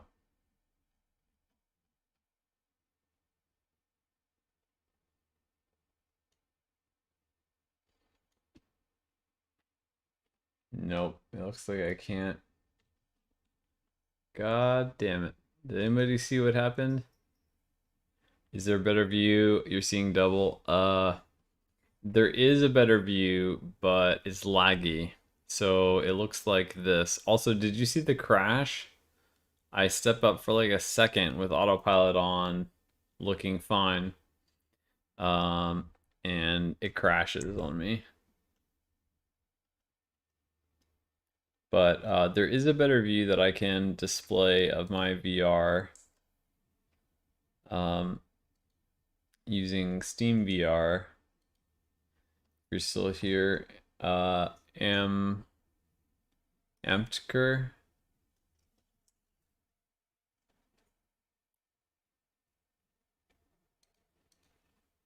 Yeah, you're still here.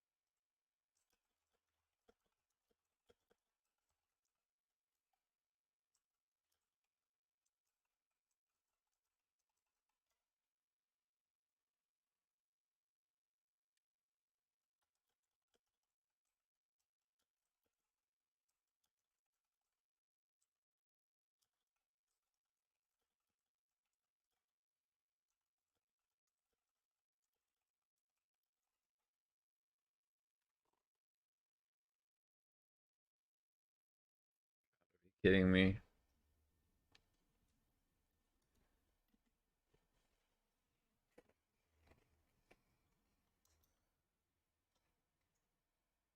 I overstressed the aircraft and caused critical damage. The airspeed's 195. That's not overstressing the aircraft. Autopilot in this plane is suicidal, apparently.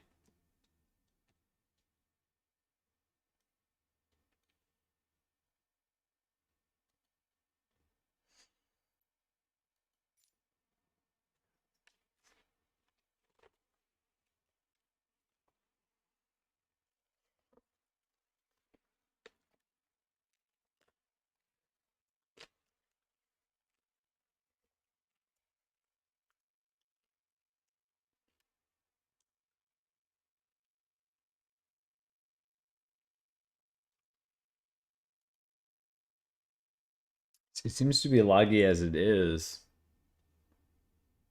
A little bit laggy. It's not laggy typically for me in VR, but maybe things have been running for a little bit too long. I need to restart Valve VR.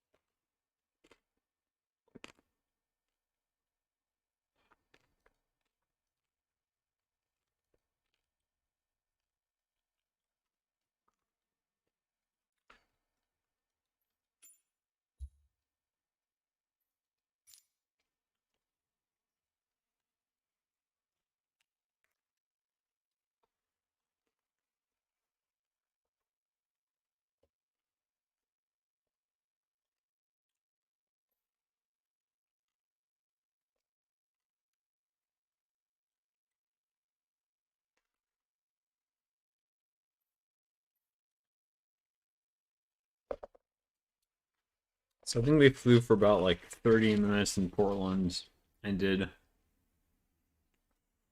maybe 5 landings there. Hmm.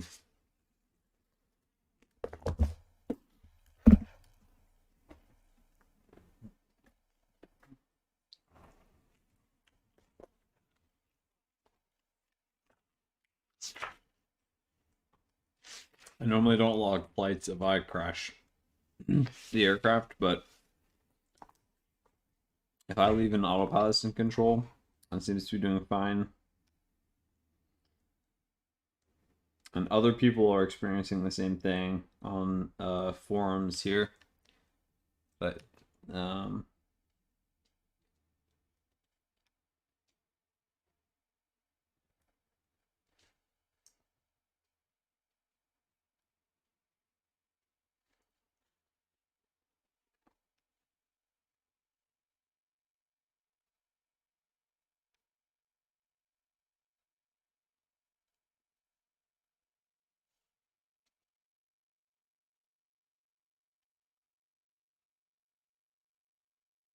this isn't a real logbook, so I think I spent about a half hour, maybe an hour. I'll just put a half hour to be conservative. These were day. You did about 5 touch and goes.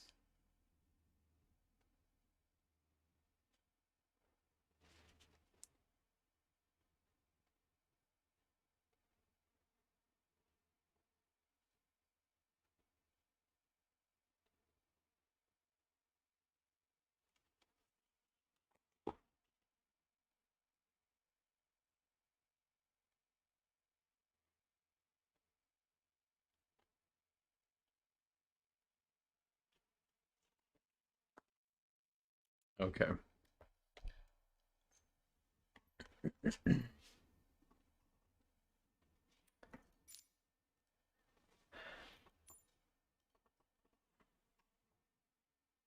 CYVR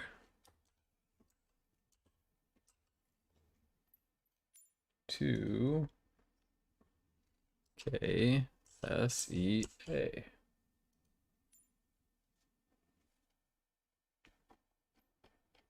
And in Seattle, yes, I would like runway 16 left.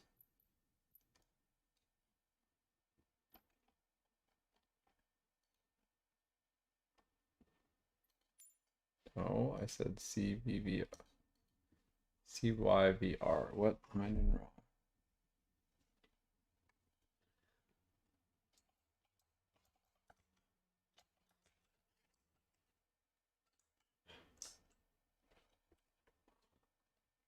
Yeah, Vancouver. There we go.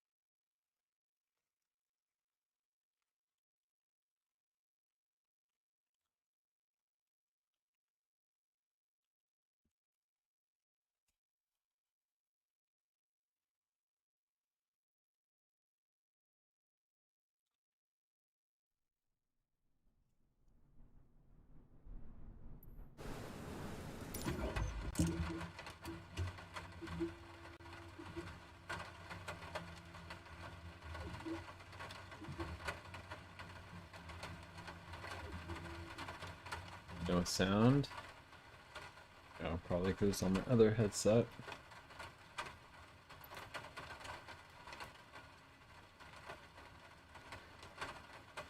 We'll start Steam VR. TOS system test. Okay.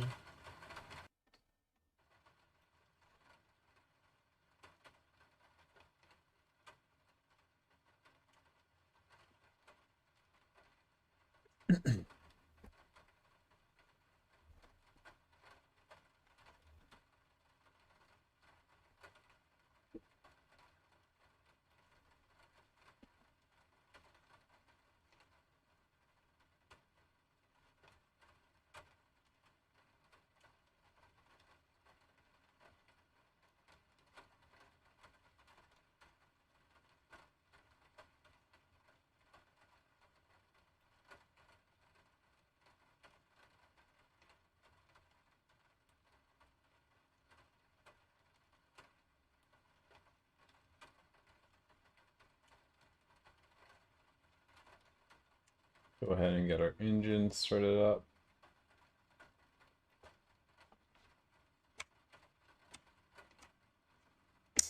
Turn on our beacon, landing lights, navigation lights.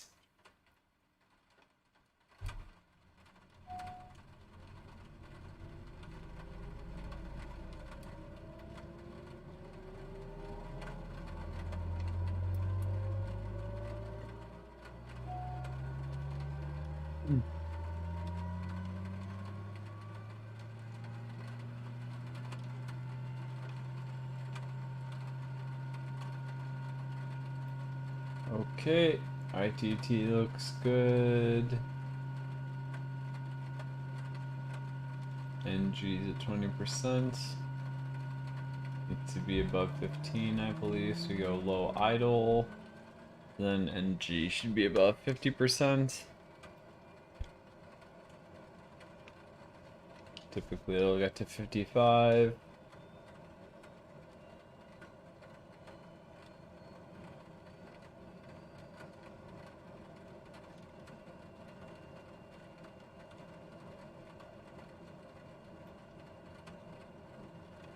ITT temperature is within expected range, so we can now go to high idle.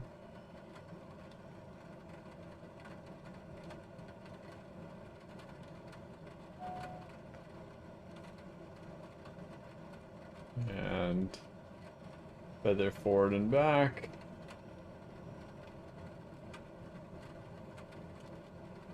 Restart VPilot, because that never seems to work.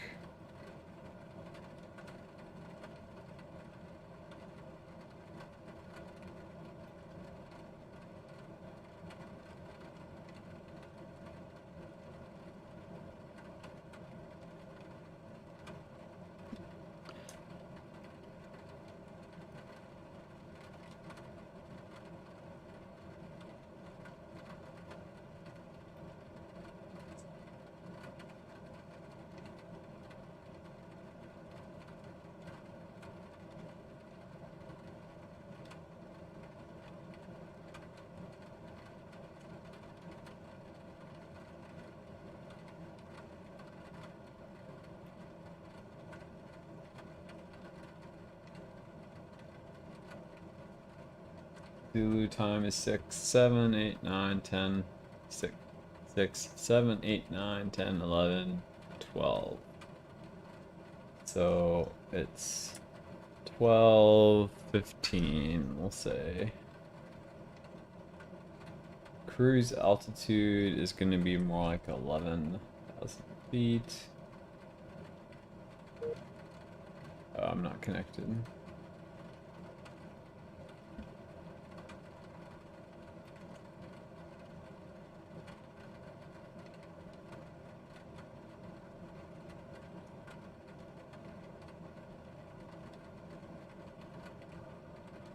Oh yeah, this is not right. B Y B R. Destination airport is KSTA. time en route is 60 minutes, sure.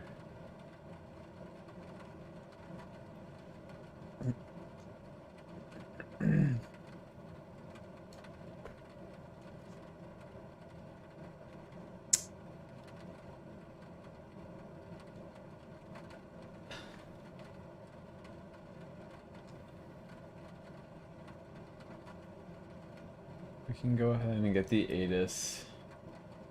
124,600.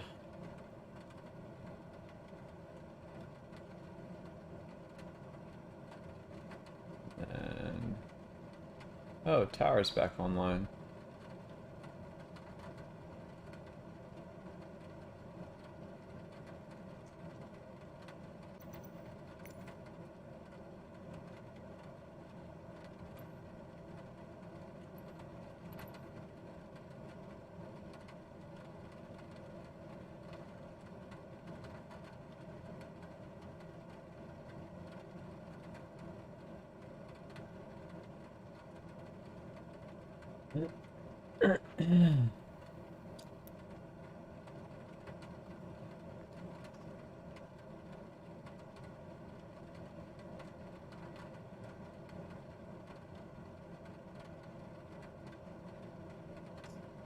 Mission Yankee, okay.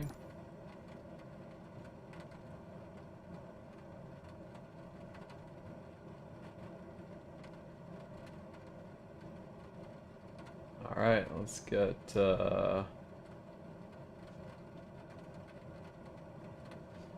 Vancouver.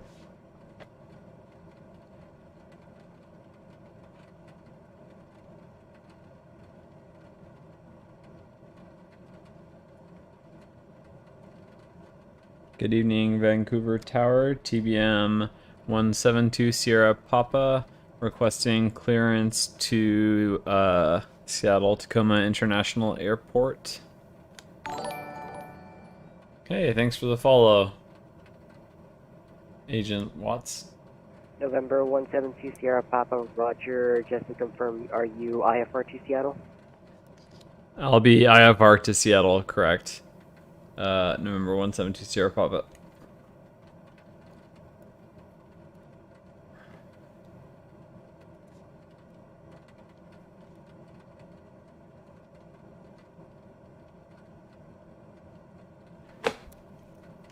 I have waypoints for the Seattle landing procedure. I was planning to use those for navigation from here if that's permissible. November 172 Sierra Papa.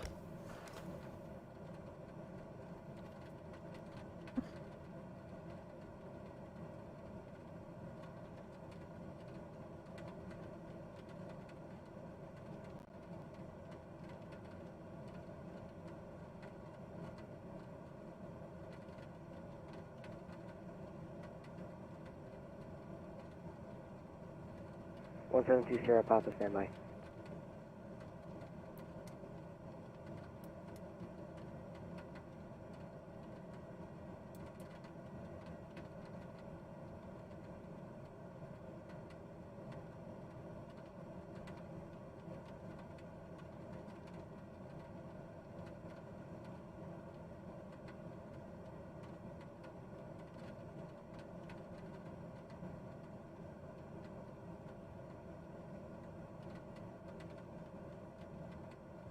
You can move waypoints above each other.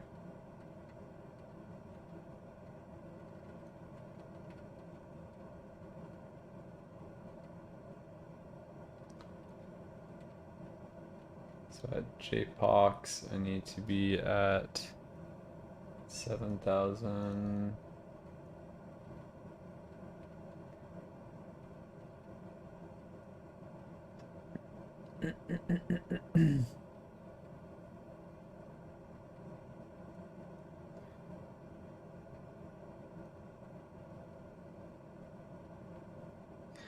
At WAG-T, I need to be at 6,000.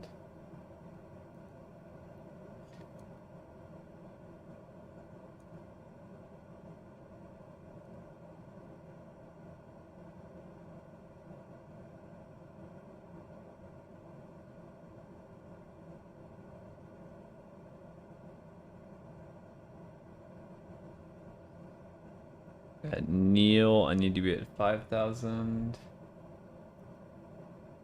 N-E-E-A-L.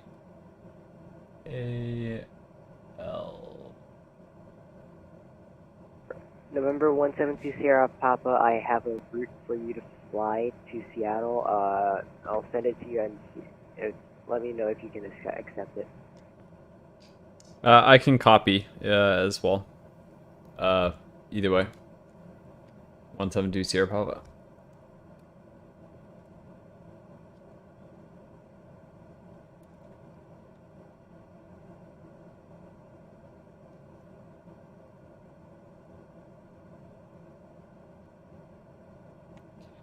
Not picky, just want to get there. 172 Sierra Papa.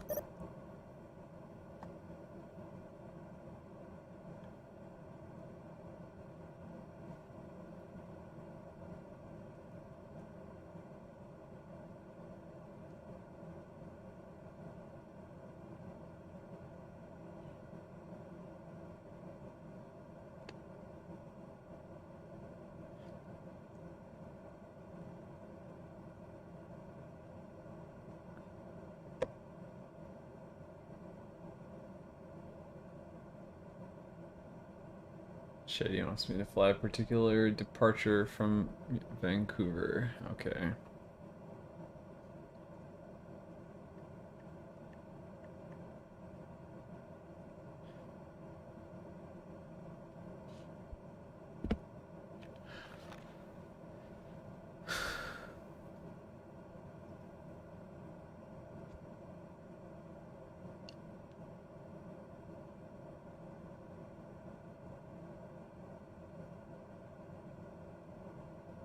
Let's see.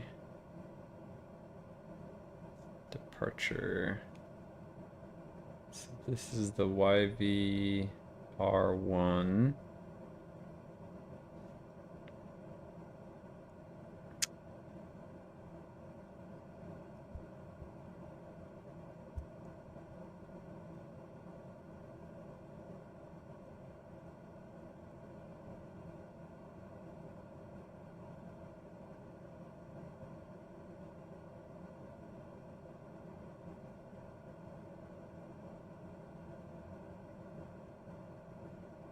Looks like I can see most of it though. Vancouver Tower, American 992, we're coming in for emergency landing on runway 08 left. American 992, Roger, winds 110 at 8, clear to land runway 08 left. Roger that, clear to land 08 left, American 992.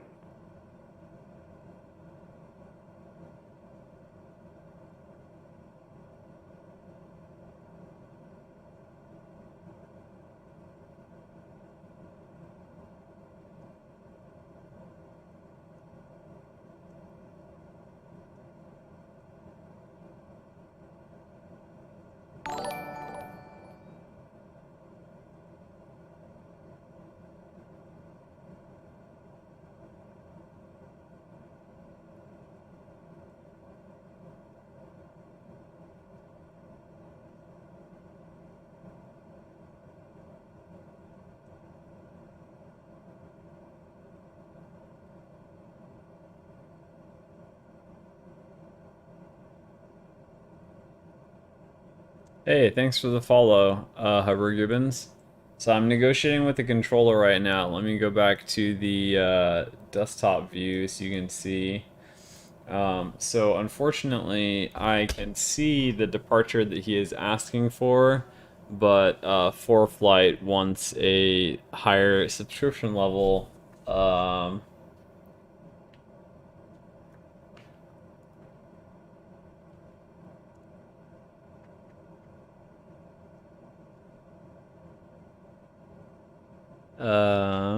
Let's see. On recognition, I think I might have...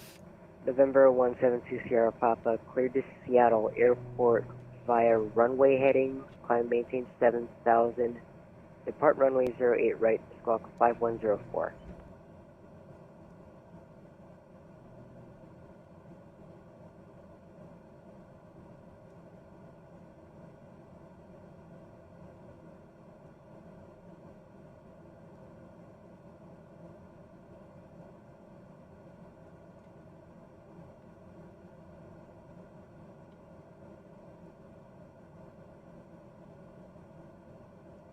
Clear to Seattle on runway heading. Squawk 5104. Climb, maintain 7,000. What runway should I expect? November 1720 Sierra Papa. November 172 Sierra Papa 08 right.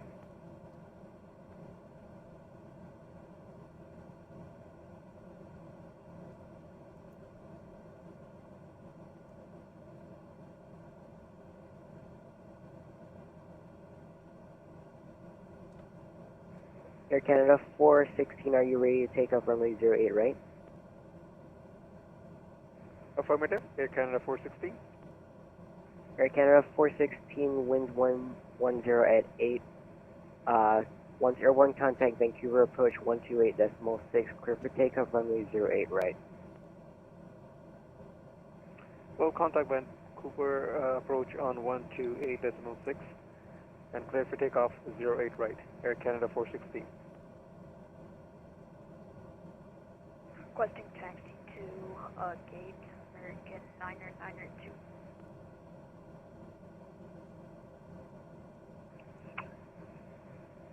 Vancouver Tower, Air Canada 971 with you. Final approach for 08 right. American 971, winds 110 at 8. Clear to land runway 08 right. Clear 08 right, 971. American 992, roger, taxi via Mike Tango, gate 78. Okay. So we have our clearance. We'll just use runway heading. Taxi to gate 78 via Mike Tango, American 992.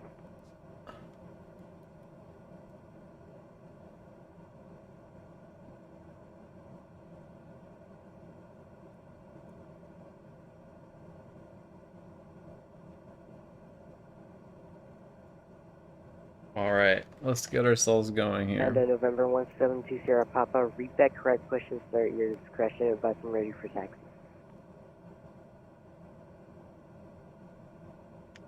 Roger, November 172 Sierra Papa.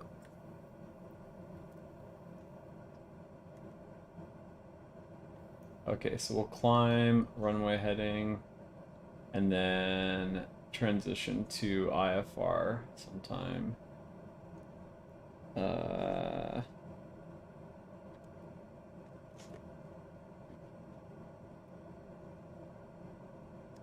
we have our engine going and everything? Yeah, we do. Ready to taxi, November 172 Sierra Papa. November 172 Sierra Papa, runway 08 right, altimeter 2979, taxi via Lima 4, cross runway 13, hold short of 08 right.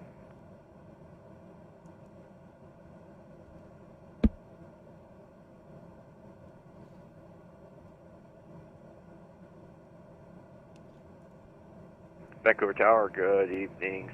November 197 Charlie Mike, establish 8 right.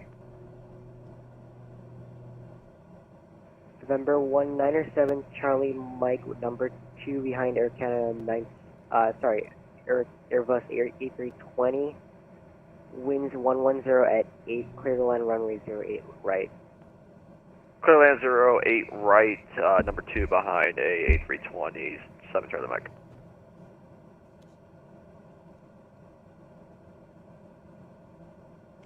November 172 Sierra Papa, stand by.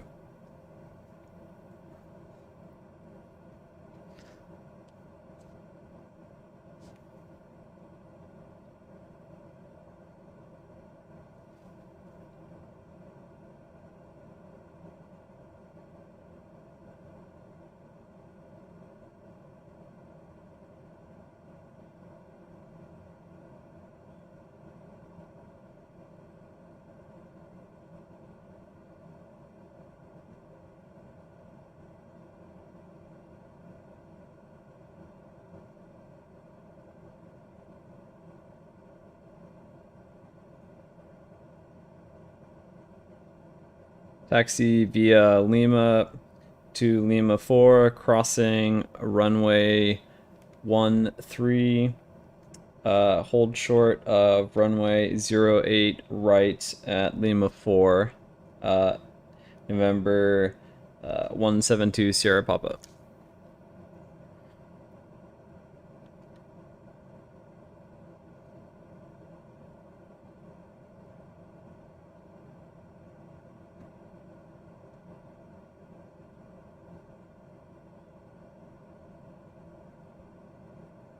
Gosh, even the taxi chart won't show. Vancouver Tower, Canada 971, clear the runway on Echo. Air Canada 971, taxi via Echo Gate 14. Gate 14 via Echo 971.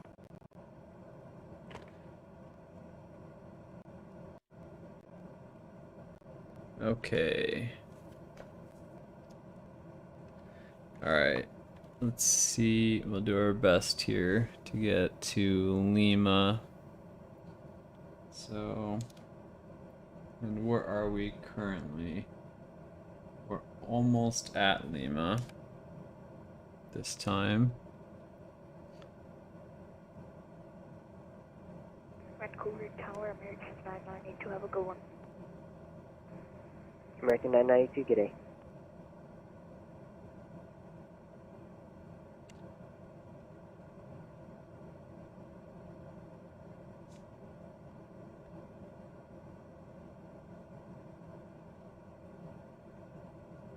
Taxi via Lima. Am I that close to Lima that I can get directly onto it?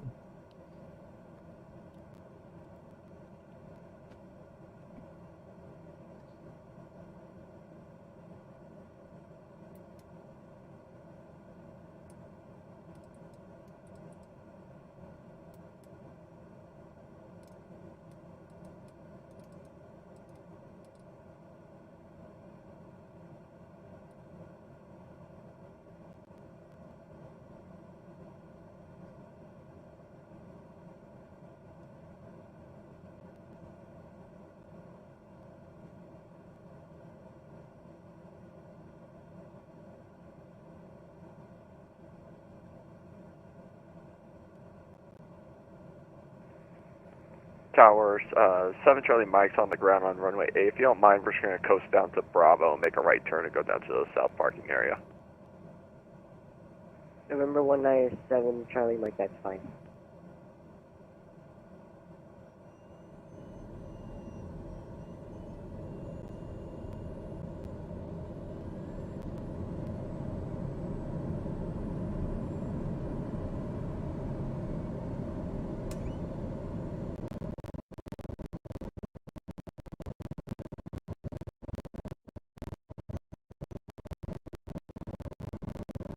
Okay, I need to just... This is just terrible.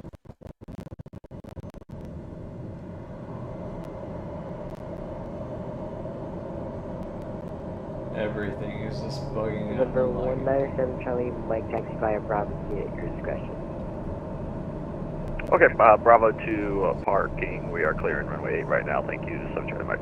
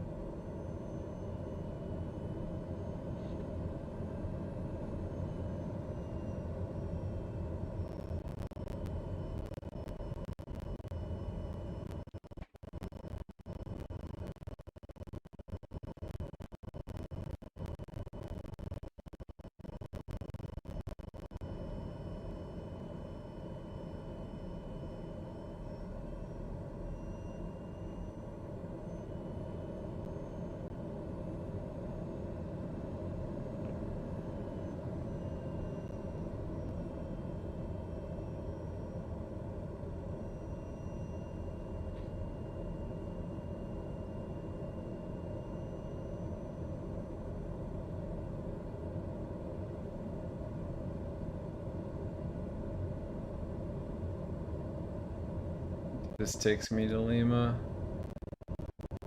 Yeah.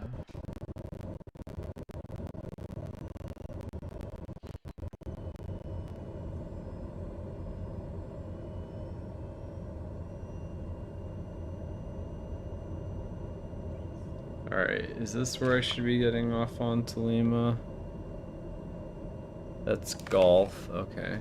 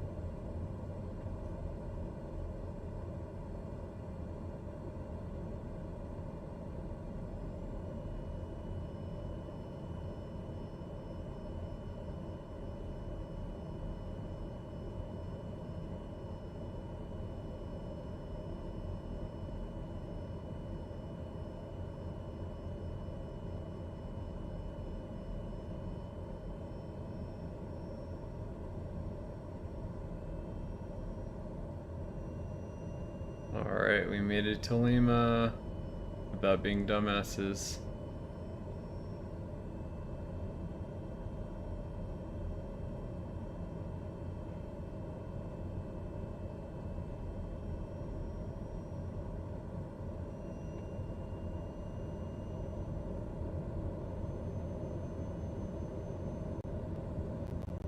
Vancouver Tower, Canada 442, requesting IFR to Edmonton, information Oscar. Air Canada 442, clear to Edmonton Airport via Recharge to North America, I can get them here. Flight plan, thanks. I appreciate that, Draknova. It looks like they gave me a sort of VFR Clear to clearance. Edmonton via the Vancouver 1 departure. And then, if you're still here when I'm airborne, Runway 08 right and squawking 5125. getting, Air Canada 442. it looks like I programmed the flight plan correctly to get to Seattle. Start your discretion at taxi. So, Advise on taxi, Air Canada 442. okay, this is the closed,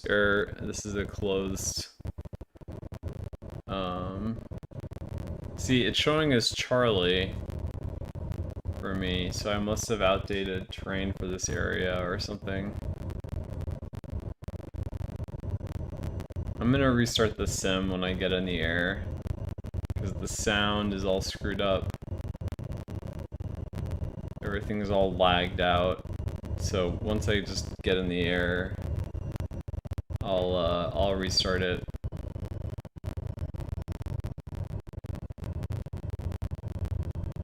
I'll climb up to 10,000 or something, and then restart it, or 5,000, I guess.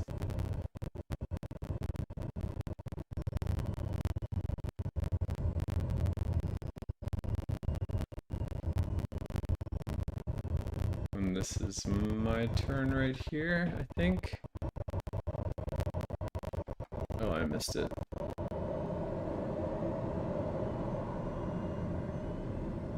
I almost missed it.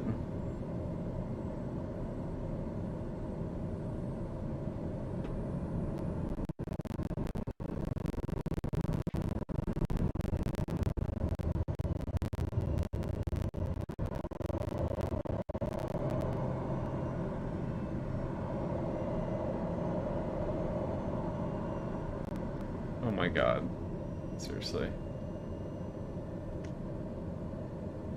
November 172 Sierra Papa, holding short of runway 08 right at Lima.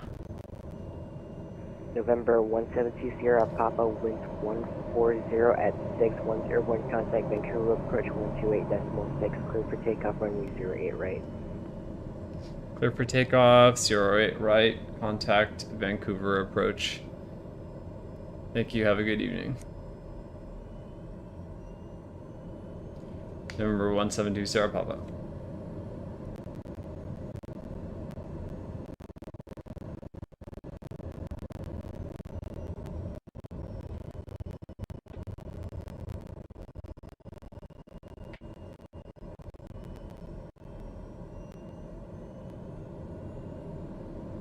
Oh, now it chooses not to lag? Okay.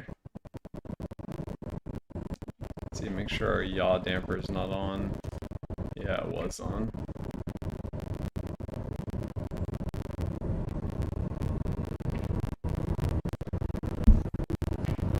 Here, actually, let me just turn down some graphic settings here.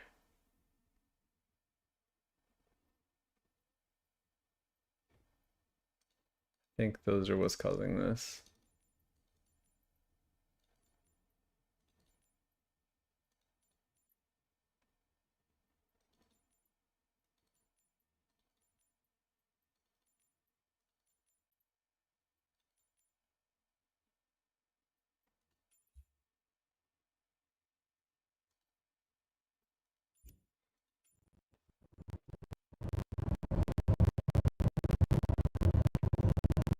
Okay, I guess not. It's just the sim being buggy as shit.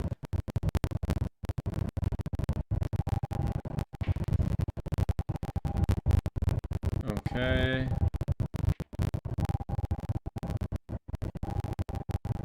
What's the master caution?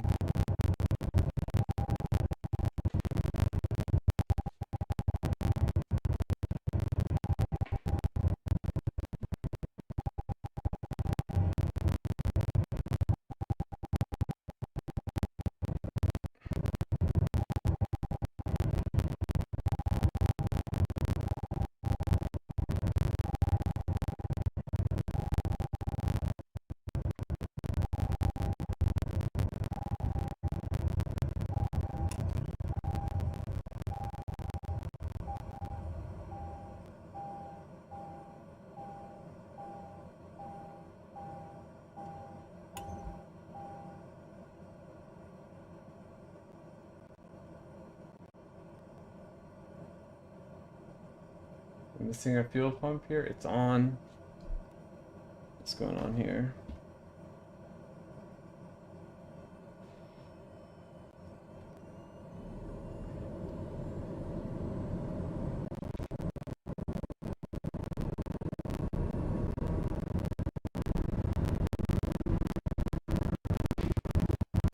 Let's put flops down to 1 so we can get off a little bit sooner here.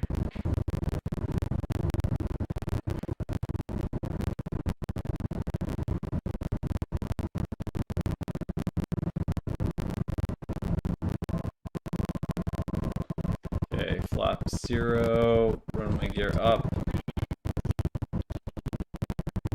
Yeah, look at this sim. The sim is just... Okay, we'll turn on the yaw damper. It's just super lagged out.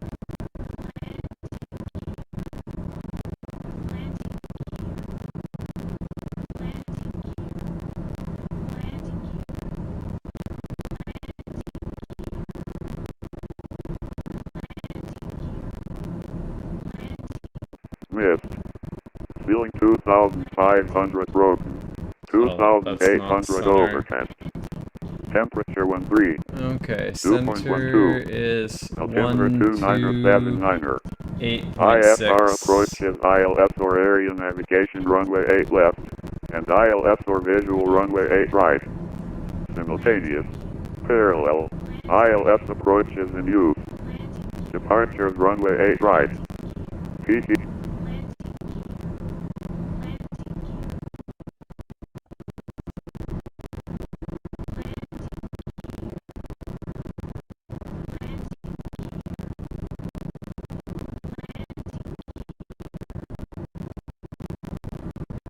Good evening, Vancouver approach, TBM, November 172 Sierra Papa with you for IFR to Seattle, Tacoma. 172 Sierra Papa, Vancouver Terminal, squawk code 5104. Squawk 5104. TBM 172 Sierra Papa.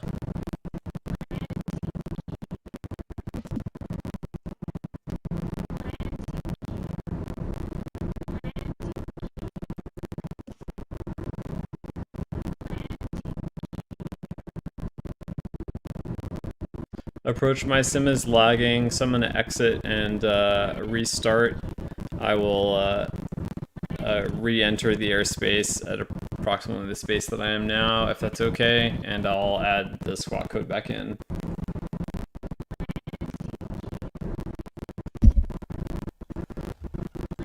It's almost unusable. I'll be right back.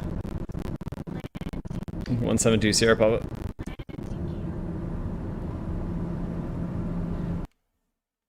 That is ridiculous. Microsoft Flight Simulator must leak memory like no other.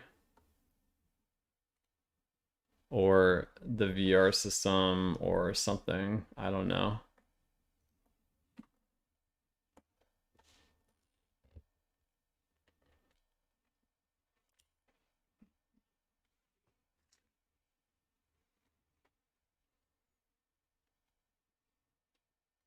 Okay.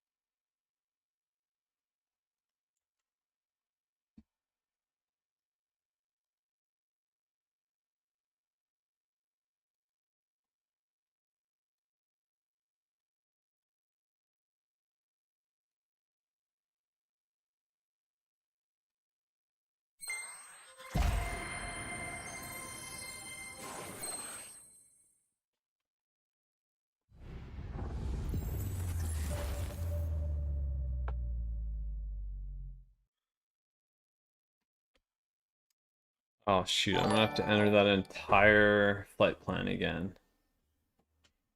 That entire flight plan. Oh well. Hey, thanks for the follow.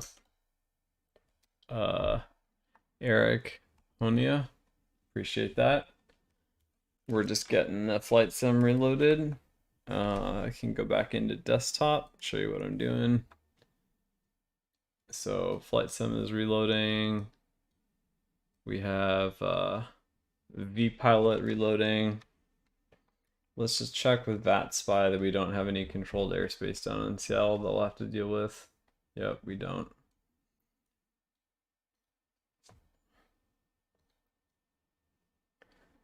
All right. So I have ForeFlight up on my tablet, and I'm going to use that to reload the landing for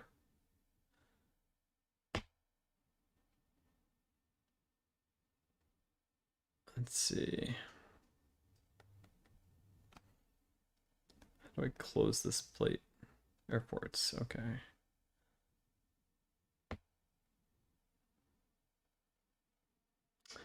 Okay. Our approach. So I think we want 3-4 left.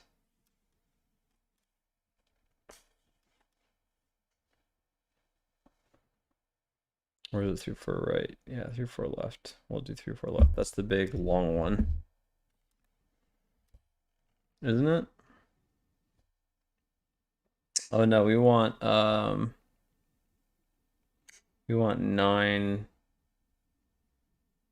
9 left for Seattle.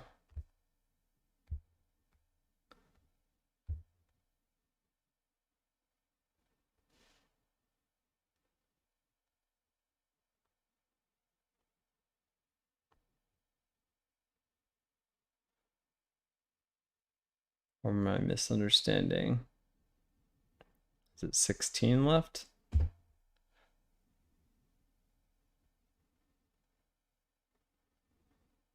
Yeah, I guess it's 16 left. Okay. Maybe it used to be 9 left way back in the day before compasses moved. But that's okay. So what I'll do is I will program in a direct route to Seattle when I get in the air and get autopilot stabilized and everything. And that'll give me time, if I can get the autopilot stabilized, that'll give me time to manipulate the aircraft and put in the landing pattern, which is this. If you can't, well, you guys who know how to pull up pilot stuff know how to see this, but series of waypoints and the altitudes that I need to be at. So I'm a very new student pilot. I have not even gotten my pilot's license, much less started instrument training at all. So, you know, I'm just trying to learn what I can in the simulator when I can learn it, which is now seems like as good of an opportunity as possible. I can fool around, and if you were watching the stream a few minutes ago, I thought I had the autopilot all stabilized and fly into Seattle and I could leave the room. And I come back to find out that it's crashed somehow from overstressing the airframe. So, okay. So, departure airport, we're going to do CYVR.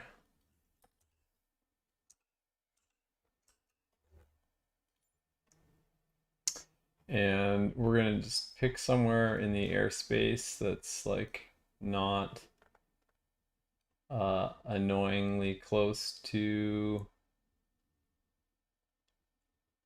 I'll just pick somewhere out here. Custom departure. Can I not do airborne 5,000 feet is fine. And then we want Seattle Tacoma, and we want runway 16 left. That's right. Okay.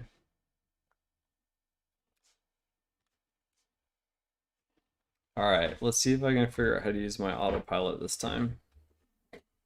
Something I've never had training on from a certified pilot, certified flight instructor.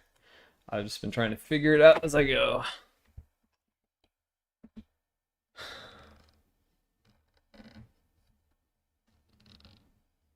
My CFI is currently on vacation, and where I live in Seattle, there's not that many days where I can actually go flying. All right, let's see if I can connect. Okay. Ready to fly. I'm just gonna pause for a second while we get on his frequency and enable VR. Okay. Oh wow, I ended up being real close to somebody. Okay. Let me get on his frequency and add the squawk code that he wanted. So his frequency, oh, gotta move that window back over because I moved it to the other desktop to show you guys. Okay.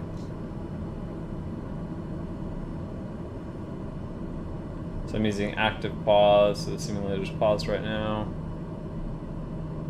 Okay, so he is on 134350.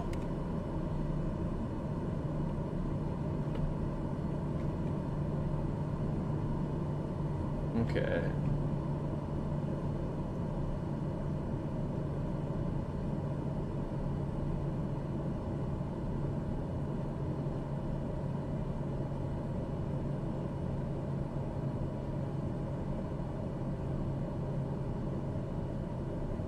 Okay, active pause, disengaged.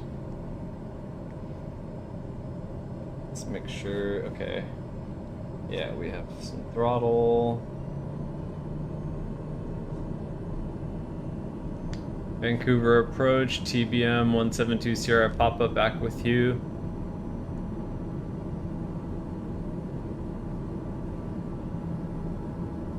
And 34350, right?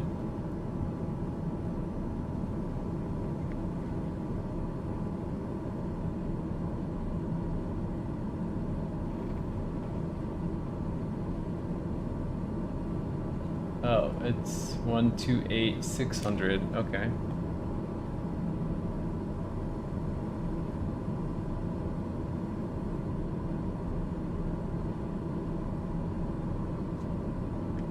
Vancouver approach.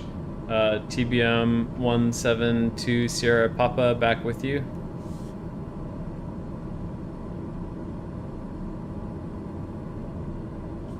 Last station calling, say again. Vancouver approach, TBM930 Sierra Papa back with you.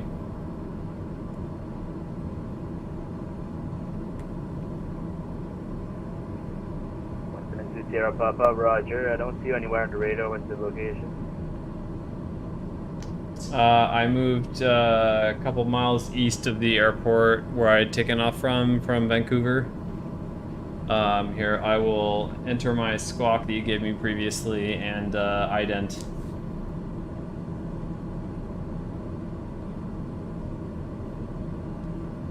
I just idented.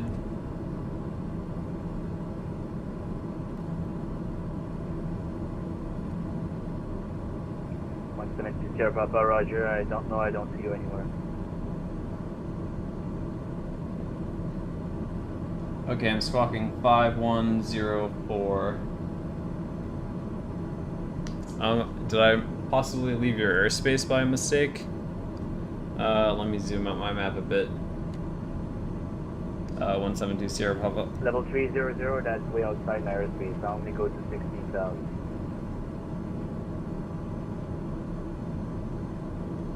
Oh, I was supposed to be at 5,000 feet. That's what the simulator said I was starting at. My mistake. What flight level should I be flying at? For your flight tracking? 172 Sierra Papa. Well, you filed the 13,000. So, if you want to stay at 300, that's fine, but you're outside my airspace.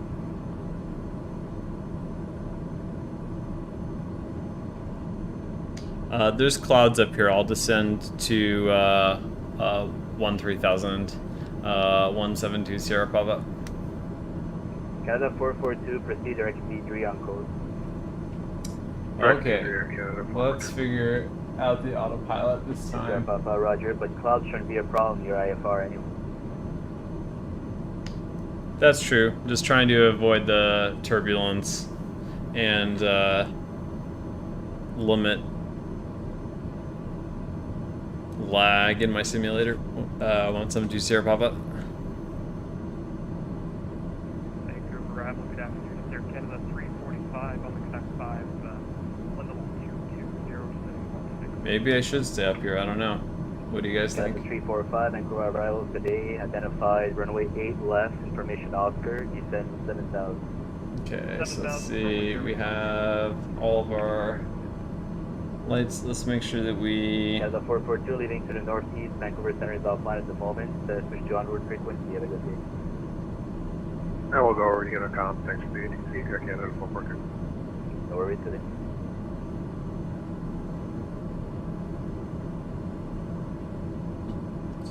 Alright, cabin lights. I like those on so I can see just a little bit better.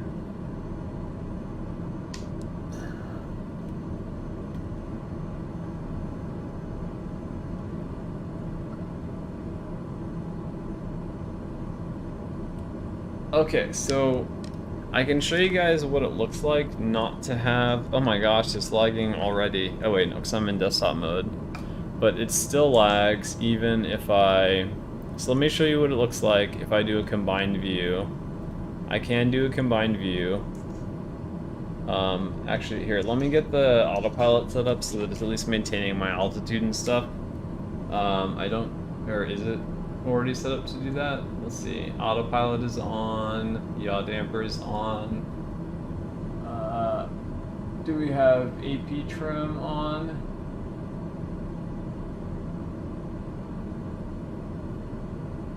AP trim is on. Okay. We don't have altitude hold mode on, so let's turn that on.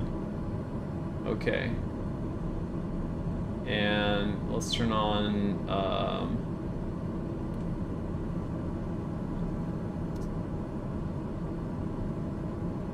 heading, hold off, and then I thought we have a flight plan filed, but let's do GPS direct to Seattle.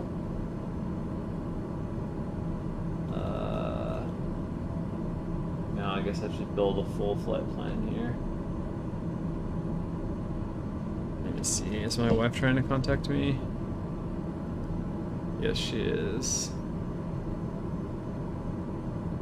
1 second, guys.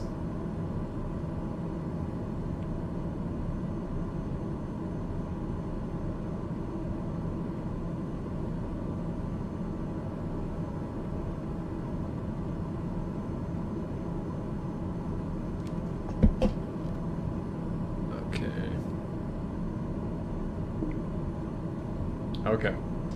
So let's see, is our autopilot behaving reasonably? It seems to be behaving reasonably.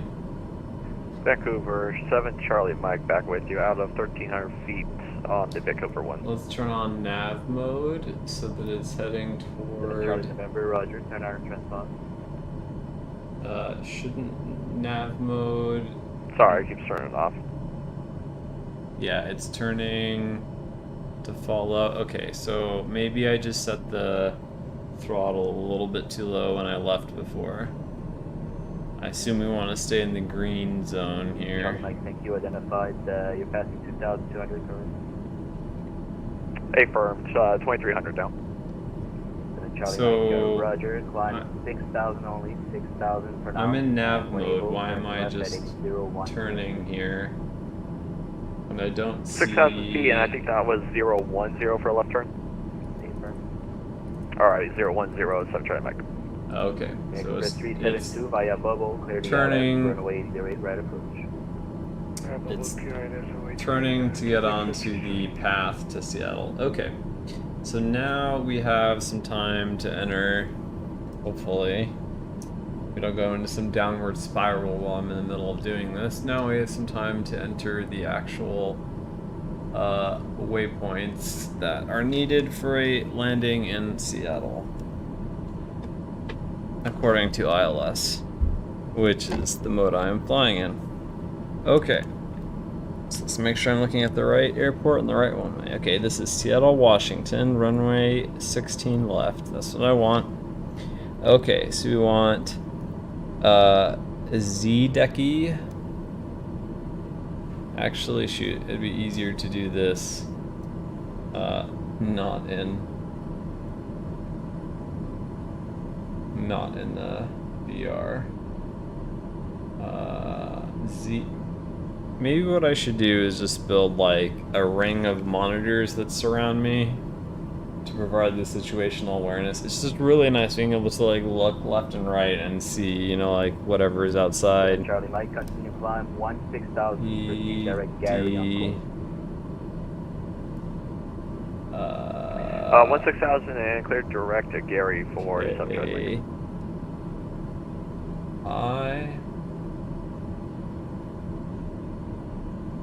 Okay, and that at that point we need to be at 7,000.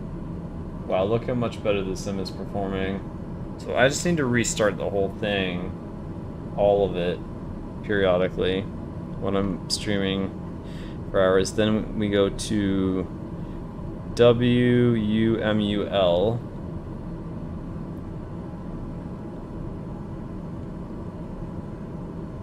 WU Mike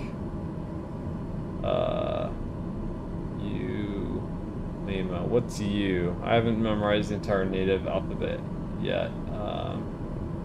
U is, let's see, NATO alphabet.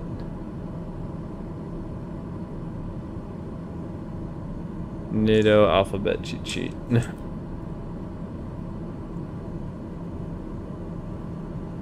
There's a few of them that I haven't memorized, like U.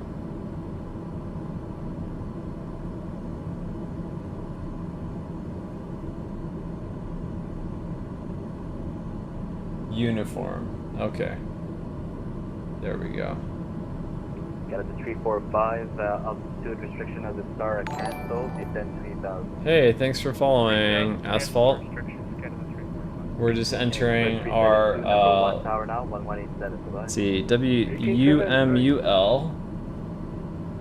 And when we pass that waypoint, I'm not sure why it says duplicates, we should be at 6,000 feet.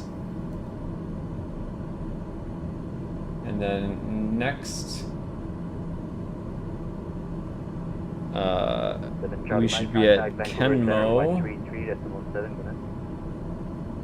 That's Kilo 33.74, Echo November Mike Oscar.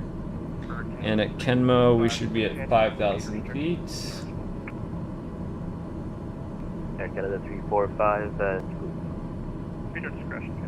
And then at Helzer, we should be at 4,000 feet.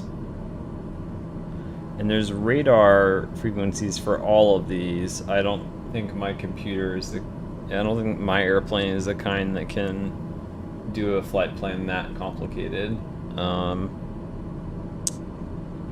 Helzer, Hotel, Echo, Lima, Zulu, Romeo. No, I typed that wrong. Hotel, Echo, Lima, Zulu, Romeo. And at Helzer, we will be at 4,000 feet. Okay. And then at Carfo, we should be at 3,200 feet. And that is Kilo, Alpha, Romeo, Foxtrot. They just can't have a QWERTY keyboard here. Foxtrot, Oscar. Although I have to say it's much nicer than any other airplanes. That's actually the reason I'm flying with TBM, is because any other airplane is just much more of a pain in the ass to try to do any of this until you get into the really fancy ones. Normally I fly a Cessna 172, but you can't do this kind of stuff in that. Okay, and so we want to be at 3,200 feet here. And I believe, okay, the one after this is where we capture the ILS for landing.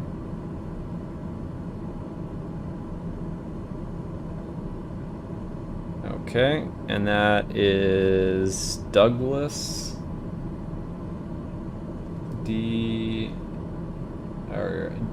Delta, Golf,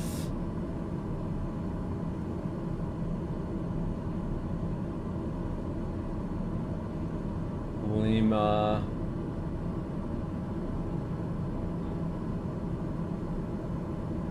Alpha, Sierra.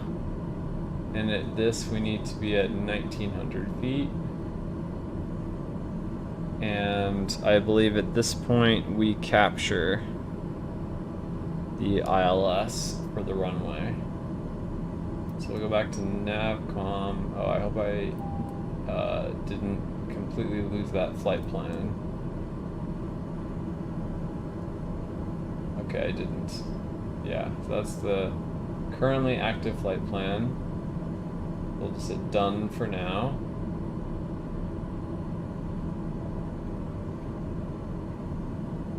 So go to Navcom, and we will put in the ILS frequency for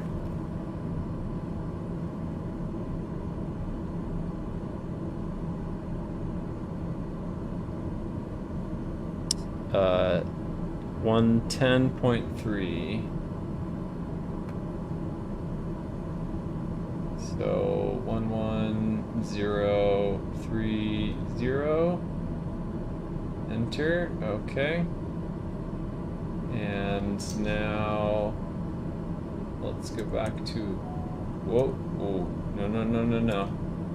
We definitely need the cockpit to be pressurized. I don't know if it would simulate me losing consciousness, but we definitely need the cockpit to be pressurized at this altitude. Okay. So now we'll go to PFD settings and we'll use GPS and nav 1. Let me see if there's another beacon that is.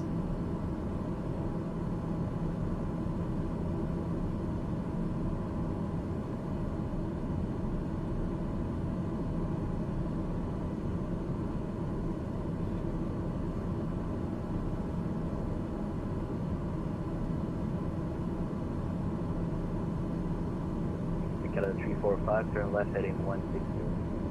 160. So we need localizer or DME channel 40. That's okay. I can fly a visual approach into Seattle if I need to.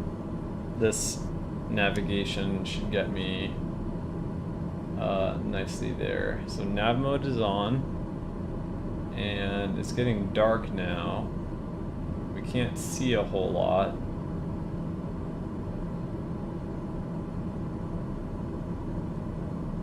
So let's start descending.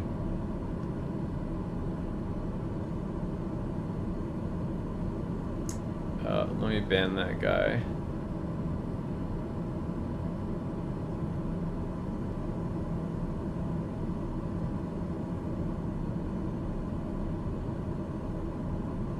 Okay.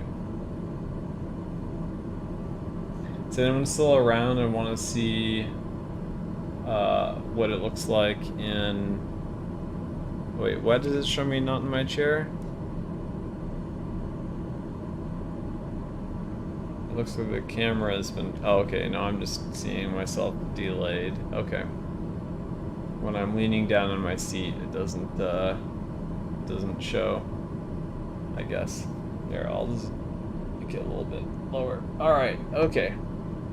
So I can show you what it looks like to do the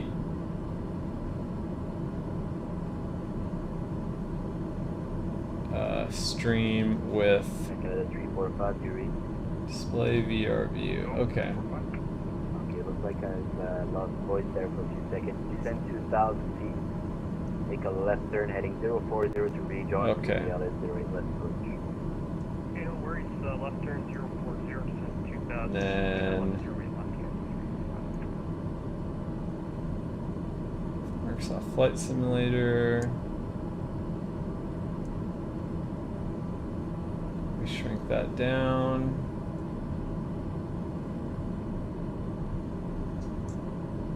Make this full screen. Okay. So this is what it looks like when I do the combined view. Let me know if you prefer this. You can definitely see better as a viewer, but I've gotten reports that, see, the frame rate on it is not great compared to the dual-eyed view. So let me see if I can configure it. Good evening, Vancouver departure, Canada 9713. Let me see if I can configure it to do like just one eye or something so that it doesn't lag as much. 16,000, 97,000. Here. There's just one eye. That should maybe be less laggy because it's not combining two different views together. Okay, how is this? Is this less laggy? No, it's still a bit laggy. So anyway, tell me what you prefer. If you prefer being able to see better, this is a much more realistic representation of what I'm seeing on the stream, or what I'm seeing in VR, but it lags compared to the dual eye view. So it's up to everybody. Let me know in chat if the lag is a problem.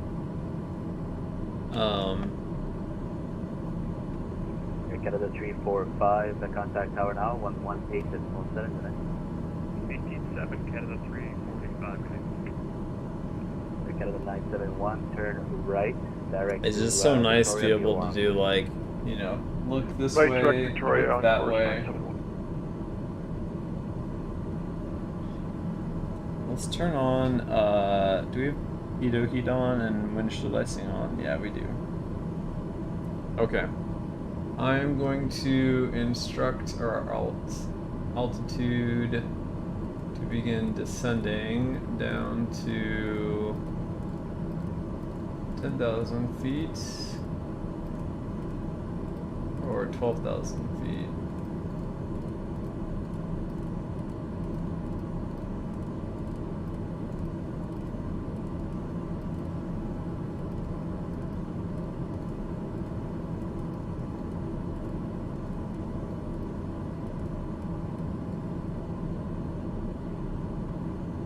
And then I think I hit this again to toggle it. Or do I need to toggle vertical speed? Let's do FLC mode maybe.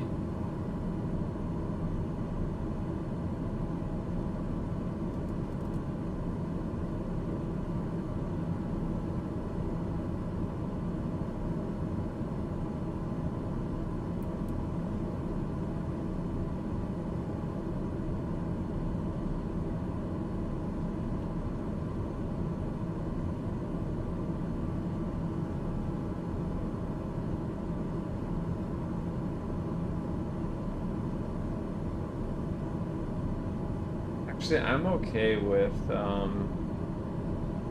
using vertical speed rather than FLC mode. Oh, I am using vertical speed. Okay.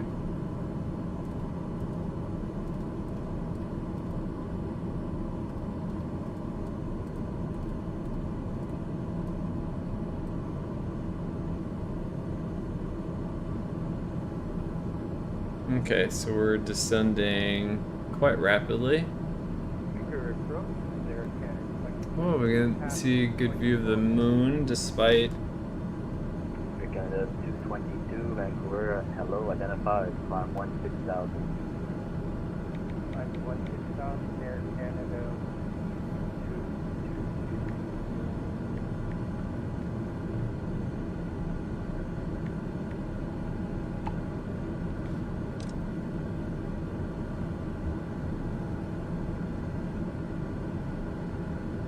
Yeah, let's get a bit lower so that we can get some sights. So we need to be at 7,000 feet for that waypoint. So that's what the lowest, I guess I should probably go, but we can go down to 7,000 that's about feet. 2x5, squawk 0745.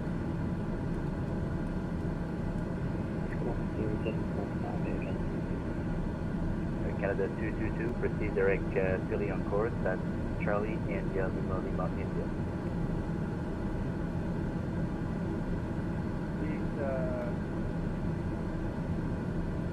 Direct to what? Canada 222, direct Philly, Charlie, India, Lima, Lima, India.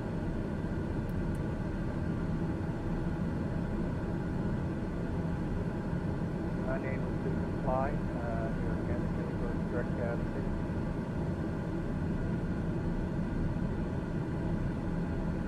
Canada 222, Roger, proceed direct at 6 on course. Okay, thank you very much, Air Canada 222. Canada 123, identified, then 4,000.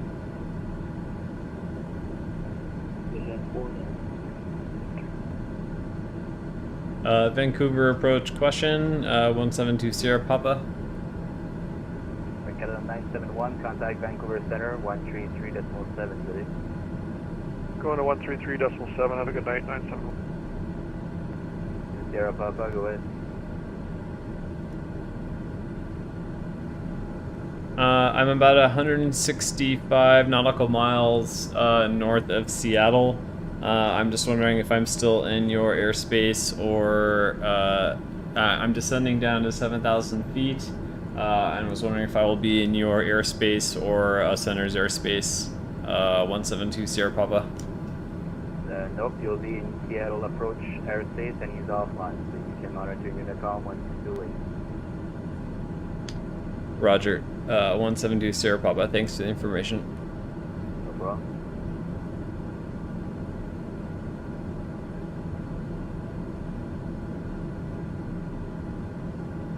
Alright, let's get this map zoomed in a little bit.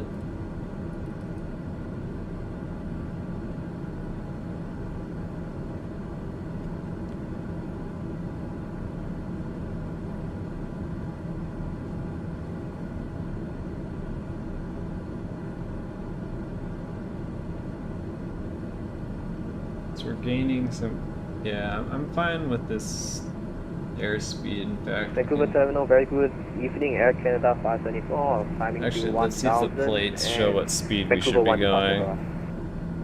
Air Canada 574, Vancouver arrival, identified, climb 16,000.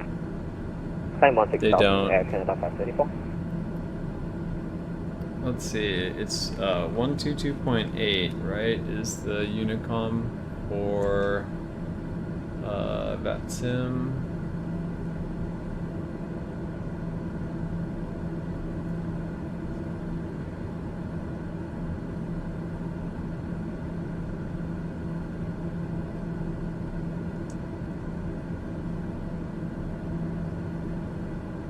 One two 2.8. Okay.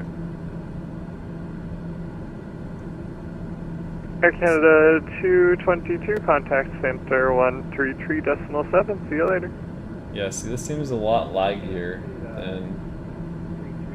We could also try something else here. Instead of VF. No problem. I just took over for the last guy, so I don't know what just happened. Okay. Let me know if this is a laggy or a problem for you guys. Air Canada 574, I'll try to make Alma, slow head movements so that it's not Alma, Air Canada 574. jarring. Air Canada 123, descend I think 3000. we should start. I'm gonna switch to Unicom. What did I just say it was? 122.8.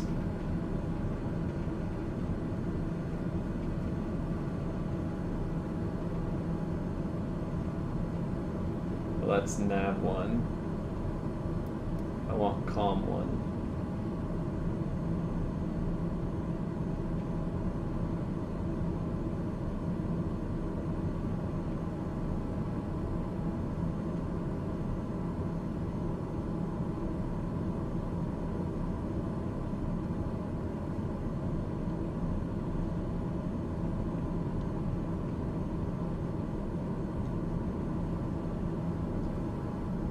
Seattle traffic, TBM930 Sierra Papa is starting final approach into Seattle.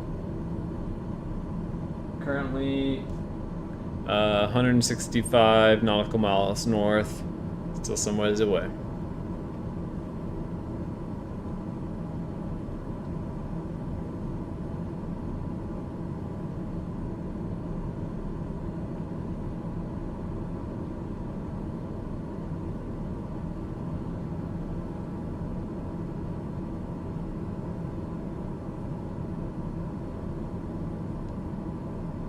Any aircraft on this frequency reading me? 172 Sierra Papa. Affirmative, Seattle traffic, Alaska 604, taxiing to runway 16 left via Bravo Charlie, Seattle traffic. Appreciate the confirmation. Remember 172 Sierra Papa. Seattle traffic will let you know, and I'm getting close to approach on runway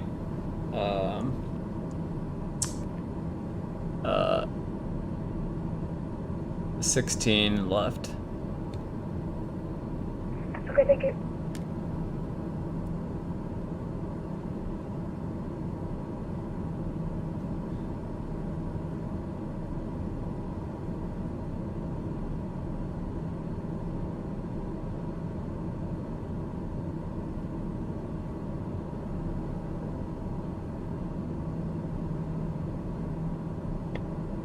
Alright, now what I'm really curious about, I've never had it fly waypoints like this before, especially waypoints that are needed for an ILS capture.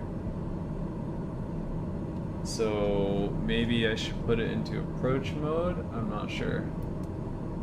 But we're definitely doing an approach, so...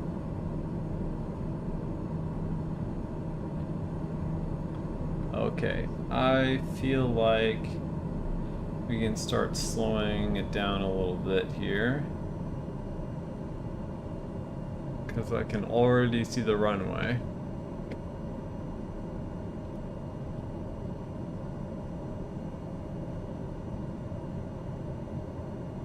It says we're 165 nautical miles north, but it does not feel like that at all.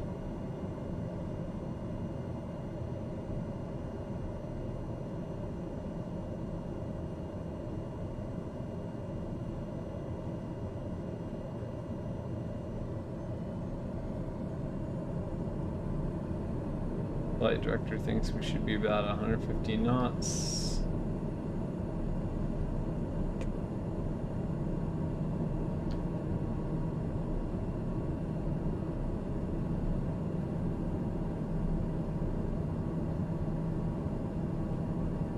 Does this update in real time? I'm not sure that it does actually. Because there's no way we're 165 nautical miles north.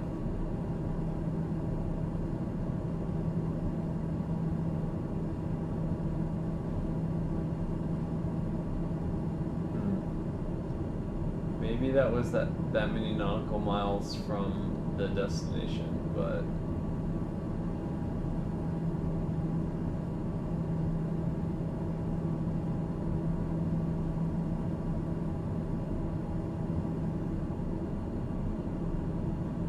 Seattle traffic, Alaska 604, holding short runway 16 left. Are you short final, or do you think I'll be able to take off?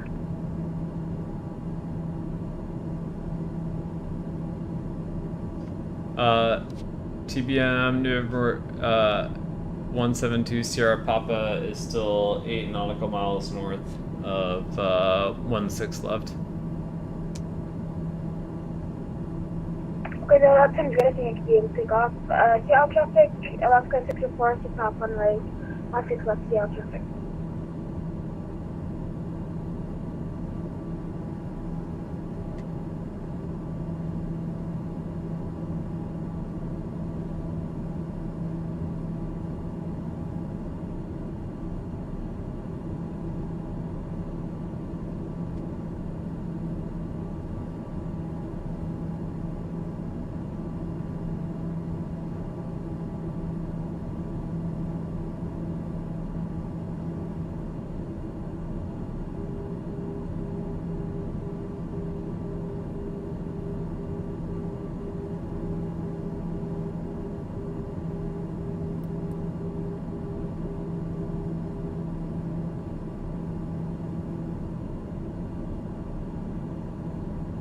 Uh-oh.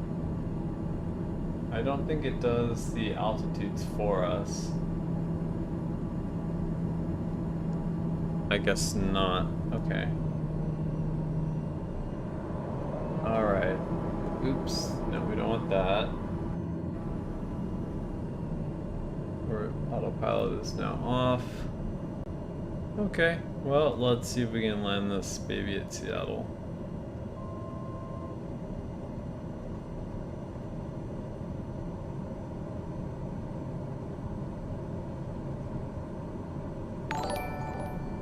Hey, thanks for the follow. I can't see who it is just yet. Oh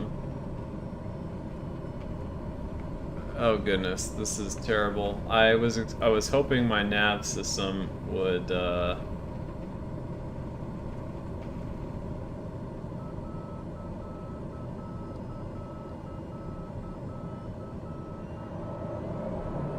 Seattle traffic, Alaska 604 is airborne. Clear runway 16 left. TBM November 172 Sierra Papa is going around Currently at 4,500 feet, going to make left close traffic on 16 left. Seattle traffic.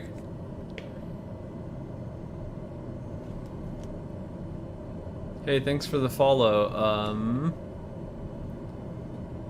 Caitlin Nexo. Glad you're enjoying the stream. IFR flight is totally new to me. I was hoping my airplane would follow those navigational beacons and the approach altitudes that I set for them, but clearly it didn't. So I have some learning to do there. Why am I getting an autopilot warning?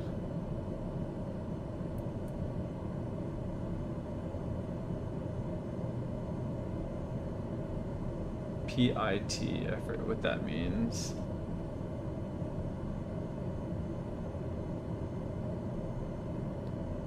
I think this just helps keep my wings level and things like that. Actually, we'll just turn off the autopilot for the second. For the moment, we don't need it. Essentially fly left close traffic around that runway. And yeah, how's our speed doing? 150. That was fun flying from Seattle to Tacoma. You don't even need any like real simulation speed up or anything like you would flying longer cross country.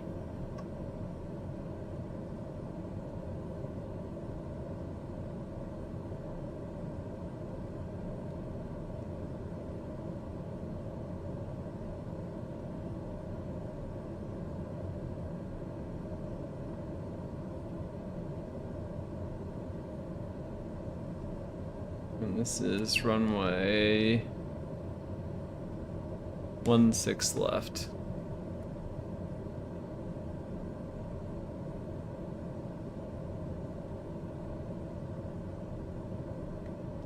Seattle traffic, TBM November 172 Sierra Papa is midfield, making left close traffic on runway 16 left, Seattle traffic.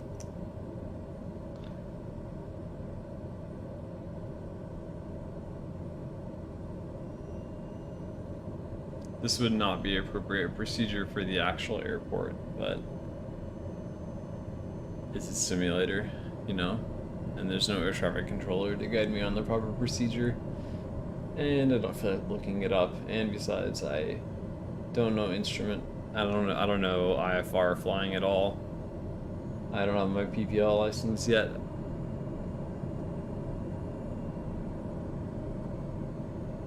So I'm curious if anyone in chat knows, if you look at this flight plan that I have set up over here, actually, where's my flight plan? Here, I think it's this one, no, this one. So my flight plan had altitudes, it had waypoints, and it had altitudes. So what did I need to do? Did I need flight director on or something?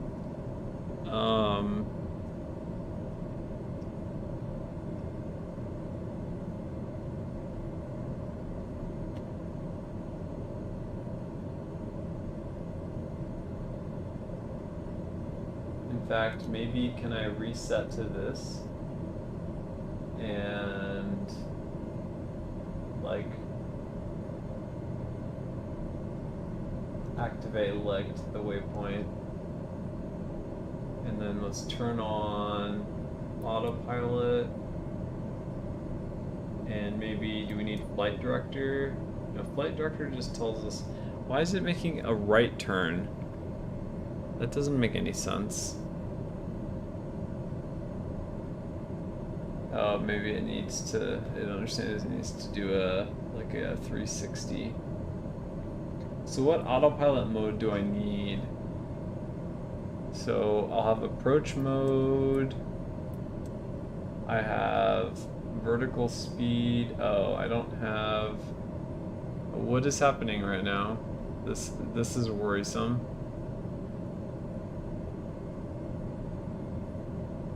Like, this does not look like any reasonable way to fly through the waypoints.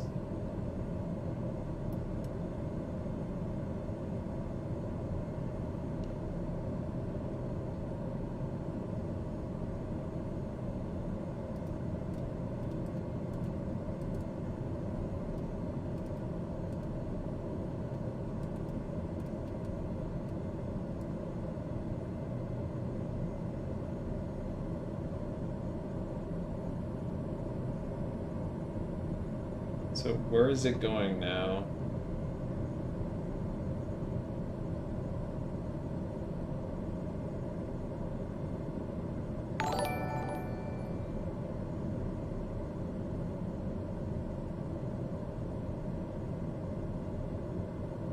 Okay, so we have a flight plan, right? Which... Wait. What? How did this get here? That is not what I put in. Okay. Stall. Stall. Stall. Stall. Stall. Stall. Stall. Okay, we got up to 7,000 feet. I'll put in the correct first waypoint, which somehow got removed. The correct first waypoint is Zulu Echo Delta Kilo India.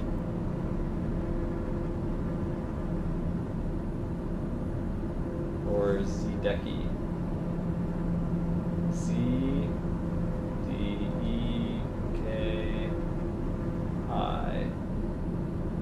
Enter.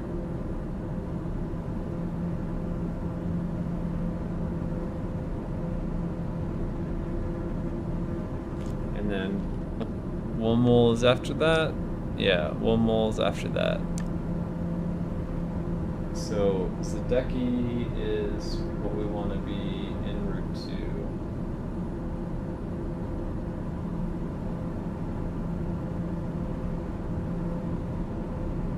Not whatever.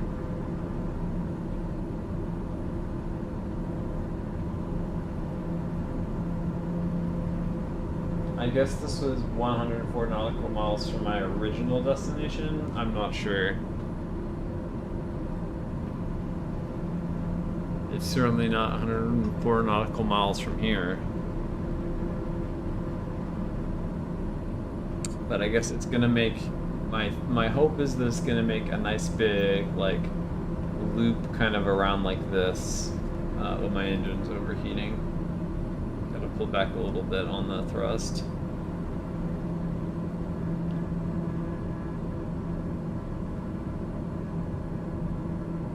Why is it not hitting the target altitude though?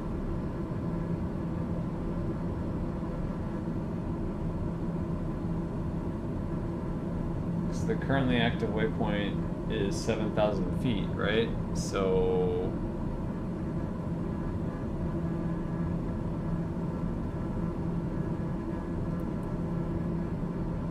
I guess we'll turn on altitude hold mode. No, cancel that.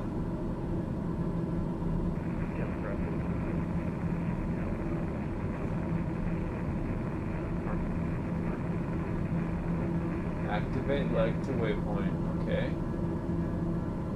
So do we need like nav mode on, flight director on.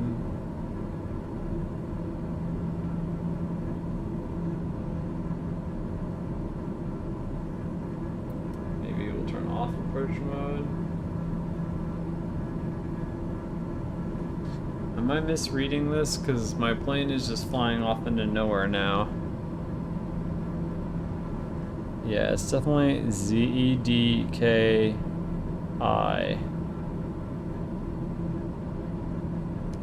Let's just do Woomool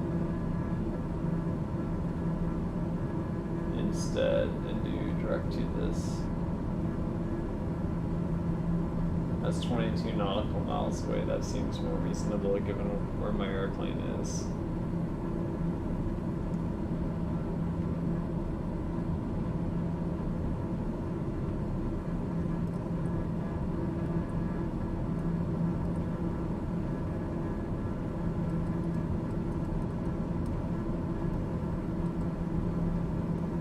Not that many zoom levels. Okay, this looks pretty good.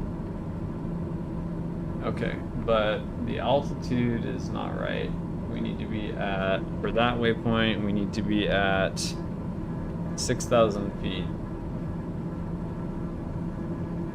So let's go vertical speed control on. Altitude needs to be 6,000 feet.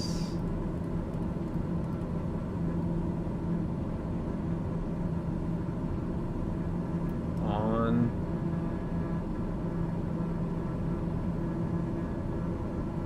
Vertical speed on.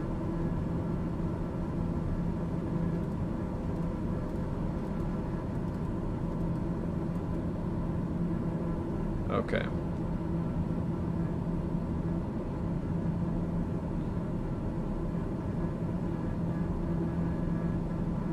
Problem is, we're gonna have to make a. See, there's ZEDKI right there on the map. So why? Traffic number 4142 is established on the maximum 6 left 10 miles final full stop. Seattle.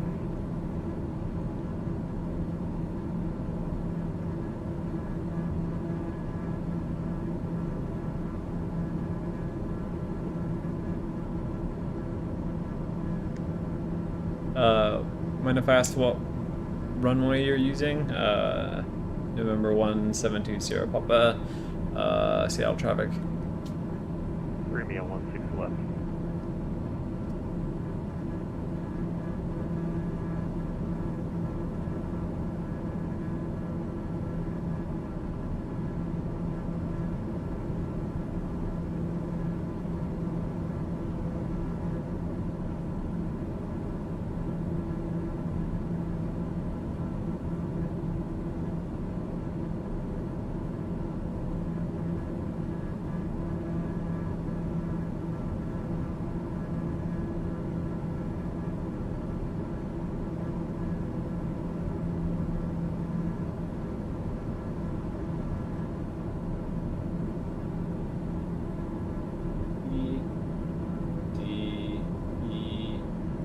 Am I just mispronouncing this? ZDKI.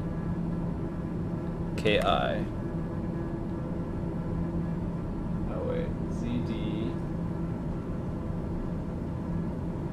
D. Wait, ZED. ZEDKI.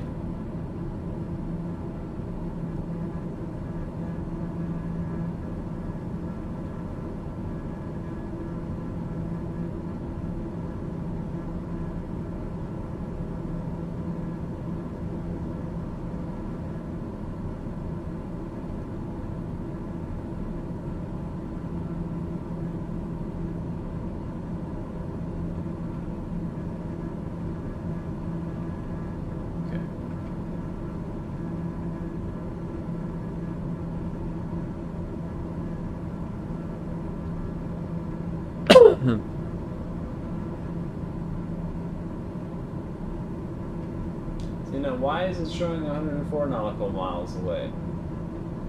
Something is screwed up here, because a second ago it was showing, well, whatever. Seattle traffic, Delta 4142, short final 16 left full stop, yeah.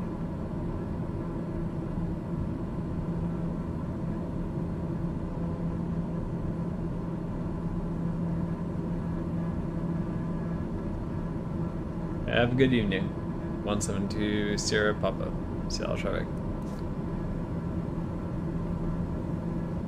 Alright, so something is wrong. We need like nav mode.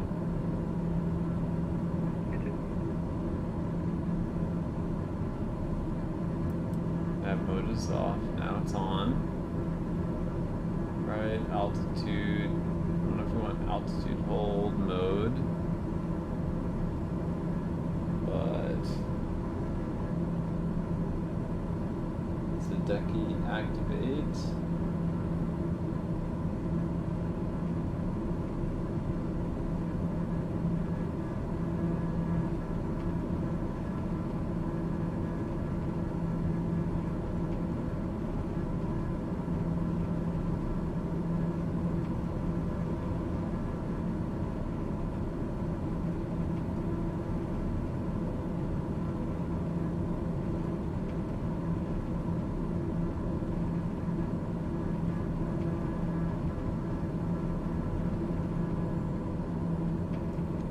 Seattle traffic. Is anyone familiar with the TBM? If you enter a flight plan with waypoints and altitudes, will it automatically adjust to the altitudes, or is that something you need to do manually? 172 Sierra Papa, Seattle traffic.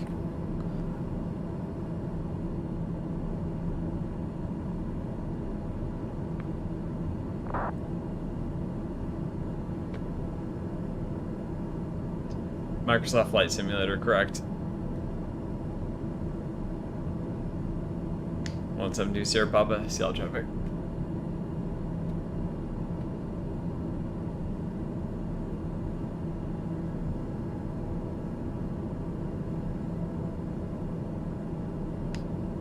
New student PPL practicing some instrument flying.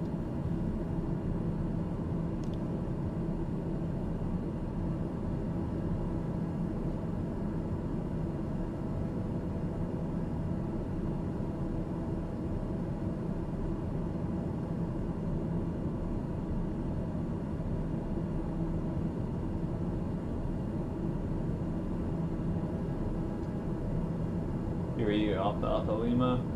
I am also on approach to 16 left. I'm about 3 miles south of the Woolmo waypoint and need to head back around north to Zedke. 172 Sierra Papa, Seattle traffic. Hey, thanks for the follow, Jamie Willowind. Appreciate it. Anyone want to give me some autopilot advice? I definitely would not mind. So at the waypoint we're heading to, we're supposed to be at 700 or 7,000 feet.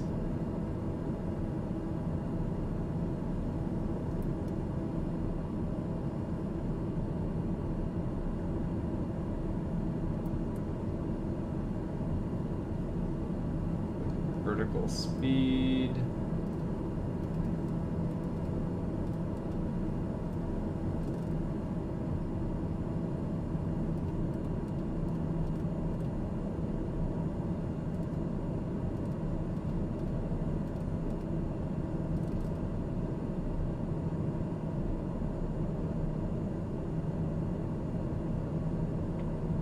Seattle traffic. Alpha Sierra Alpha 367, I have you in sight. Will maintain visual separation. November 172 Sierra Papa, Seattle traffic.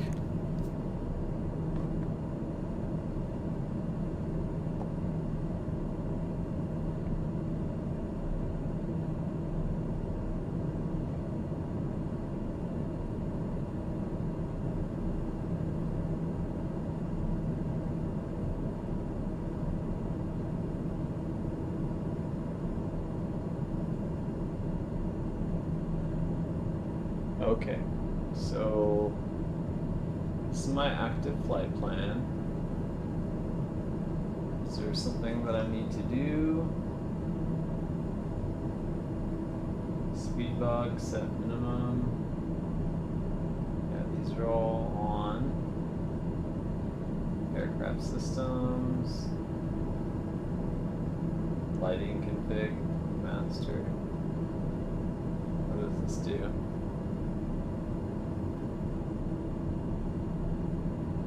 usually had problems with things being too dim, not too bright, but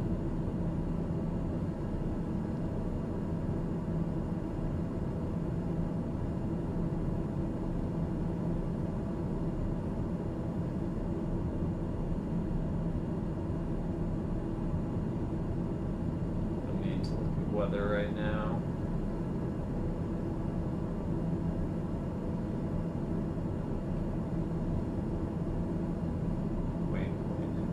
Airport. Okay, that's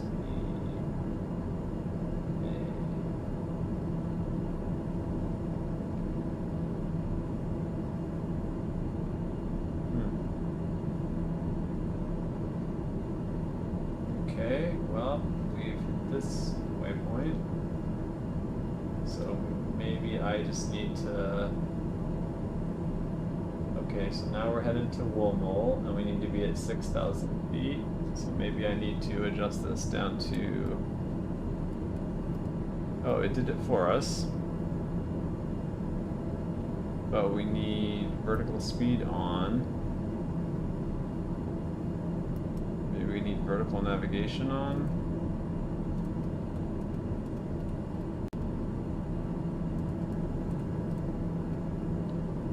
You have my permission to use up to that speed. So it is changing that for us. Maybe we just need to approve the changes.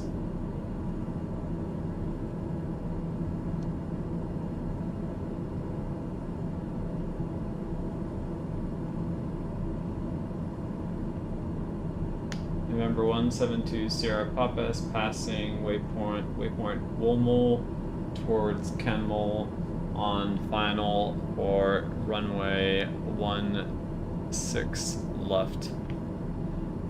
Seattle traffic. November 172 Sierra Papa.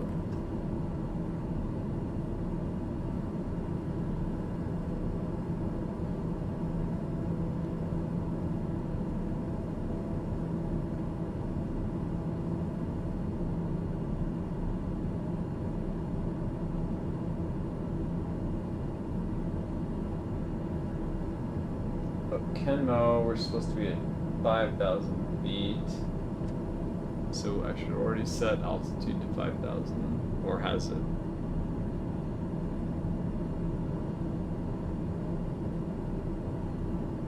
It hasn't. So altitude select, 5,000 feet.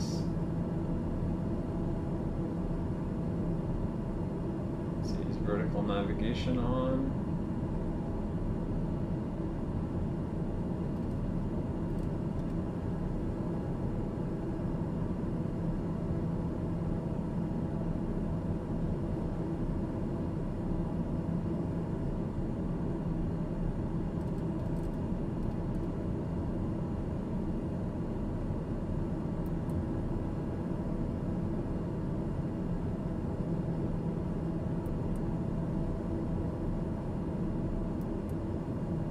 It's supposed to be 5,000 feet.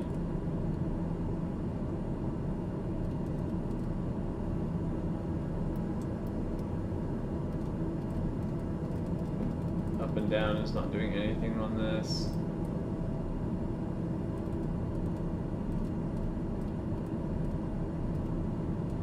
I'm gonna adjust, I'm gonna authorize significant corrections in height because we are.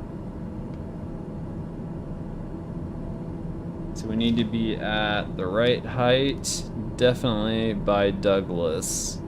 We need to be at 1900 by Douglas, or else we aren't capturing the localizer, which is set, right? Bearing 2, we have it.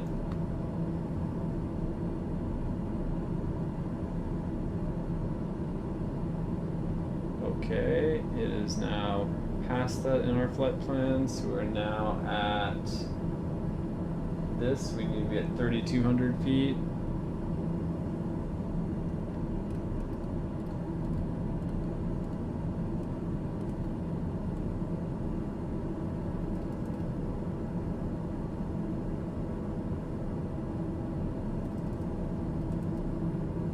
Why does it not? Vertical speed is on.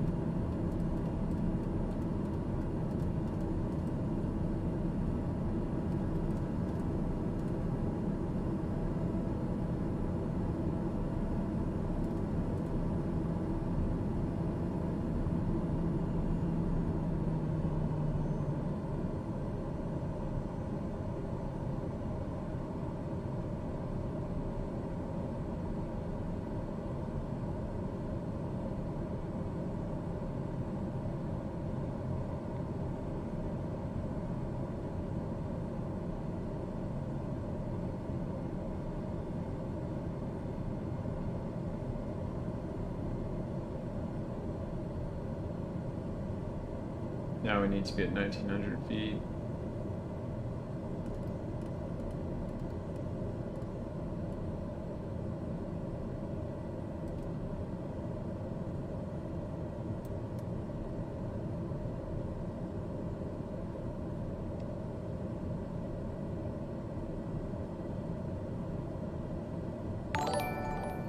Hey, thanks for the follow.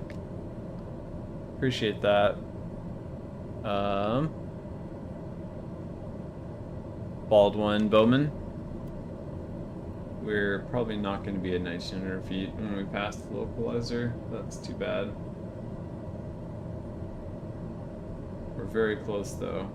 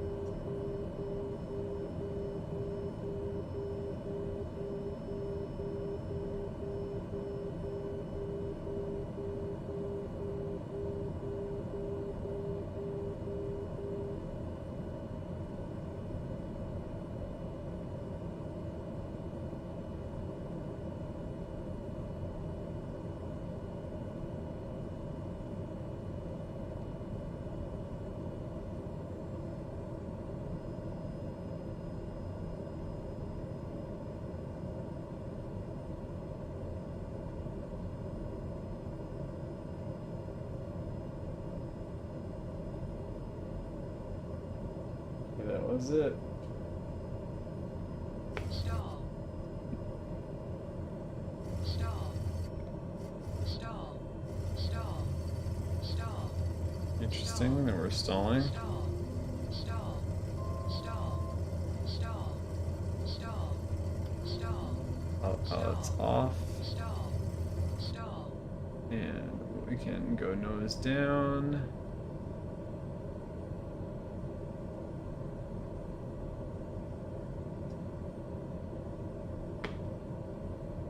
That is a fast landing attempt. Stall.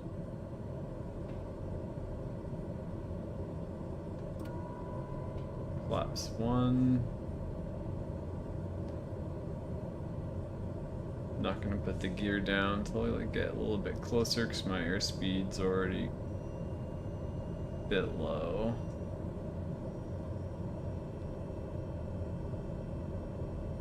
So we're on glide slope, which is nice.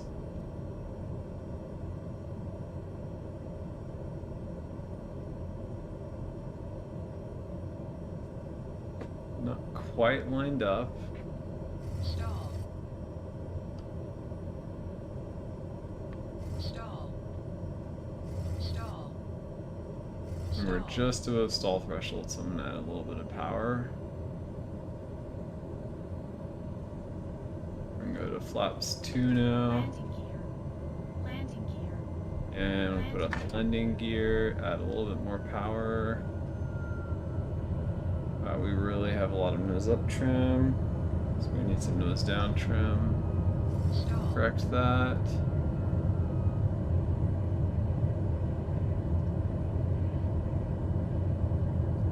Okay, we're on the glide slope now, approximately.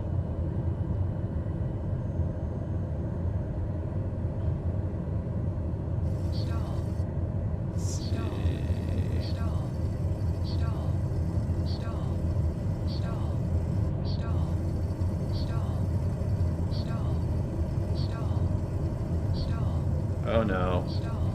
That was interesting. How did that happen?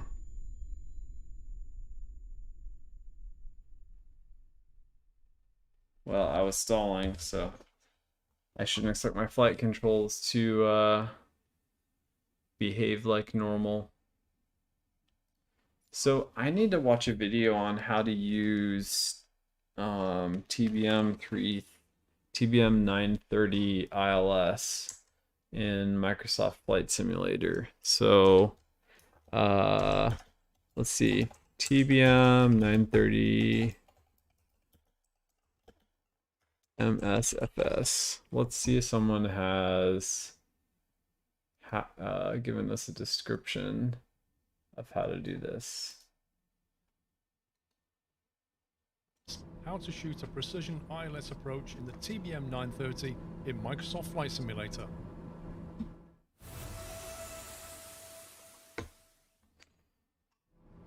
First thing you're going to need before you shoot an ILS approach is an approach plate. These are available from electronic flight bags or online. Places like SkyVector have them, or Navigraph, or you can just simply Google them. I'm using this one here, which is Lima Foxtrot Romeo Sierra, which is Nantes Airport in France. And we're going to shoot the ILS Y for runway 03. There is an ILS Z, which is slightly different, but it doesn't matter which one you choose. Now, the important thing is to note that the initial approach fix for runway 3 starts here at Dogoff. This is our initial fix, and the course inbound is 028. We'll need this stuff in a minute. Dogoff, as you can see on the vertical slice, comes in at an altitude of 3,000 feet. So, what we need to do to set ourselves up is we need to get to Dogoff at 3,000 feet. And if you notice just above, it makes reference to two things, NT and NTS. NT is the actual ILS system, and NTS is a VOR, which just happens to be at the airfield.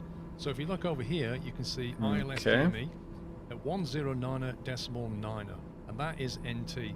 So D14 means this waypoint Dogoff is... So under these waypoints, we have 14 nautical miles from the ILS system NT, and it's 15 nautical miles away from the VOR DME system, which is further back in the airfield. I see. So in ours, we just have 22.3. So we just have an ILS system, I assume, or just a localizer, or localizer / DME. At 115.5 NTS. We're going to put both of these frequencies into our aircraft, so we've got maximum. Let me see if I can bring the plate up that I'm using. Now what will happen is we will hit Dogoff at 3,000 feet on 028. We will fly along this heading, and by 9.2 DME from the ILS system, we'll begin our descent down to the runway. That's where we need to have captured our glide slope. If we don't capture our glide slope, we'll have to go missed. Equally, we're in hard IFR conditions, as you can see outside. If we can't get down to our decision height and see something on the runway, that's the lights or the landing touchdown zones, anything like that, then we have to go missed. How do we know? All right, so here is the glide slope that I have loaded. It looks the same as what I've got from ForeFlight on my iPad. Zedeki, Wamul, Kenmo, Helzer, Carfo, Douglas, and yeah, same information. So this is what we'll be using when we make our next attempted approach. What height we need to do this? It's down here. Cat 1 DA decision altitude is 273 feet or 200 feet height. Now in the TBM 930, we can either put the barometric altitude in here, which is 273, or we also have a radio altimeter which hits the ground directly, and that's a height above ground of 200 feet. We don't use the have 273 this just to keep it simple. one. But you need to have this approach plate to hand so that you can punch in punch it in for whatever runway you want. So let's jump in the aircraft and set this up. I'll leave the approach chart on the screen while we do this so that you've got it there as a reference. What we need to do is we need to set the aircraft up for this approach. Now, so let's do this, and also here, I'll put this back in non-VR mode. I've given that instruction, have I not? Yes, okay. Alright, so where's SeaTac? Okay, Seattle. Okay, so SeaTac is here. Alright, so let's put ourselves up like up here. And it says 5,000 feet, but last time I loaded in, I was at 30,000 feet, so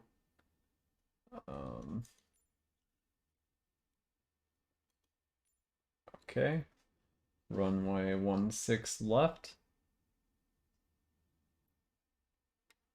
And let's say IFR low altitude airways. And we'll go ahead and fly.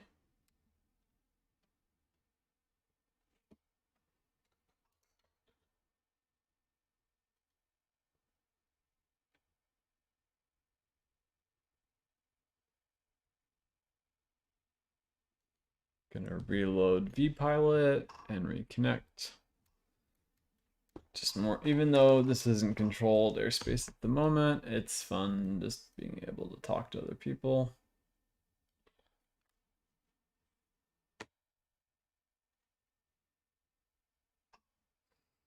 So I'll see if I can program the ILS in the same method as the way that this user is describing in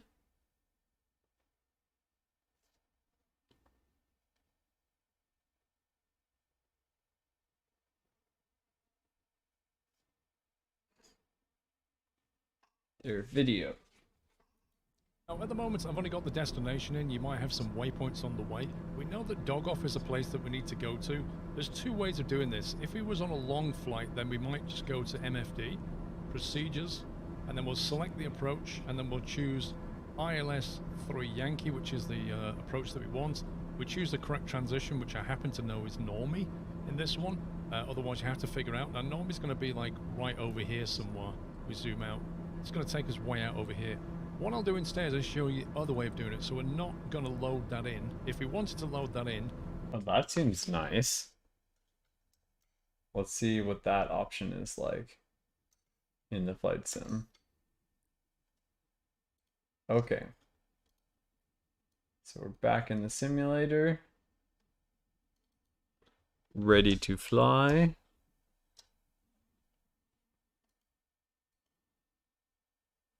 Is it look? See that? Substantially laggier. In fact, can't even click the ready button.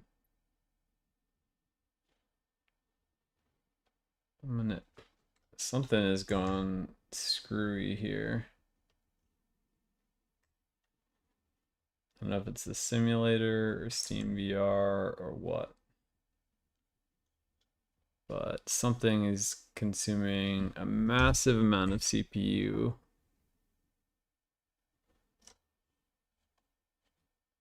Let me get Task Manager open and see. Yeah, it's definitely the Steam VR. So let's kill that for the moment.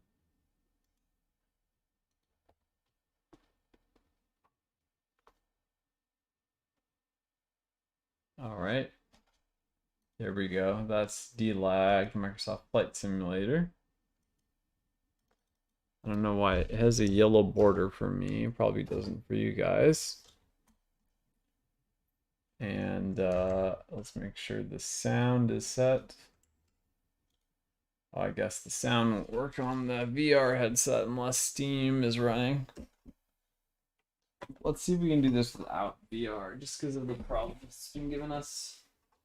That's with regards to lag and things like that.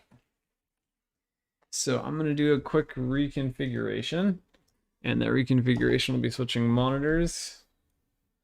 So moving this over here, it shouldn't affect the stream because the stream is capturing the window regardless of where it is.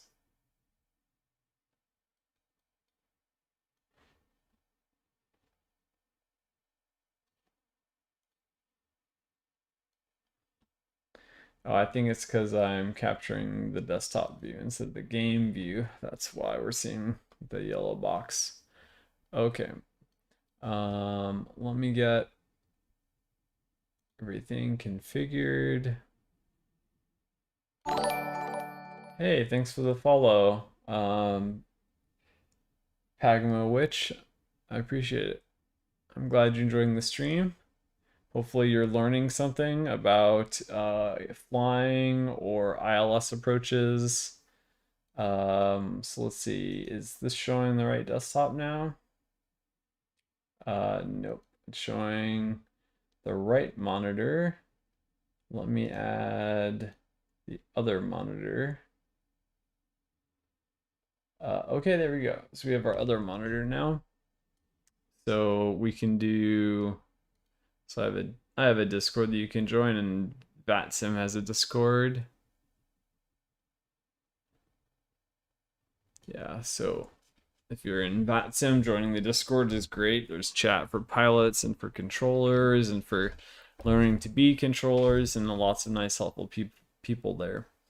So what we're gonna do is we're gonna attempt to so first, the approach selection, if we can just do ILS and the plane can load it for us, then that seems super nice.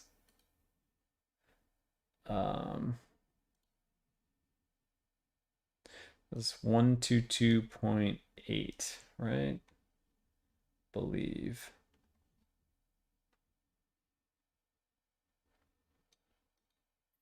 Okay. So I'm going to do a quick pause and get things configured the way that I like them. And so we can see. So this pauses the active simulator while allowing us to still interact with it. So since we're in the air, how high are we? We're at 31,000 feet, which is exactly what I was afraid of. Even though I said 5,000 feet, we loaded in at 31,000 feet, so we might have to do some circling or something. Let's see. So it's also just a little bit loud. Why don't we turn down the sound just a tad?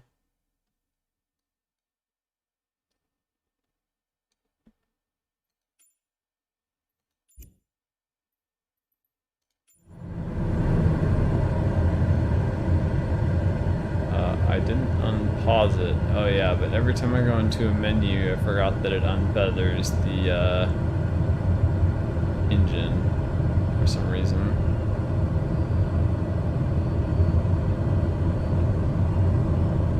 Okay. So, let's see if it was procedures, approach, let's hide this, ILS, 16, right. That is completely different from the approach plate that we just loaded from, I think it was the Seattle website. Seattle, I guess it's from FlightAware, but there was, when I did the search for this, FlightAware wasn't the only option. There's also Seattle Tacoma International Airport. I guess this is a more complicated approach, but let's see if we can find the same information here. I guess it doesn't have a specific list of waypoints that it wants us to use.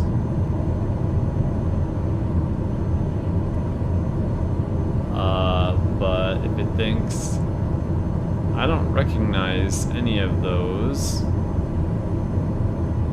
but let's go ahead and load and activate that.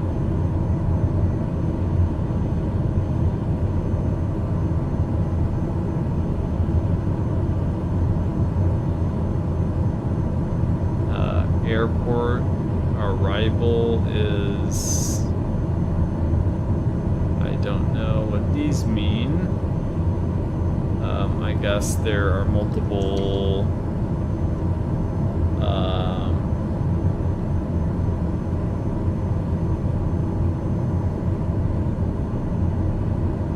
probably get this from ForeFlight, but actually let me use what was it, fltplan.com. Let's see what that has.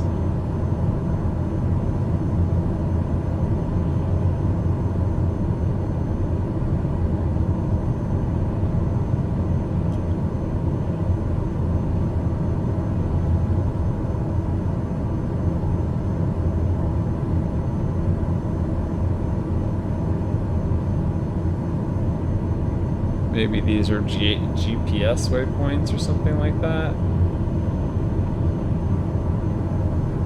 Flight patterns. Okay. Well, that's not exactly helpful.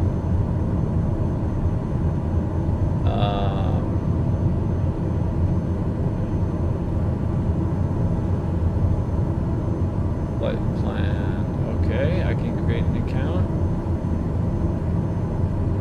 Do that.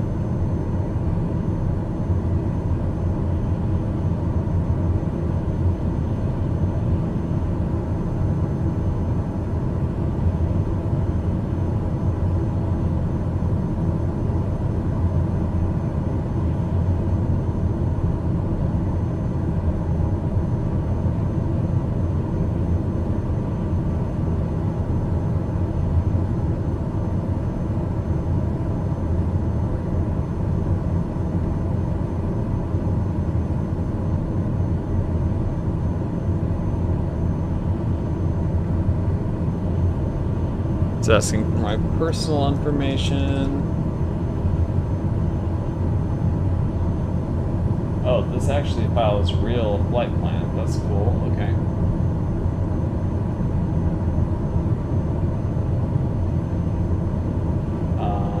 I am not currently a pilot, so hopefully I can still sign up. Aircraft type is a T930, I think.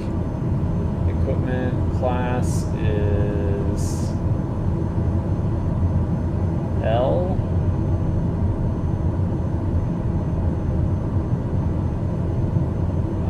Aircraft performance.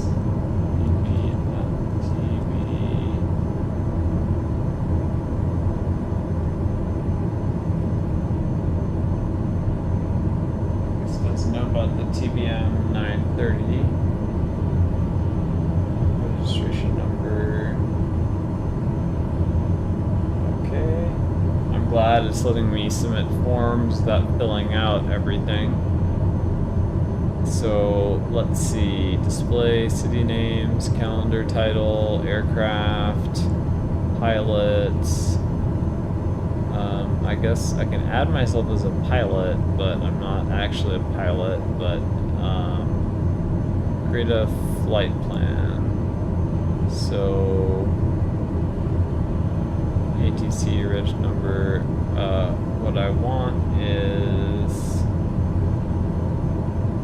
I think I'm Garmin, call sign, weights, I don't know, this is just from the simulator.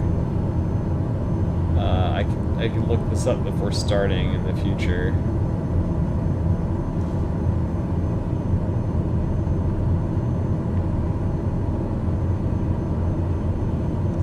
But we don't really need any of this. The aircraft, I can't enter any of this.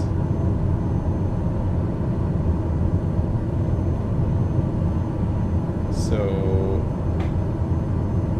how do I create a flight plan?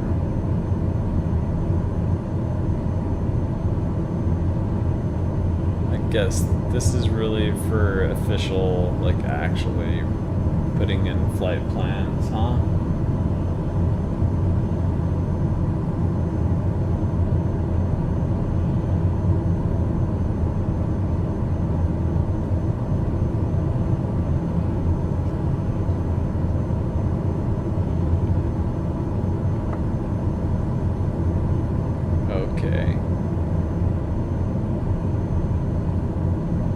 Okay, oh well.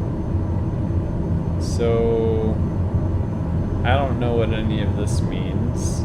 I don't recognize those. They don't show up on my map, I don't think. But select arrival. Let me see if 4Flight has this in procedure arrival.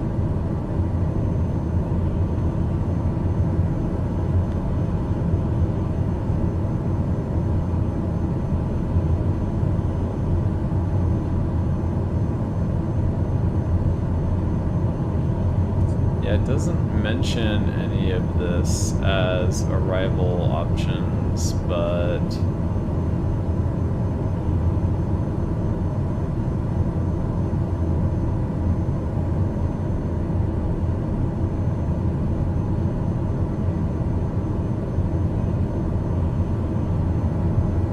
so, oh, I'm looking at the wrong airport, that's why. I'm looking at, okay, KSEA. I was looking at Vancouver, which we had just left. Alright, let's look at our arrival procedures. Okay, here we go. Now we have chins, this is matching now.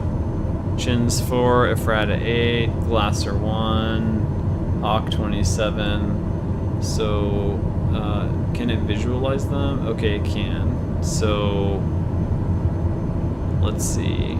So, Chins 4 is for...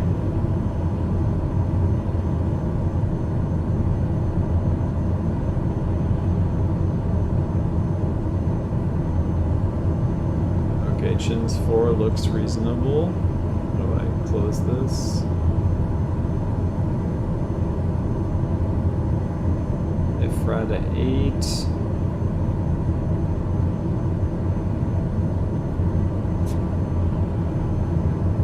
Looks like a last second turn. So I think Chins 4 is probably what we want. Glasser 1 is...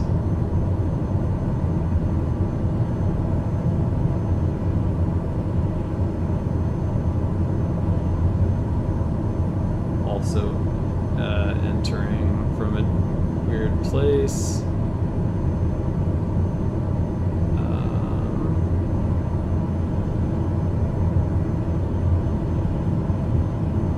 Okay, these are transition routes.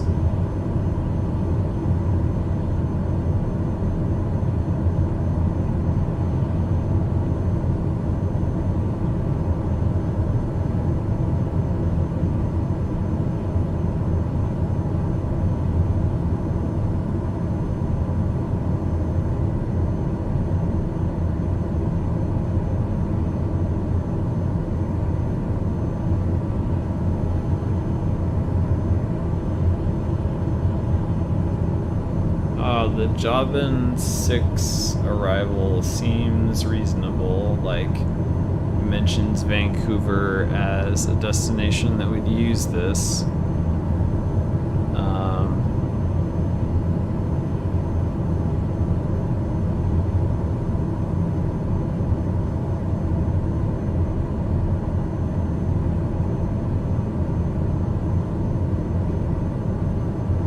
However, the Chins 4 looks like the typical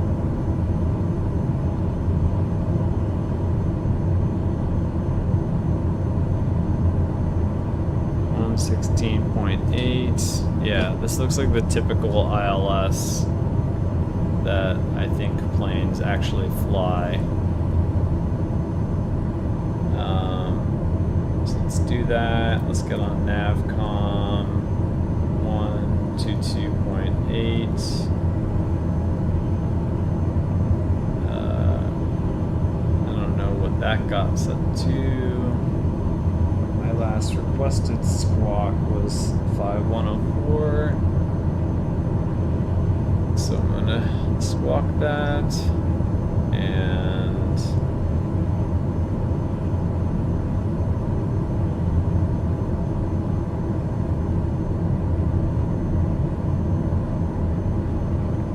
okay. So did I activate this procedure? Activate approach. Okay. So let's see what happens. Okay, so I'm no longer in VR. I see us dropping in altitude. And I need to authorize probably a pretty significant... Okay, that's not changing anything. Difference in PSI. It's probably from the rapid descent that we're doing.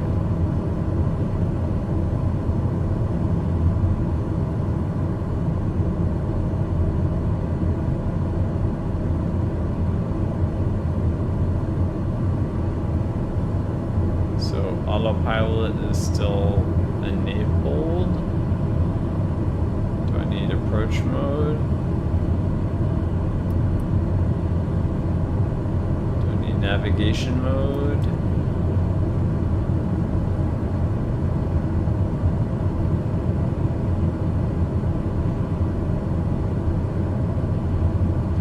Do I need vertical navigation? I think so. But it is doing that.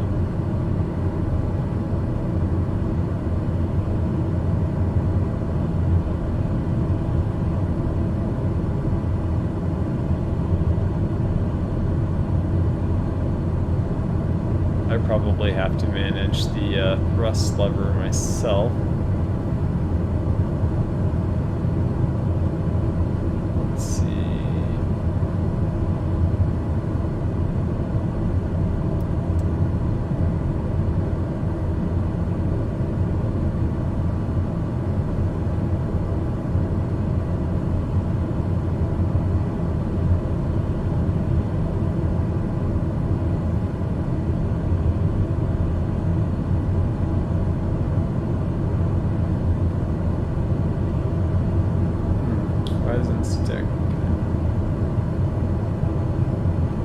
Attention, Seattle traffic, TBM930 Papa, 16 nautical miles north of Seattle, on final approach for runway 16 right, Seattle traffic.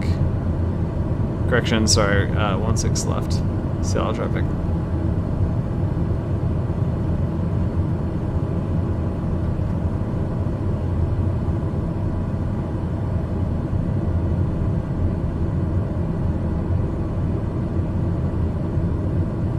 It is 122.8, right?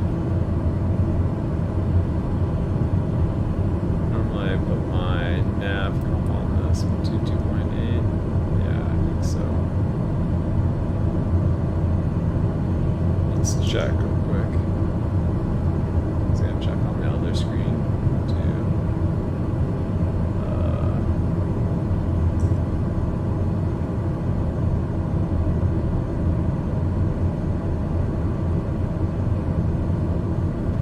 Okay, yeah, that is the VATCOM Unicom.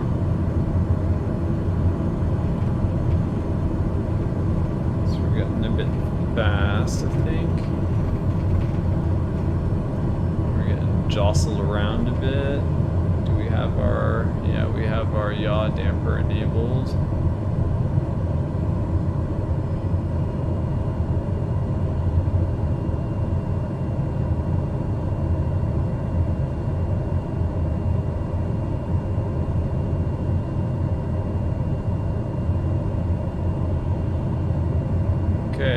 go. So if I load up our current flight plan,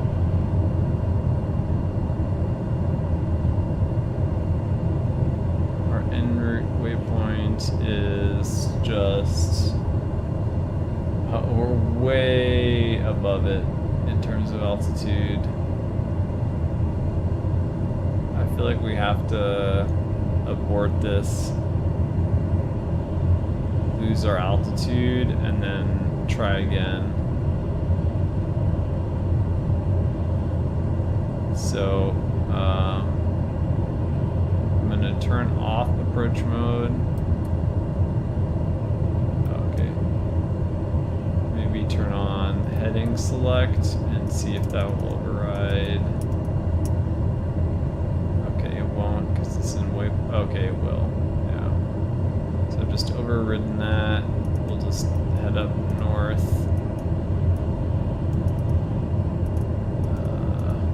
While the autopilot gets us into a lower altitude.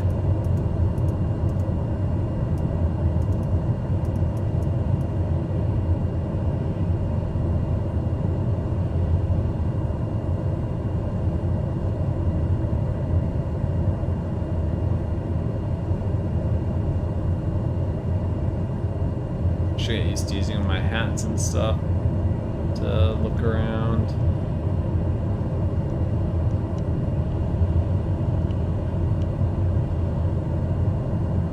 Oh, which one was that? That's useful. Okay, so each of these is like a different camera. That's cool.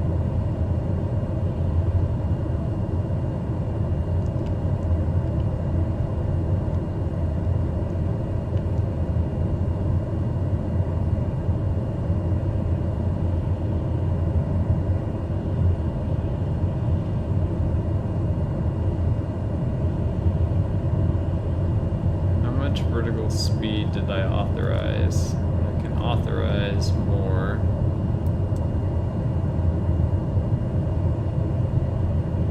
Oh, I just set vertical speed to 0, so let's go ahead and drop that to about 1500, which is more than I might have been doing before. Yeah, quite a bit more.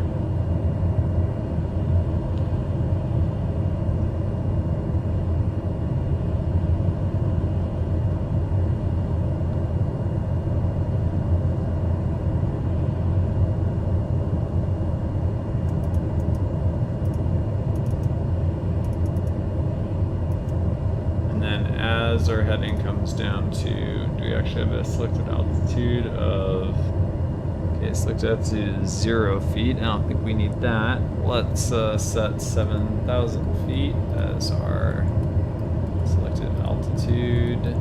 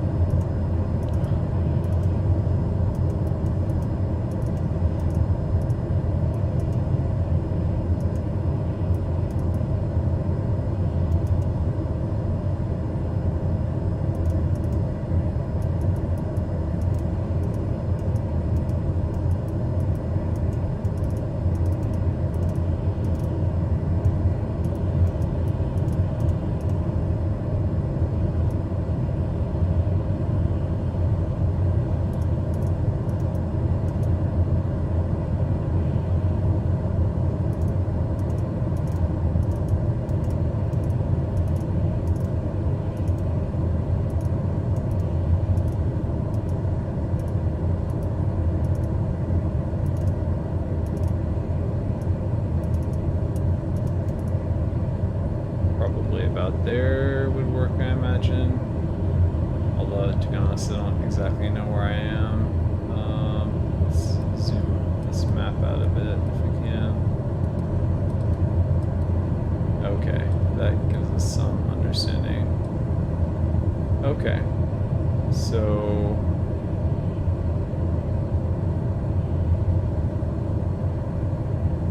in our PFD we have where was it? MFD.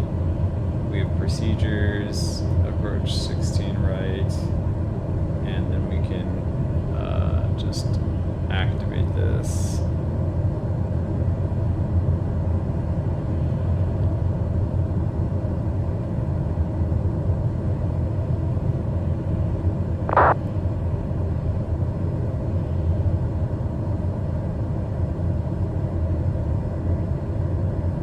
Turn off the modes that needed to be on because, okay, yeah, navigation mode was off. Okay, so that's turning. Do I need approach mode to be on? I would guess so. And heading set is off. Altitude is still quite a bit above.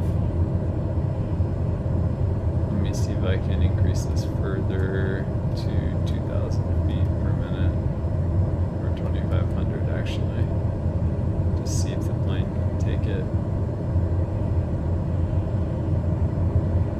Gaining airspeed a little bit, even.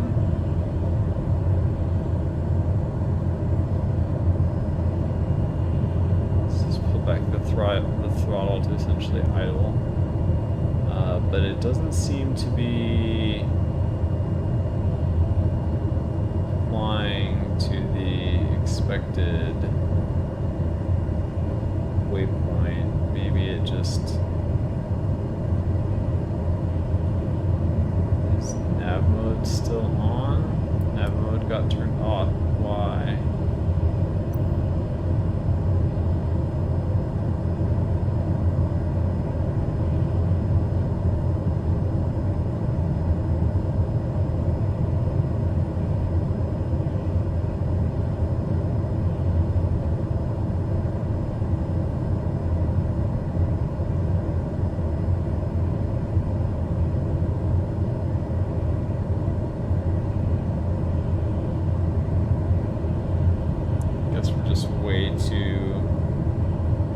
Way too high. Okay, approach mode is off.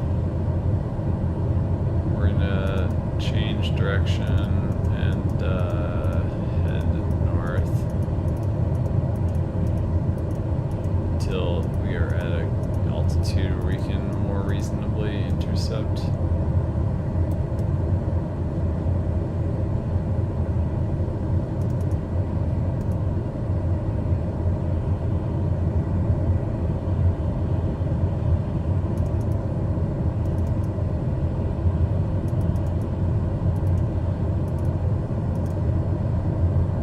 Intended ILS waypoints.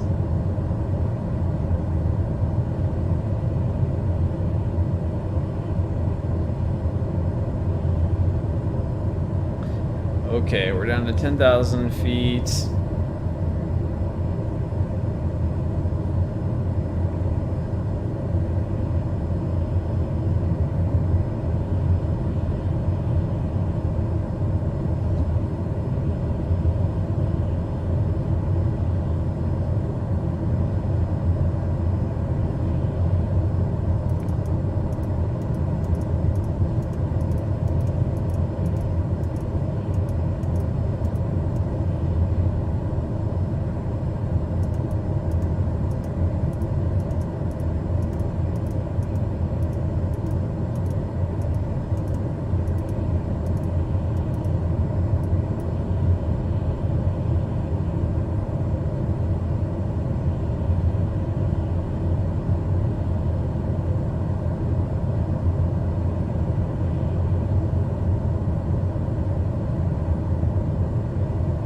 Okay, we're getting down to about 7,000 now. So I'm going to go ahead and reactivate.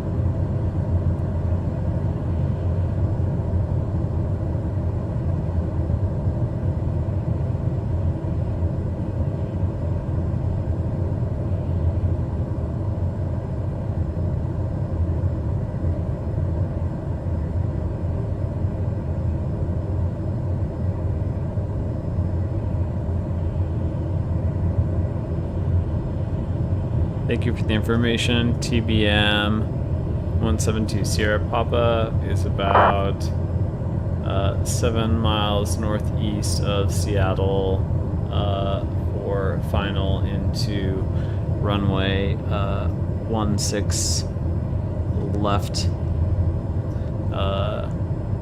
via the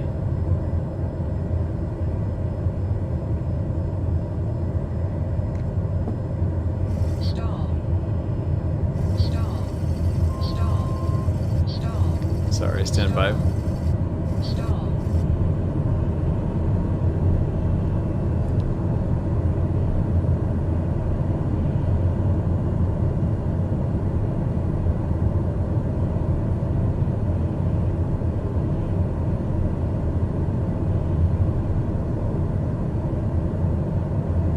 Seattle traffic. TBM 172 Sierra Papa. About 10 miles northeast of Seattle, heading to runway 16 left via the Erica approach. Seattle traffic.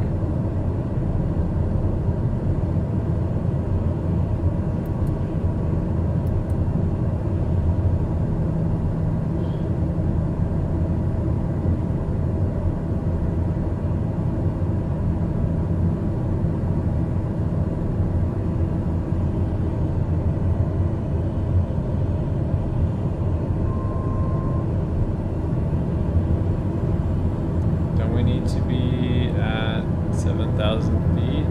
Why are we for vertical navigation, vertical speed, like altitude select?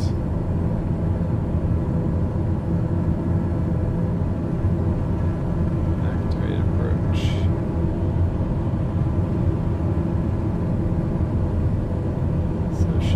Be raising my altitude.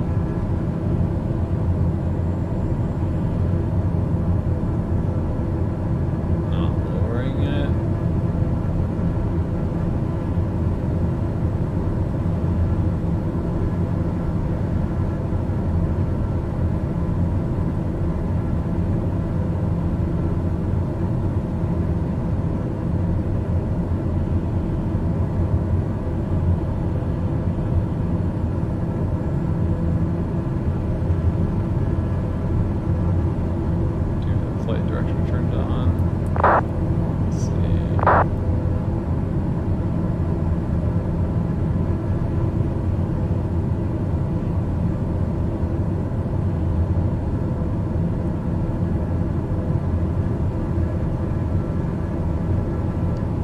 Thank you, AAL 2121 172 Sierra Papa, Seattle traffic.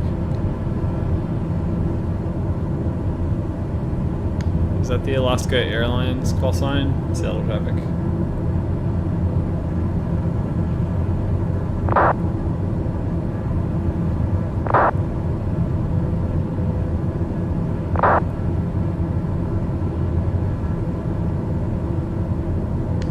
American, thank you. 170 Sierra Papa.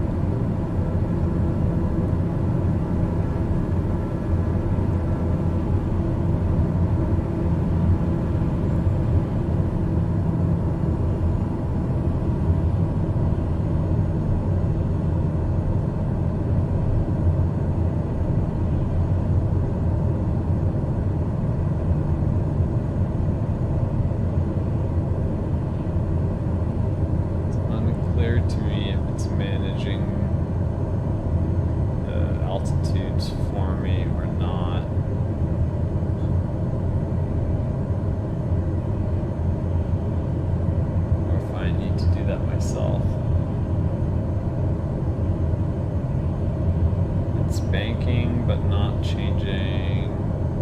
Have I put an altitude hold on? No.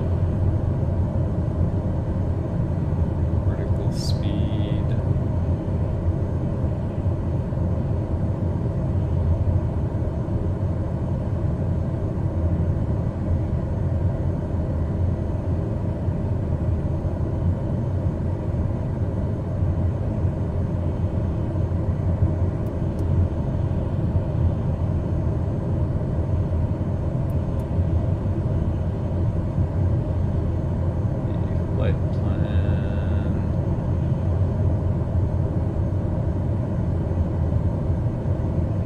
Supposed to be at 5,000 feet already at Erica, and then at this I'm supposed to be at 4,000 feet, so maybe I need to be the one to put this in.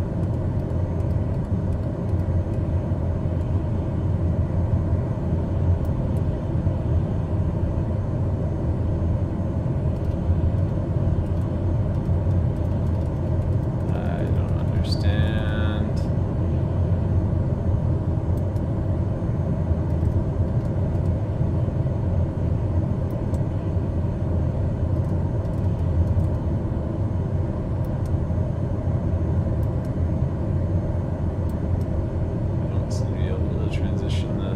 Why is this 6600 now?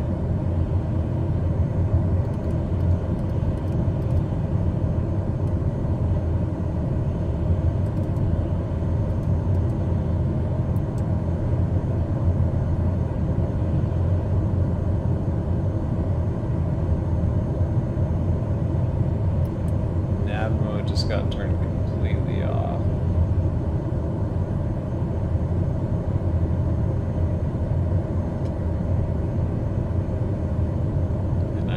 Dropping speed right now. So lug mounts through wash.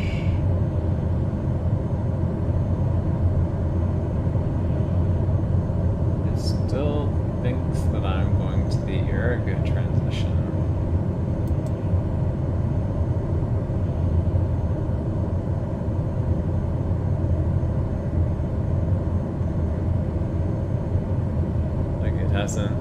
It hasn't activated any of the subsequent markers. So what's going on here?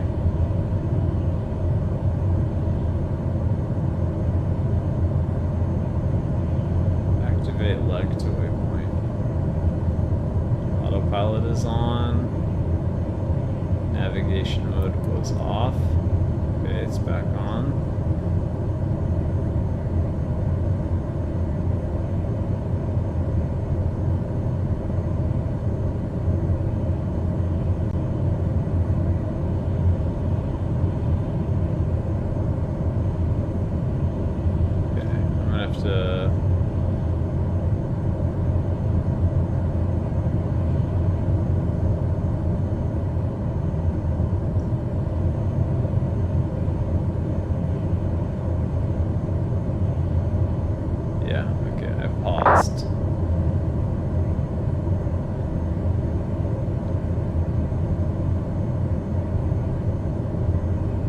Thanks, American 2021. Have a good flight.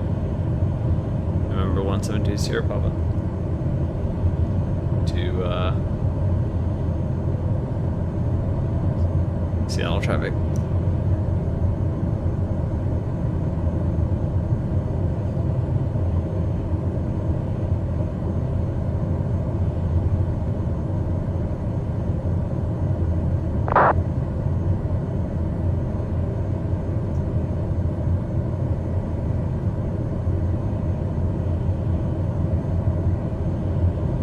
Message this person privately. I'm not sure if it will let me.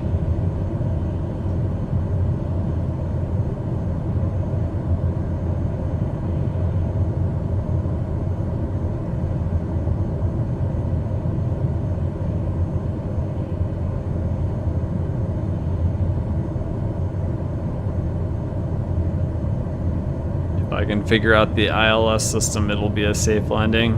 I'm a student pilot don't have my PPL yet, and still trying to figure out the basics. But thank you for that. 172 Sierra Papa.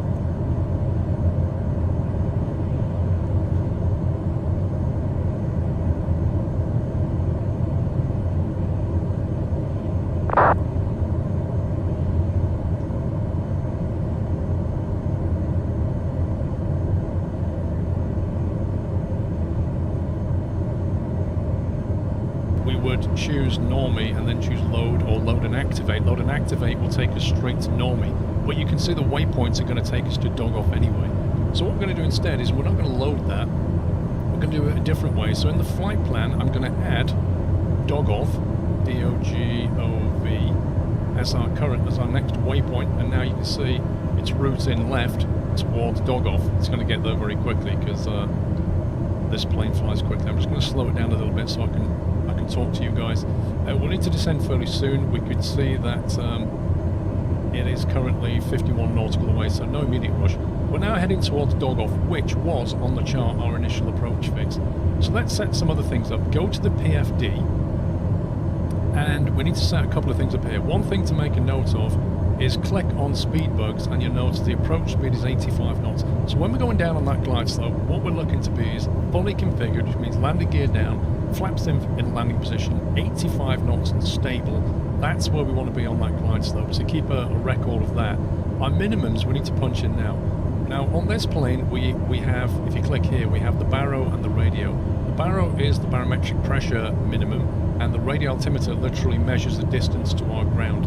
On the chart it showed both. It showed 200 feet for the radio altimeter and 273 for the barometric. So we'll click barometric and put 273, enter, and that will activate, you see Baro 273, that will activate on the display screen here, Baro 273, so we know what our minimum is. If we don't see the runway by then, the 273, enter our ground. On the chart it shows minimums we need to punch in now. Now on this plane no, that's not it. It was aircraft systems? No. I'm on the wrong screen. MFD, minimums. Okay. 0 feet. So I don't have radio altimeter. I guess. Oh, maybe. Should say so on the chart.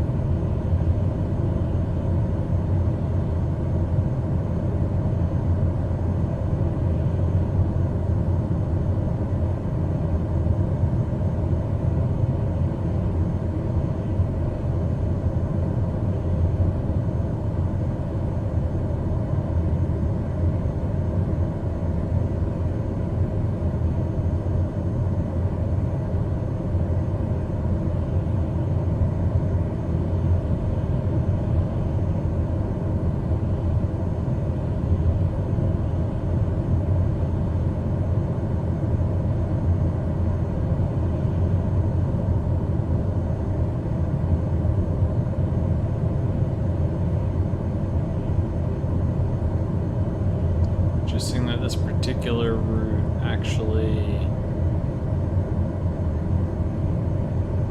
it doesn't go over Ephrata like our originally planned route.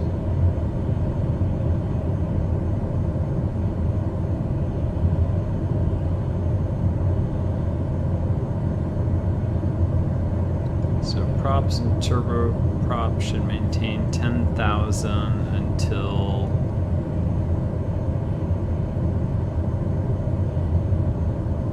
chins.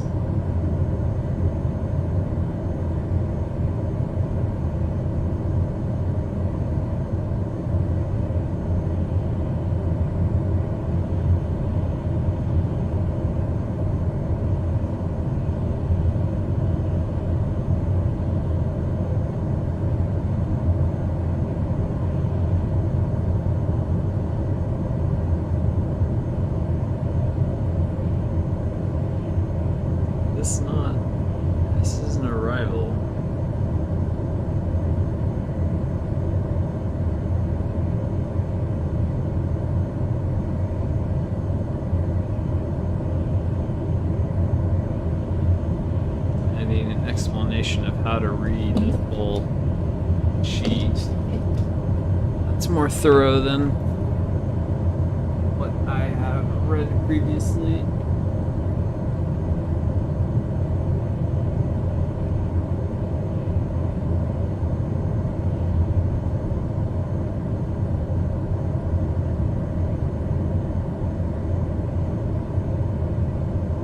So what I am currently looking at is the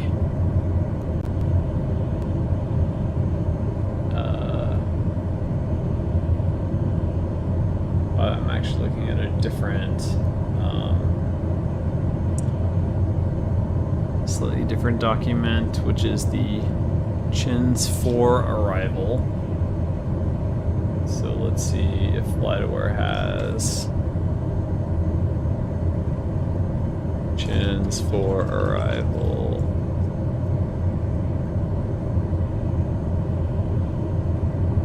So this is what I'm currently looking at on my screen, and what I've loaded in, right? And so I'm trying to make sense of all these symbols and things. If folks in the chat know how to read these charts. I know how to read some of it.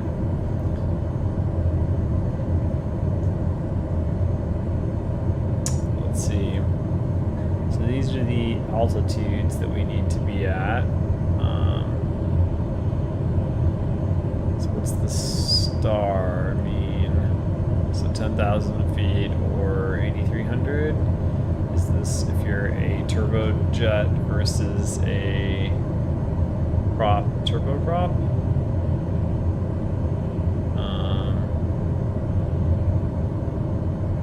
So I'm curious what these 24 and 39s are that point this direction. I guess it's a holding pattern, potentially.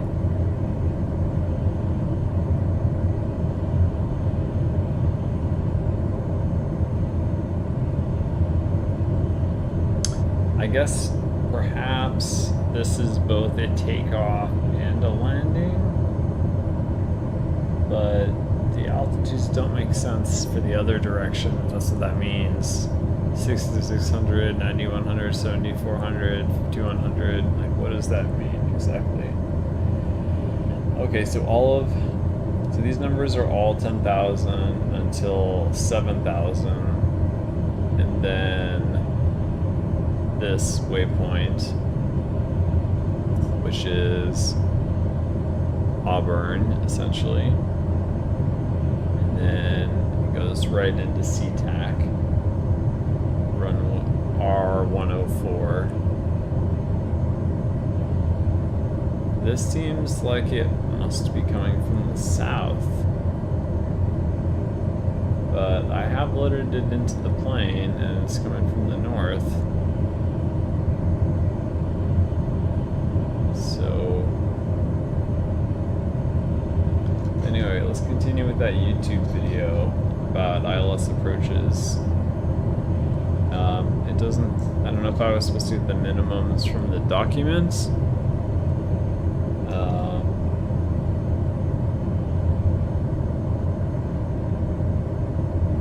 Let's see, minimums, approach elevation.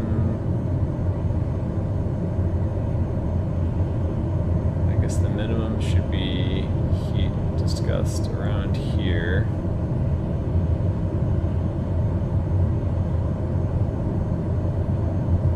Let's go back and re-listen to what he had to say about minimums.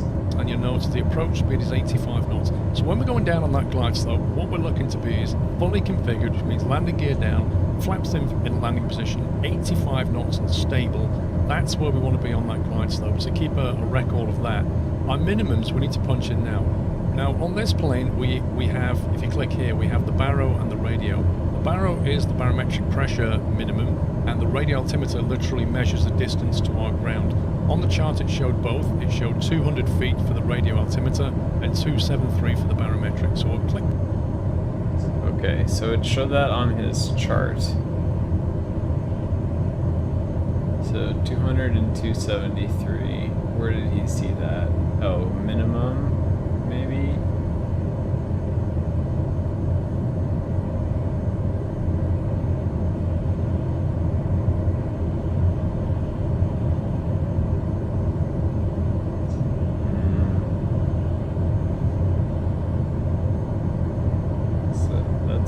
approach instructions. Where's the minimums?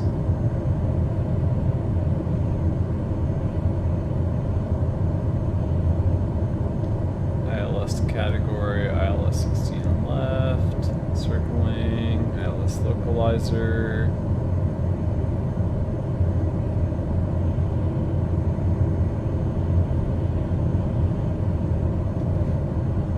Clear for radar, premised approached.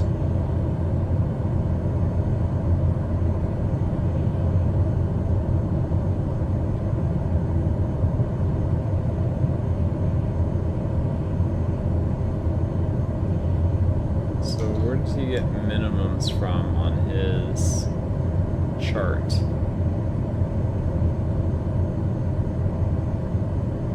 Did he discuss the important things on the chart?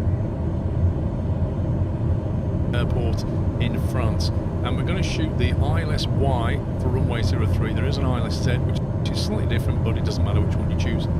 Now, the important thing is to note that the initial approach fix for runway 3 starts here at Dogoff. This is our initial fix, and the course inbound is 028. We'll need this stuff in a minute. Dogoff, as you can see on the vertical slice, comes in at an altitude of 3,000 feet. So, what we need to do to set ourselves up is we need to get to Dogoff at 3,000 feet. And if you notice just above, it makes reference to two things, NT and NTS. NT is the actual ILS system, and NTS is a VOR, which just happens to be at the airfield. So if you look over here, you can see ILS DME at 109.9, and that is NT.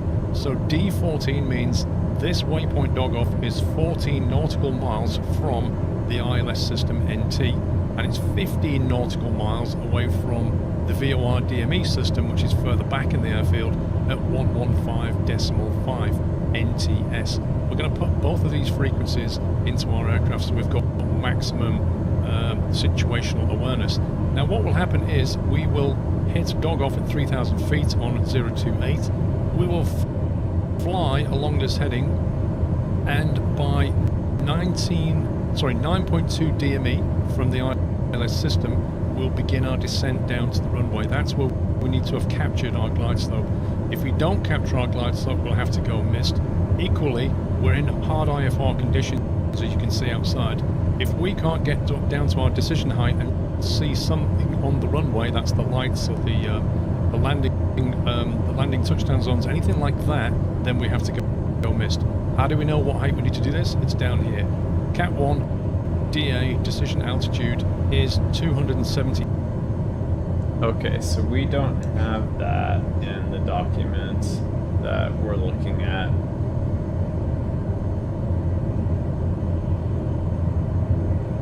Unless that's this.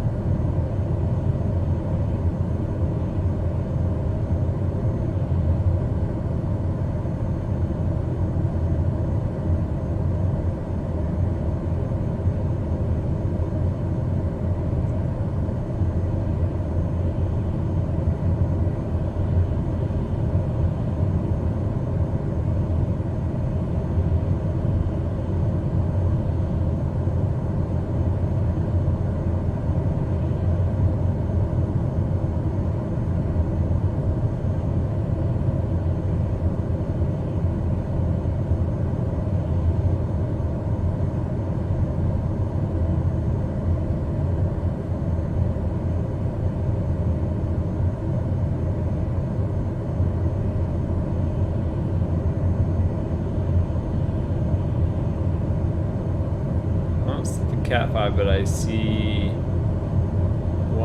632/18 and then 200. So A, B, C, and D. So category. So is this a how to read an AL 582? How to read an AL 582.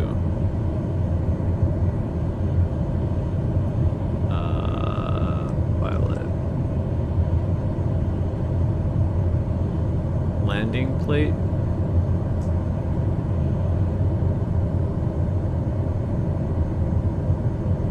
Or is this a unique? Is it unique and different for every?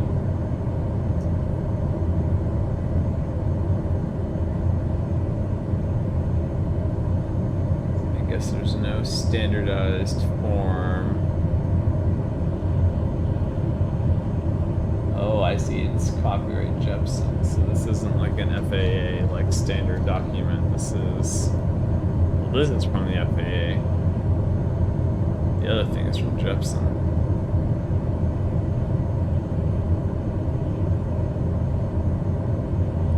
So how to read.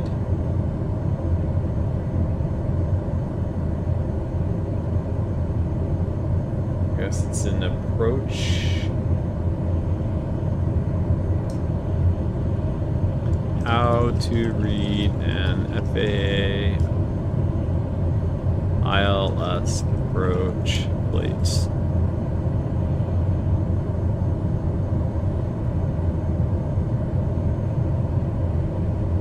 Instrument approaches are the crux of instrument flying, but we can't just point our airplane at the airport and start descending. Instead, we must have a plan, and we can fulfill that plan by following published instrument approach procedures, which allow us to descend safely without any visual references. The standards for creating an instrument approach are set forth by Terminal Instrument Approach Procedures, or TIRPs for short. These standards are used by the government, military, and sometimes GPS approaches are the newest type of instrument approach procedure. They have steadily grown into the most common type of approach since their inception back in 1994. Airports, especially smaller ones, are turning to these types of approaches because they don't require expensive ground-based equipment like VORs or ILSs. Instead, they use already established GPS satellite network to create an approach path for a specified runway using waypoints, with each point defined by its latitude and longitude. GPS belongs to the umbrella navigation method RNAV, or area navigation. RNAV allows for an aircraft to fly any course within a network of beacons, as opposed to navigating directly to and from beacons like you would with a VOR. Other forms of navigation that belong to RNAV include IRS, INS, and RNP. Under the hierarchy of GPS instrument procedures exist 4 types of approaches: lateral navigation, or LNAV, localizer performance, or LP, lateral navigation/vertical navigation, or LNAV/VNAV, and finally localizer performance with vertical guidance, or LPV. Each of these types differ in sensitivity, and the one you can expect to use varies depending on your onboard equipment and the GPS signal availability. At a minimum, you must have enough satellites for rain, and you must have an up-to-date navigation database. The GPS receiver in the aircraft will always automatically select the most precise approach available. LP and LPV approaches require support of the Wide Area Augmentation System, or WAAS. LNAV/VNAV requires WAAS, or barrow-aided GPS receivers, and LNAV only requires a standard GPS signal with rain. LPV and LNAV/VNAV provide the course guidance on both the CDI and glide path indicators. The pilot should follow the glide path to the decision altitude. LP and LNAV only provide lateral guidance and utilize an MDA. The labels DA or MDA will be displayed next to each type of the minimums in the approach. Aha, okay, so these are the minimums then, I guess. So let's go back to his video. So LPVDA, okay, so this is ILS and localizer, all right, not GPS. Approach chart to specify their classification. However, even though some of these types have vertical guidance, as far as the FAA is concerned, all GPS approaches are classified as non-precision approaches. This is important to keep in mind for cross-country flights and airport selection for alternates. Let's briefly go over the different types of GPS approaches. The LNAV approach is the most basic GPS approach. It only provides lateral navigation and does not offer increasing sensitivity as you approach the runway. This means that the CDI sensitivity will remain at 0.3 nautical miles for full-scale deflection, all the way from the final approach fix to the missed approach point. However, some of the newest GPS receivers may provide lateral scaling, which does in fact increase the sensitivity of the CDI as you approach the runway. Since this approach does not provide any vertical navigation, the pilot should determine the proper descent rate needed to maintain the glide path angle and identify the proper missed approach point. Use the climb descent table in the Terminal Procedures publication, as well as additional information on the approach. This isn't as helpful. How to read an ILS approach plates. Hey guys, what's up? John from FlightMikeAlpha.com, and today we're going to be going over the basics of an ILS or localizer approach plate. So everything you need to know to be able to read and understand what all these symbols and markings are on a FAA ILS or localizer approach plate. So of course we have K in front of that in our database since we are in the United States. And of course ILS or localizer runway 14, and we'll talk a little bit about the difference between ILS and localizer here in a moment. course, we have our localizer frequency of 111.3, and that's paired with a glide slope frequency that we don't have to worry about. So there's a separate frequency for the glide slope, but we don't have to worry about it. It's tied to that. Our radio and our airplane takes care of it for us if we are doing an ILS approach. Final approach course inbound is 139 degrees. Runway landing distance available is 7540, so 7,540 feet. Touchdown zone elevation 23 feet. Airport elevation 30 feet. So. Okay. But when we have hurricanes here in Florida, the touchdown zone goes underwater before the rest of the airport. We have non-standard takeoff minimums and probably a departure procedure associated with the airport, that little T there. And we have non-standard alternate minimums as well. So 602, 802 does not apply to this airport or this approach.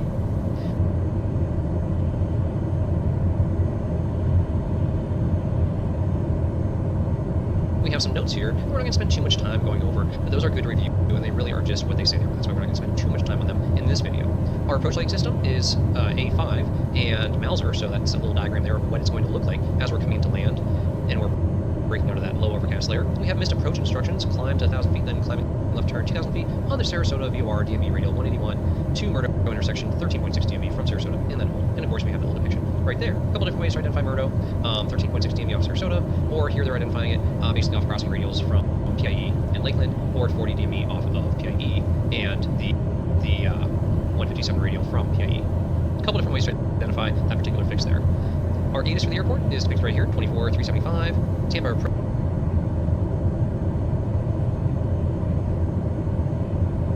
okay. Approach on 1965, and of course on military frequency that we don't deal with. Sarasota Bradenton control tower is 120.1, and then it has CTAF and the L next there. Well, and it has a little star next to tower letting us know, okay, the tower's part-time. The 120.1 is also used as the CTAF when the tower's closed, and that little black L circle there means that the CTAF frequency is also the pilot-controlled lighting frequency to turn the lights when the tower is closed. Of course, the 200 series frequency we don't use, that's military, where 108 to 136 is our frequency bands. Ground control, 121.9, and of course military stuff, we don't care. Clearance delivery, 118.25, and Unicom 2295. What do we use Unicom for? It is different than CTAF. Please don't get confused. It is used to call for a rental car, a taxi, fuel, anything like that. Maybe you're taxiing onto the ramp and you're like, hey guys, where do you want me to park? And so you can call the FBO on the Unicom frequency, or you're 15 minutes out and you're in a rush to get to dinner, so you call for a cab, so the cab's there waiting for you. When you do land, you can hop on the airplane and hop right in. Coming down away from our briefing strip, that's our briefing strip up there, down here to our plan view, we of course have our missed approach depiction and our ILS localizer depiction here. And so this little fan thing here, that's basically our depiction of our localizer, and it has the shaded portion on the right. That means it's a front course localizer. And if you're not familiar with front course and back course localizers, we'll talk about them in a later video, but just know that when shaded on the right, that is a front course localizer. Down here we have our localizer frequency, the identifier that we would see depicted on maybe like a glass cockpit airplane if it auto-identifies for us, and the Morse code identifier that we can listen to through some of our older school receivers, or even the current receivers that we have in the airplanes. We can always still listen to the Morse code identifier and make sure it is in fact working and we're receiving the proper localizer. We have some other information here, and the main thing I want to point out to us is dark lines are published portions of the approach.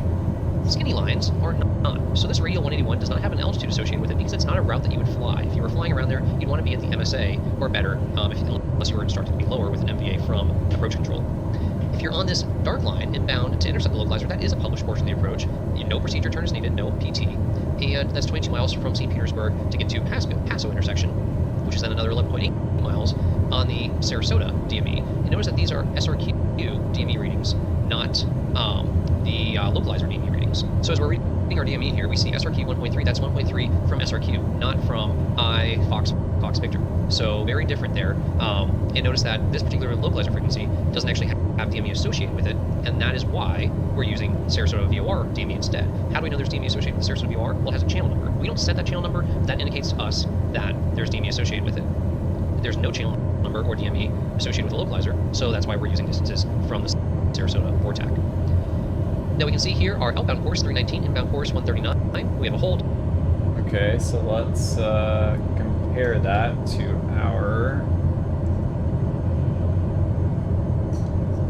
simulator and our documents. So we have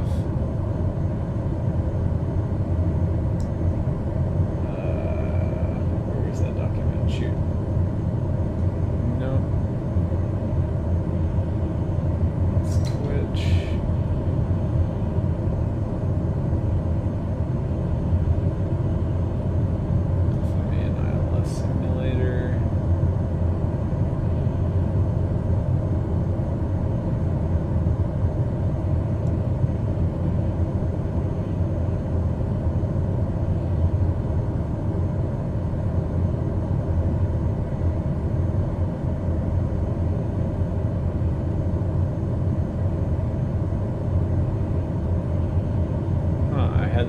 it depicted there maybe over in a Frugal. different So if we needed a tab course here? reversal, maybe if we started our approach at the Sarasota VOR and proceeded outbound. Yeah, okay. So this is it then? Or, yeah, this one. Okay. So we have a localizer, and it's DME because there's a channel, so 110.3, and I can put that in. On the localizer, then we would be doing a course reversal to come back in. Or maybe ATC just instructs us to hold there to burn some time while they have other arrivals coming in. As we come down the localizer, we can see where our VOR is depicted. We can see our general airport layout there. And we can also see a rough depiction of what the missed approach might look like. And notice. Okay. So that's the missed approach. There's the layout. Okay. So these are distances from the airport in nautical miles. Here we have a few towers pointing up to us as well with their heights. Murdo is obviously in the general direction of southeast of the airport, and proceeding outbound on the radial 181. I'm sorry, on the outbound on the radial 118 from Sarasota will take us to Murdo intersection. Coming down here to where we have our MSA, that is different than what we have on the RNAV approaches. This is just a minimum safe altitude within 25 nautical miles. And what's it based off of? Is it based off of the center of the airport or the center of the runway? Well, in this case, it's based off the Sarasota VOR. So within 25 nautical miles of the Sarasota VOR, 2,800 feet should give us a 1,000-foot obstacle clearance. Of course, we have our valid dates here, valid January 5th through February 2nd. We have our airport layout here, and it's showing us, so we have a displaced threshold, the approach lighting system that we have. We do have PAPIs, and they're going to be on the left. Yeah, so Seattle's a big enough airport. That's probably on different documents, or I guess we do still have the same thing. So PAPI's on the left. And they're shaded in dark, so that means that they are pilot controlled. So when we get there at 2 a.m. and the tower's closed, we'll have to turn them on manually. They'll be dark when we get there. We have the tower depicted on our plan view here, and it's showing us the height of the control towers, 135, since that's an obstacle to us, and also the airport beacon located down here on the southwestern corner of the airport. We have REAL for runway 22. We have high roll for runways 1432 and 422, and they are pilot controlled. Now, why do we have REAL only on runway 22? Well, we probably have some other approach lighting system available on runway 32, obviously on 14, and possibly on 4 as well. Our final approach fix to missed approach point, 6 nautical miles. What this is talking about down here is timing. So if we're going to do a non-precision approach, a localizer approach, we're going to be timing it. Maybe we didn't have DME to use. Note, the approach blade says DME or radar required. So we could do this off of timing, and based on our ground speed being maybe 90 knots, it would take us 4 minutes from crossing our final approach fix of Frugal to get to our missed approach fix. And they're planning on the missed approach point being just after NG there. Now, this little asterisk here, 500 is a hard altitude. That's only for localizer approaches. So coming into our profile view here of the approach, showing us 2,000 or above until we hit Frugal, then we can start on down. And this little lightning bolt also indicates where we should have our glide slope intercept. The Maltese Cross is a final approach fix. So final approach fixes apply to our non-precision approaches like localizers. The lightning bolt is basically just where we should intercept glide slope. We don't have a true hard-to-find final approach fix for an ILS approach. Now, we're maintaining 2,000 feet. We said. Let's see. DME landing TBM930.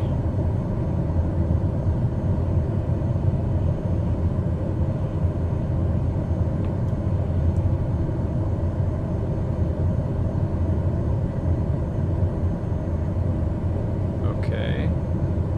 Hey everyone, I hope you're doing well. My name is William. Welcome to Microsoft Flight Simulator 2020. Today we are back in the TBM. We're going to be flying a VOR DME approach. We're flying into Jackson Hole, so we're using the VOR DME runway 19 approach. I'll have the approach plate up here on for the video, as well as in a link in the description below if you want to follow along that way. At the moment, we are proceeding direct to the Delta November Whiskey VOR. We're going to fly outbound on that VOR on the 267 radial for 10.5 miles. That will intercept Nesset. I do have it loaded in the GPS, but we're going to try and fly this off of Green Needles. So 10.5 on that 267 radial. That will be Nesset. Also 16.1 on the Jackson VOR, which is in Nav1. You can see Jackson and DNW already set up in the frequencies. Before we get there, we're going to intercept the 193 course inbound into the Jackson VOR, which is on 115.4. Our approach course is 193. Okay. think I have enough to give this a try in Flight Simulator. So we have the localizer as an active nav in PDF settings. Let's do GPS and nav 1.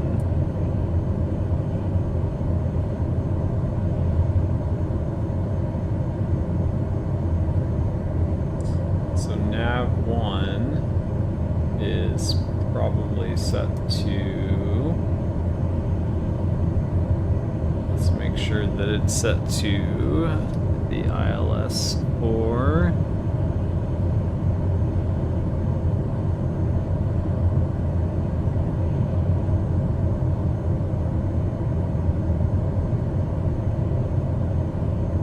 Our runway. And let me see if this is the same as in ForeFlight or different. This is 110.6 and 110.3 is the localizer. So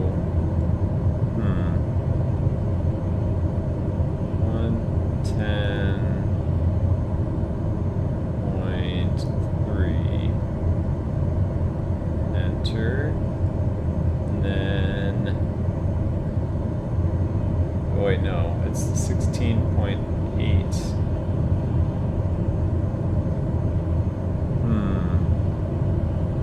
So that's the DME.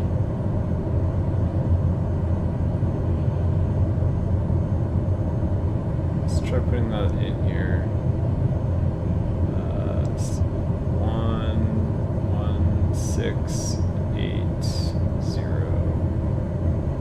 Enter. So maybe nav 2.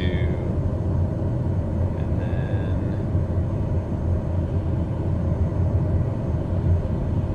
X for that. And X for that. Okay. So as for bearings, we have GPS. But in any case, those aren't giving us our navigational instructions just yet. So let's see if we can load up our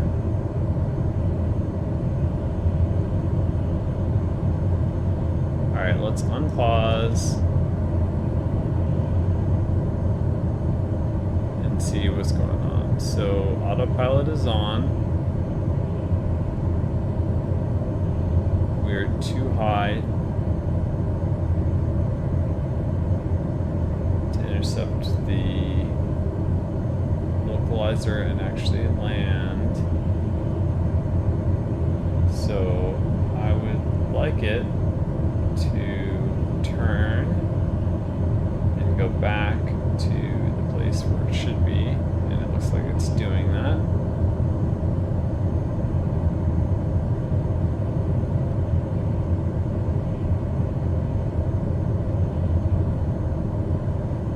Now, I guess one thing I'm not so sure about is who's responsible for altitude during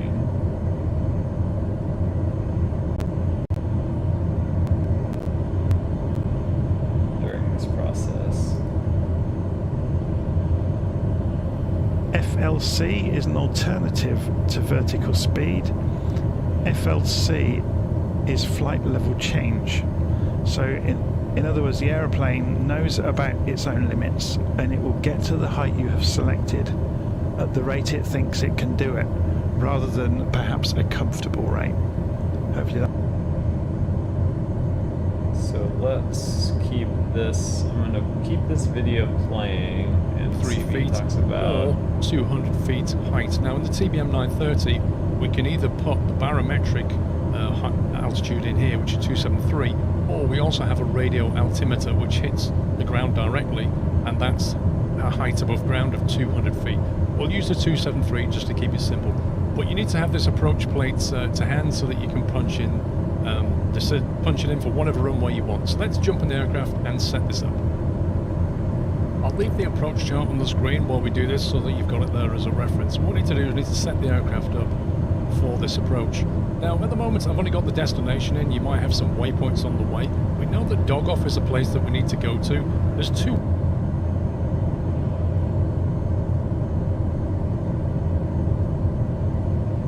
While we do this so that you've got it there as a reference. What we need to do is we need to set the aircraft to keep it simple. But you need to have this approach plate to hand so that you can punch it in for whatever runway you want. So that's 3. Or we also have a radio altimeter which hits the ground directly. Yeah, I don't see that. And that's height above ground of 200 feet. We'll use the 273 just to keep it simple. But you need to have this approach plate to hand so that you can... I guess it's 200 right here, and I'll plug it in as the radio altimeter in the simulator.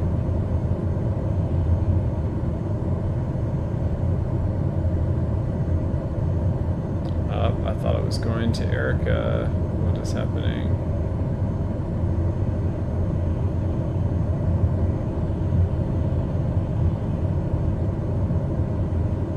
It's just flying in circles.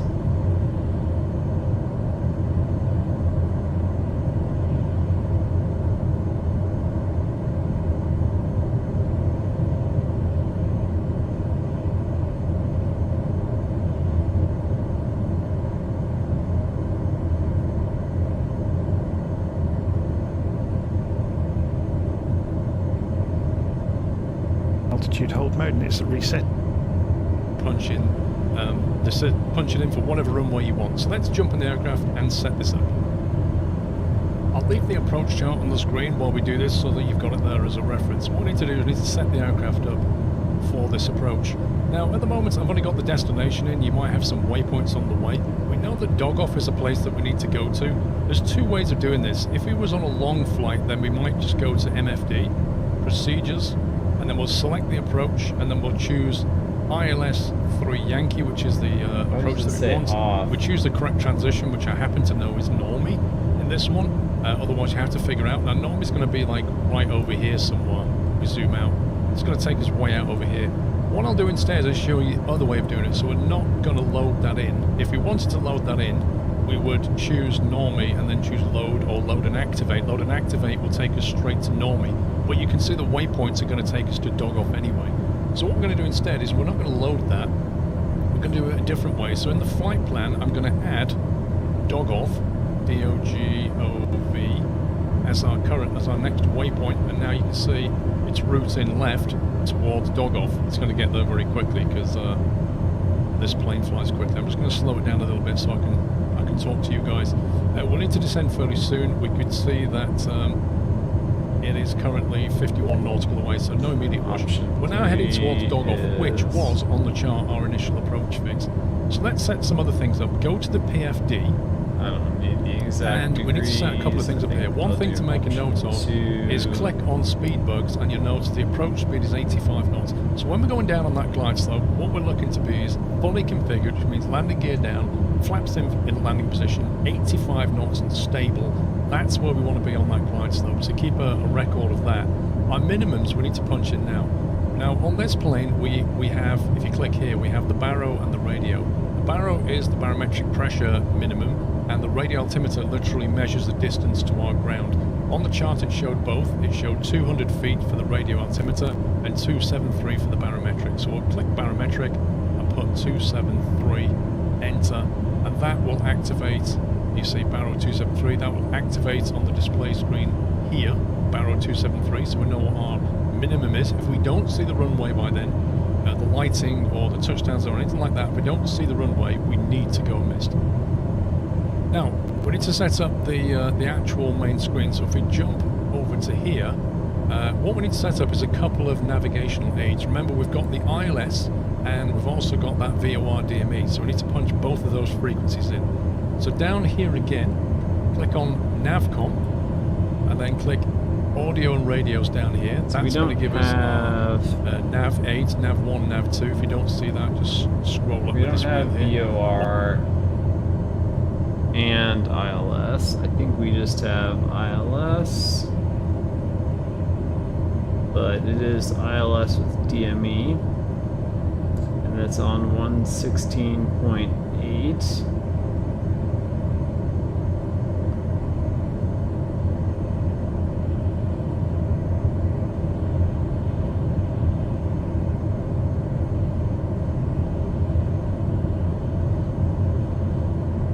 Okay, why is it heading toward Magnum again? It seems like it has not.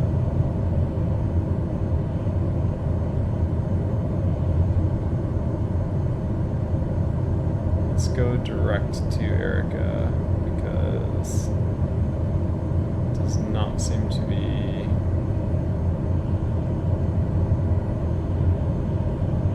Following instructions. I'll speed it up a little bit. And here, I'll just speed up sim time.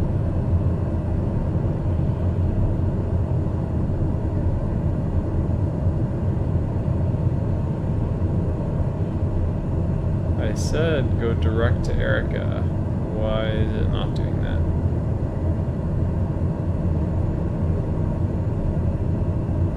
It is turning, okay.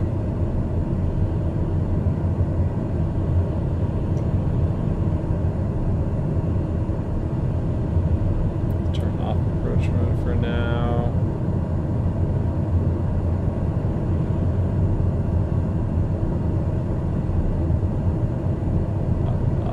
Is autopilot gonna do its job?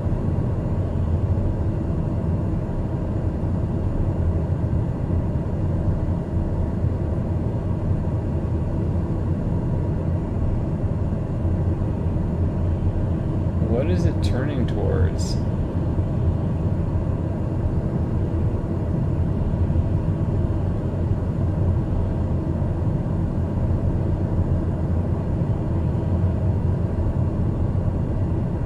Direct to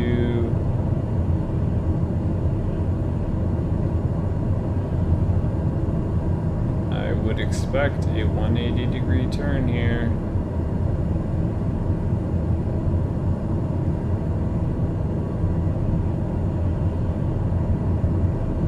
What is it currently doing? It's currently going directly towards SeaTac. Okay, and when I pass this, I need to be at 2500. So, alright, whatever. We'll just go down to 2500.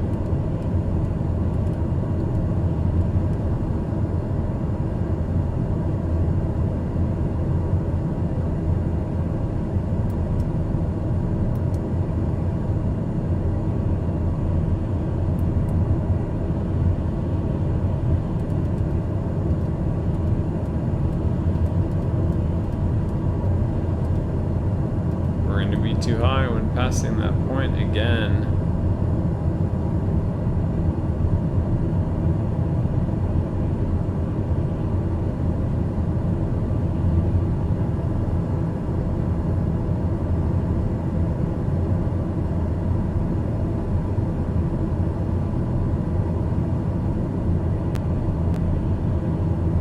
Did I delete? No.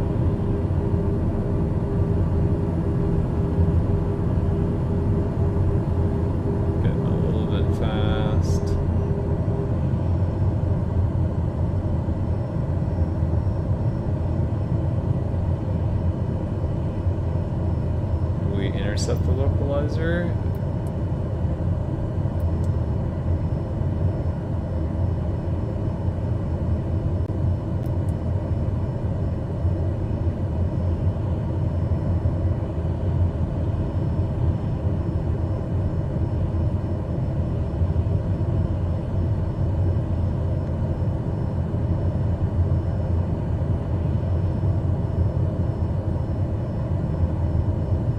Don't think so.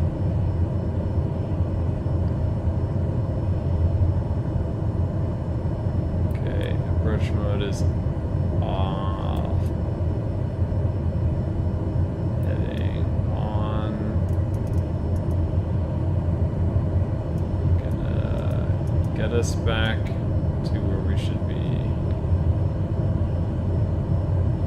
do it manually.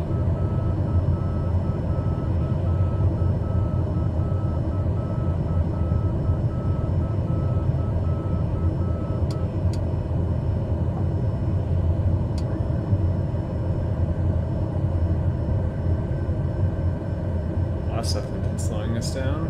Okay. Well, once we get down to 2500, we can actually head toward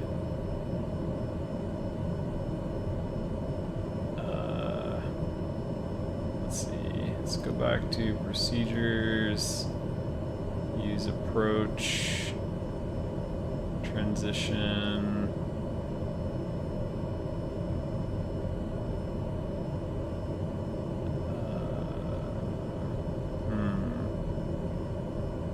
No, I want 16 left. Approach selection, remove. Why is it not letting me change this? Stall. Stall. Stall. Stall. Stall. You don't have flaps out or anything like that. But it was at low throttle for a while as we were descending from 30,000 feet. So, okay.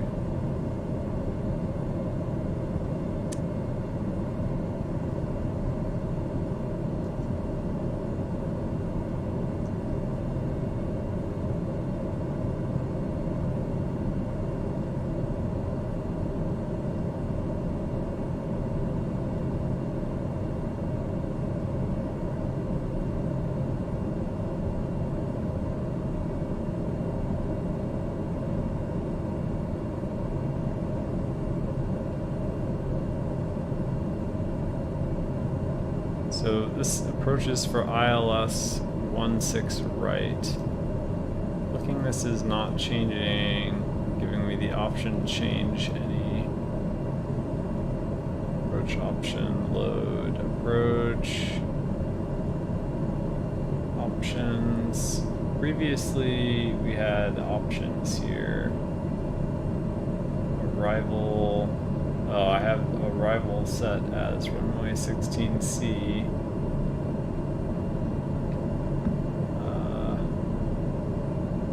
Transition, IMB.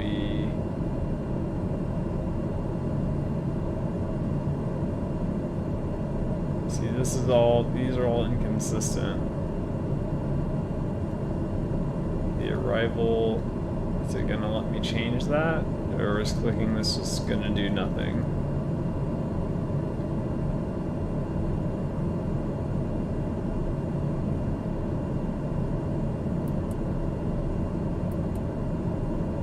Let's see what's in the flight plan. Okay, add a destination.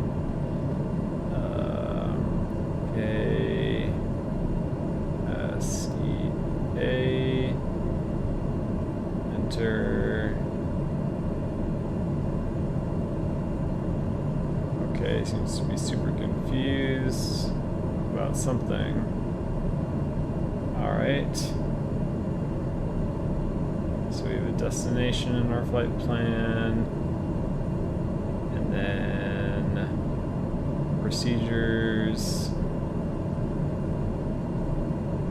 So actually we can maybe just use nearest to get, so it's not confused about where things are.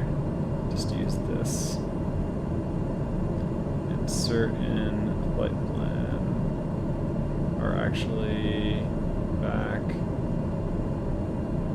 I don't want to use direct to necessarily. But okay, yeah. Insert flight plan.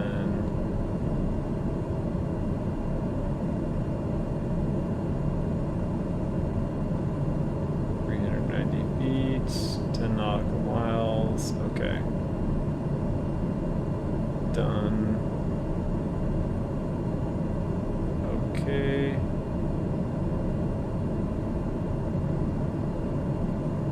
So we should have a flight plan with the waypoint. Good. Alright, now for our procedures, the arrival is runway 16 left. It apparently is not letting me choose. Okay, here's runway 16 left. There, that's much better. Arrival options, load, okay. And then approach options for 16 left.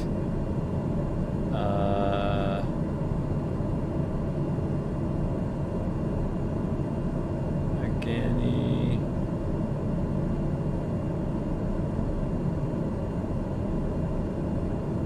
That's approach 16 right, ILS 16 left. Okay. Griffey, Kenmo, Z key. Alright, that looks right.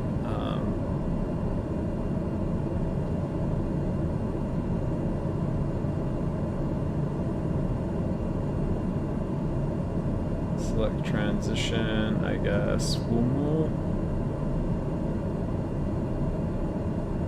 Okay, load and activate. So let's activate that approach. And then if I go into approach mode, do I need to do that for the airplane to start doing its job? Yeah, okay, it's now in approach mode.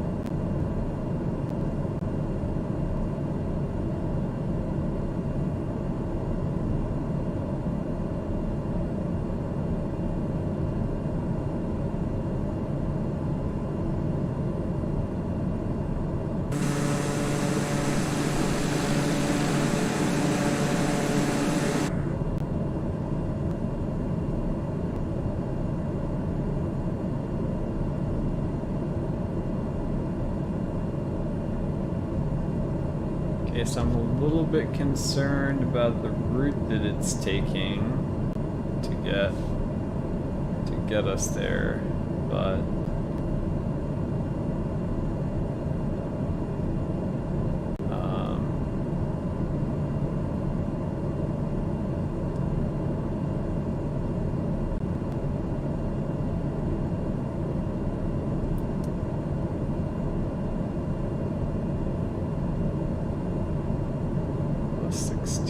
transition.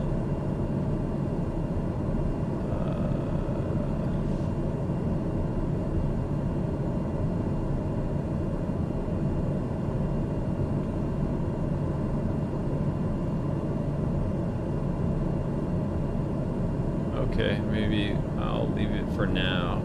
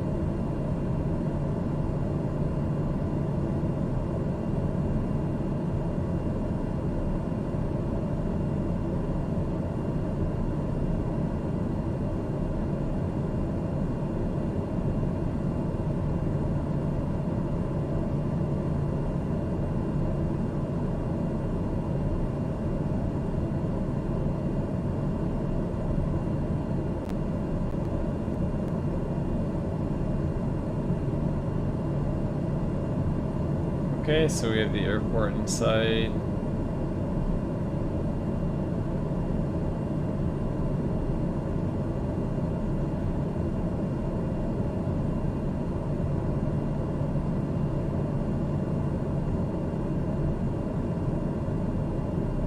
So as we pass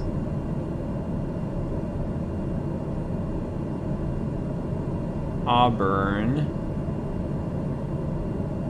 we should capture the ILS here for our runway.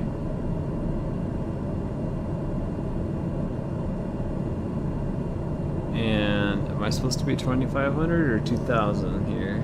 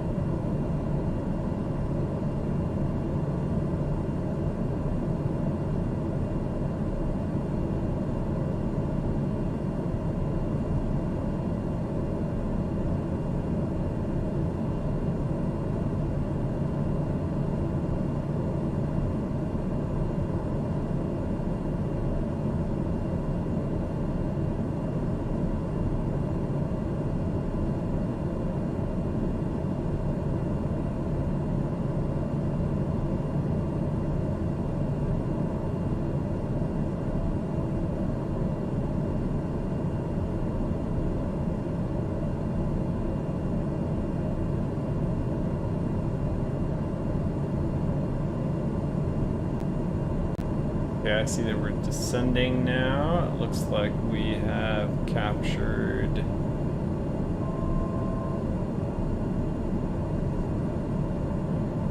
oh, there we go. We got it.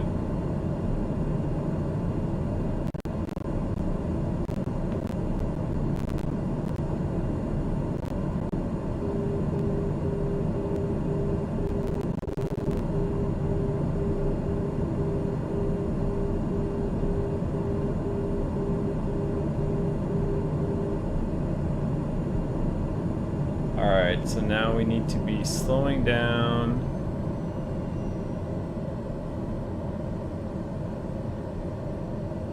So I'm gonna go flaps 1. We need to be slowing down to about 95 knots.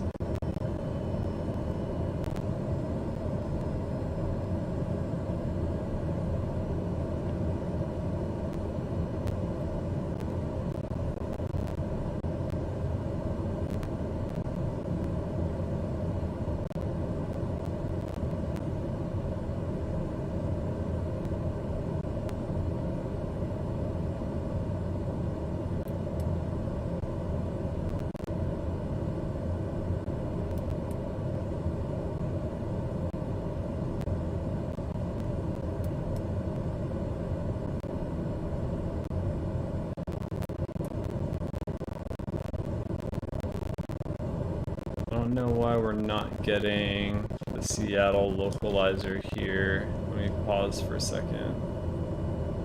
So it's 116.8, right? And we put that into our navigational system.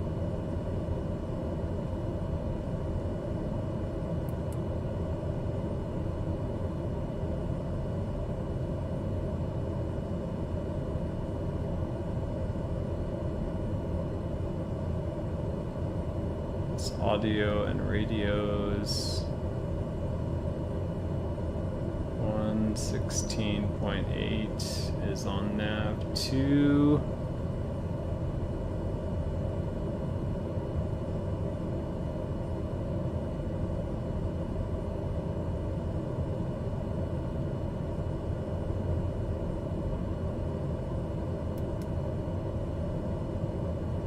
Okay, yeah, it shows we're perfectly on track. That's good.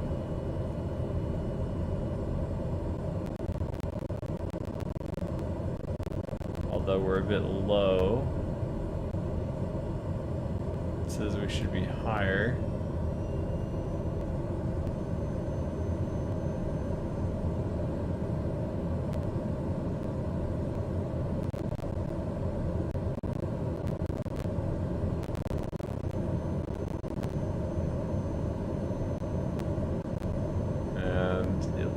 Looks like we're not quite on track. Oh no, I guess we're pretty close to on track, but not quite on track for landing.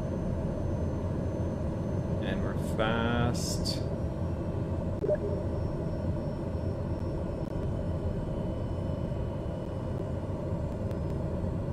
Landing gear. Oh god. Go to put down the landing gear. Alright.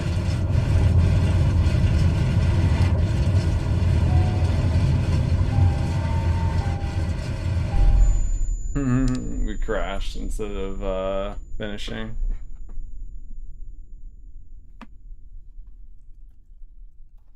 I wish the landing gear signal hadn't been there. Warning hadn't been so late. I should have followed the landing checklist. Okay, I'm gonna switch and play some Orcs Must Die now with my friend.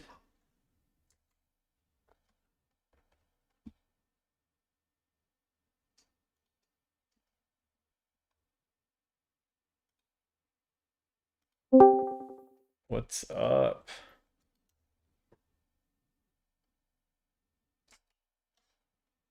Mic check. Oh, what's up? Hey. Yeah, Ready for some Orcs Must Die? Yep, I am ready. I've been, I am streaming currently and have been flying for pretty much the entire day, practicing. Yeah, being a pilot isn't as easy of a job as I thought it would be. Like, if you were to do this as your daily job, like, if there's actually quite a lot of stuff you have to do. And let's see, Orcs Must Die. I fly on this, stop me if I've told you about it before, but I have a small update I need to download for the game. It's 400 megabytes. I fly on this network called VATSIM, and so it has other pilots and air traffic controllers.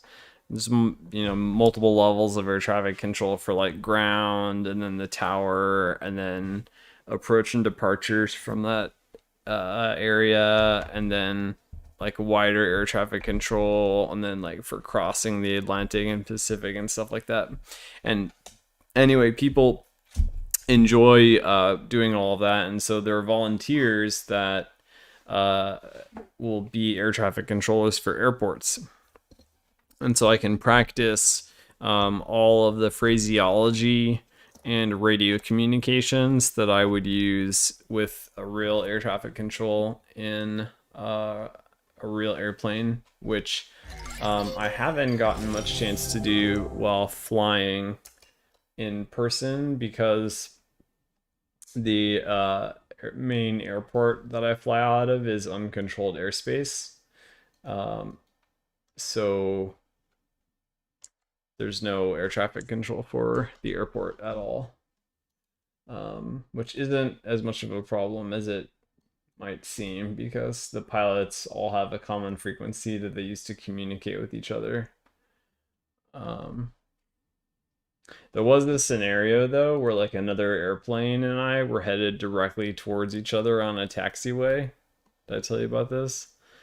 And fortunately there was a kind of like pull out on the taxiway to deal with situations like this. Like normally air traffic control, if you're in a controlled airspace, you can invite me. I'm in the game. Normally if you're in a controlled airspace, air traffic control will tell you exactly what to do. Like they will say taxi, like in an airport, all of the lanes will have, you know, names and numbers just like a street. Yeah. And they will say exactly like taxi along taxiway Alpha until it intersects Charlie, and then turn onto Lima or L, and then hold short, and all of that. But in uncontrolled airports, there's none of that. There's just pilots communicating between each other on frequency. So let's see. I don't think we've seen the level yet, have we? No. Do we want to see the level, or just bring some traps in and try to do our best? There's only 2 more levels in this campaign. Yeah, I guess we can go for it. I've heard arrow wall is actually supposed to be decent from that video. But do I want it to deal fire damage or pierce more? There's a lot of fire immunes. So I guess pierce more. Okay, so I'm gonna bring arrow wall. I have acid geyser.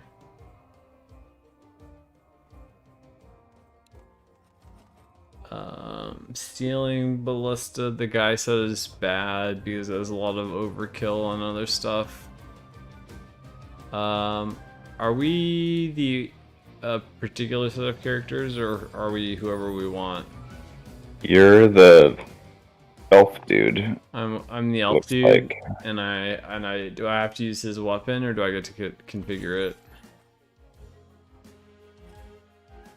You can configure everything in this. Okay. So I have a ceiling dart spitter. Gravity, I feel like I should bring a gravity pillar because things that are in the air take like double damage.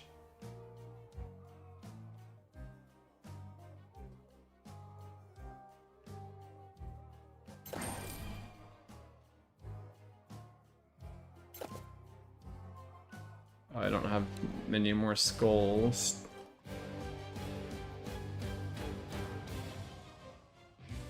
I have fully upgraded tar traps. Are you bringing those, or should I? Either way. Okay.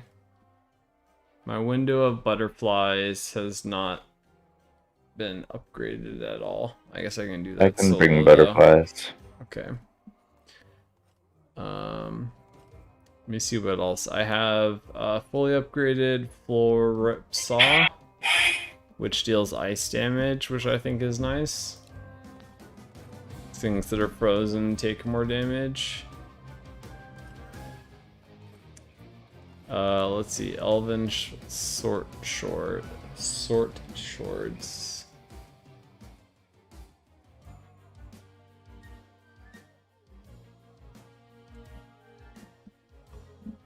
As long as I'm not forced to use them, then I will skip them and use something like the blade staff or just the stone staff. We're dealing with flyers, right? Should I go like stone staff as a weapon? Okay.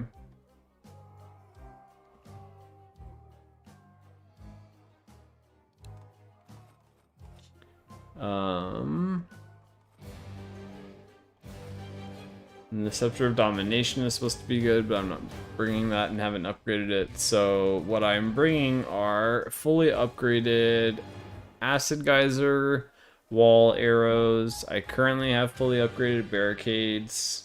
Do you want me to bring those or skip? If you have extra space, bring it.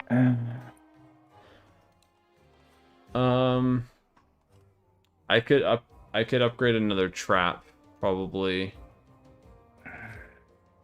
Whatever you want. Okay. Like, I feel like the spike wall is good. Because it can stun enemies. We can put it in our kill box to help keep the big ogres and stuff there. So I think I will And are you bringing brimstone or confusion flower? I'm bringing brimstone, not flower. Okay, if you're bringing brimstone, then I'm gonna refund mine. You have it set to arcane? Okay. Are you bringing ceiling laser? Yeah. Okay. Alright, and I'll bring gravity pillar. You have darts. I have darts. And then I will bring...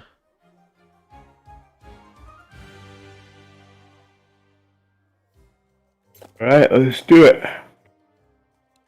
I'll need 8 more skulls from something that I'm not using. 1 second. And you're bringing barricades, right? So I'm gonna take out. I'm gonna refund it.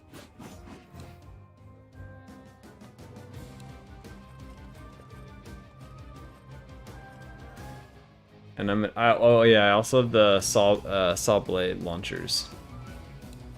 Okay.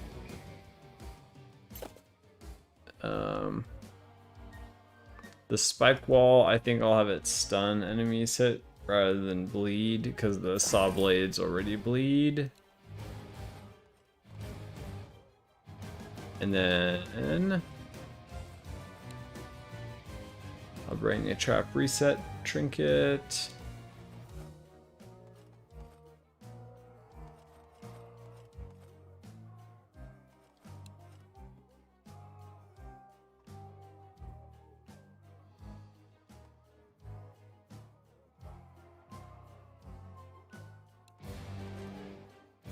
And I won't be fighting melee.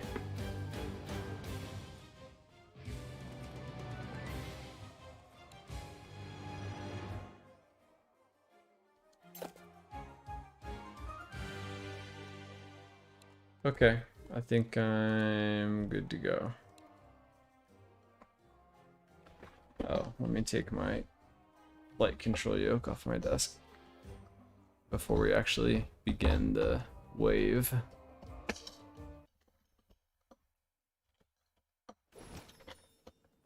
Okay.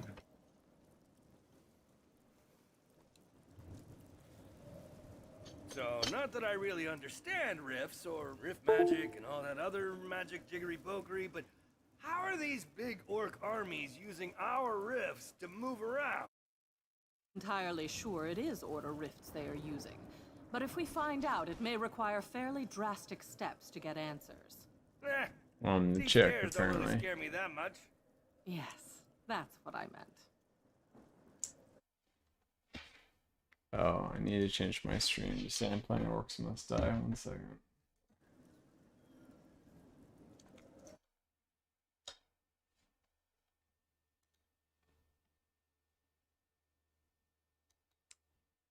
People wouldn't want to come in and watch Orcs Must Die when they're expecting Flight Simulator.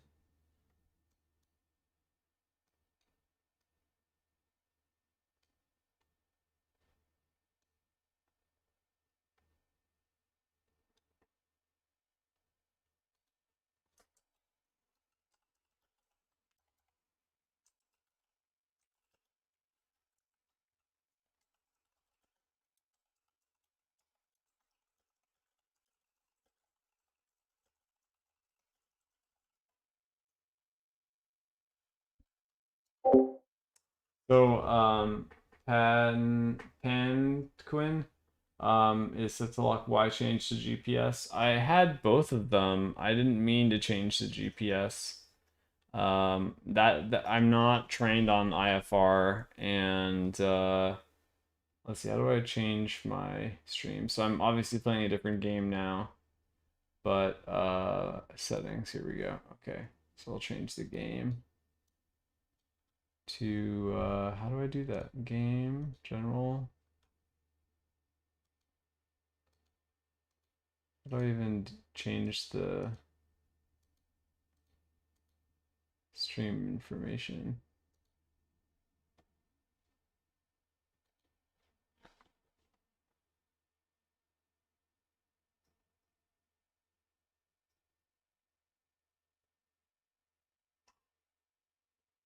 Dashboard.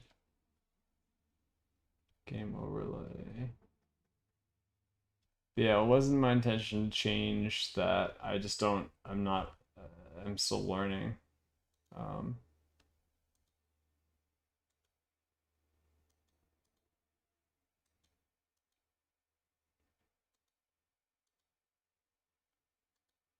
Anyway, I think I'm gonna, I almost want to end the stream and restart it, because I don't know how to change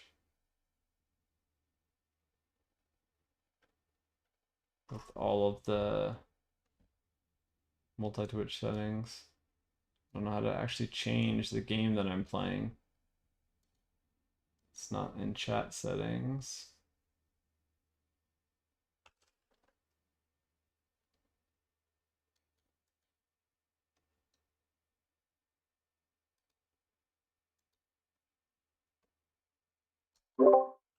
Sorry, I'm trying to find the right way to do it in the damn programs options.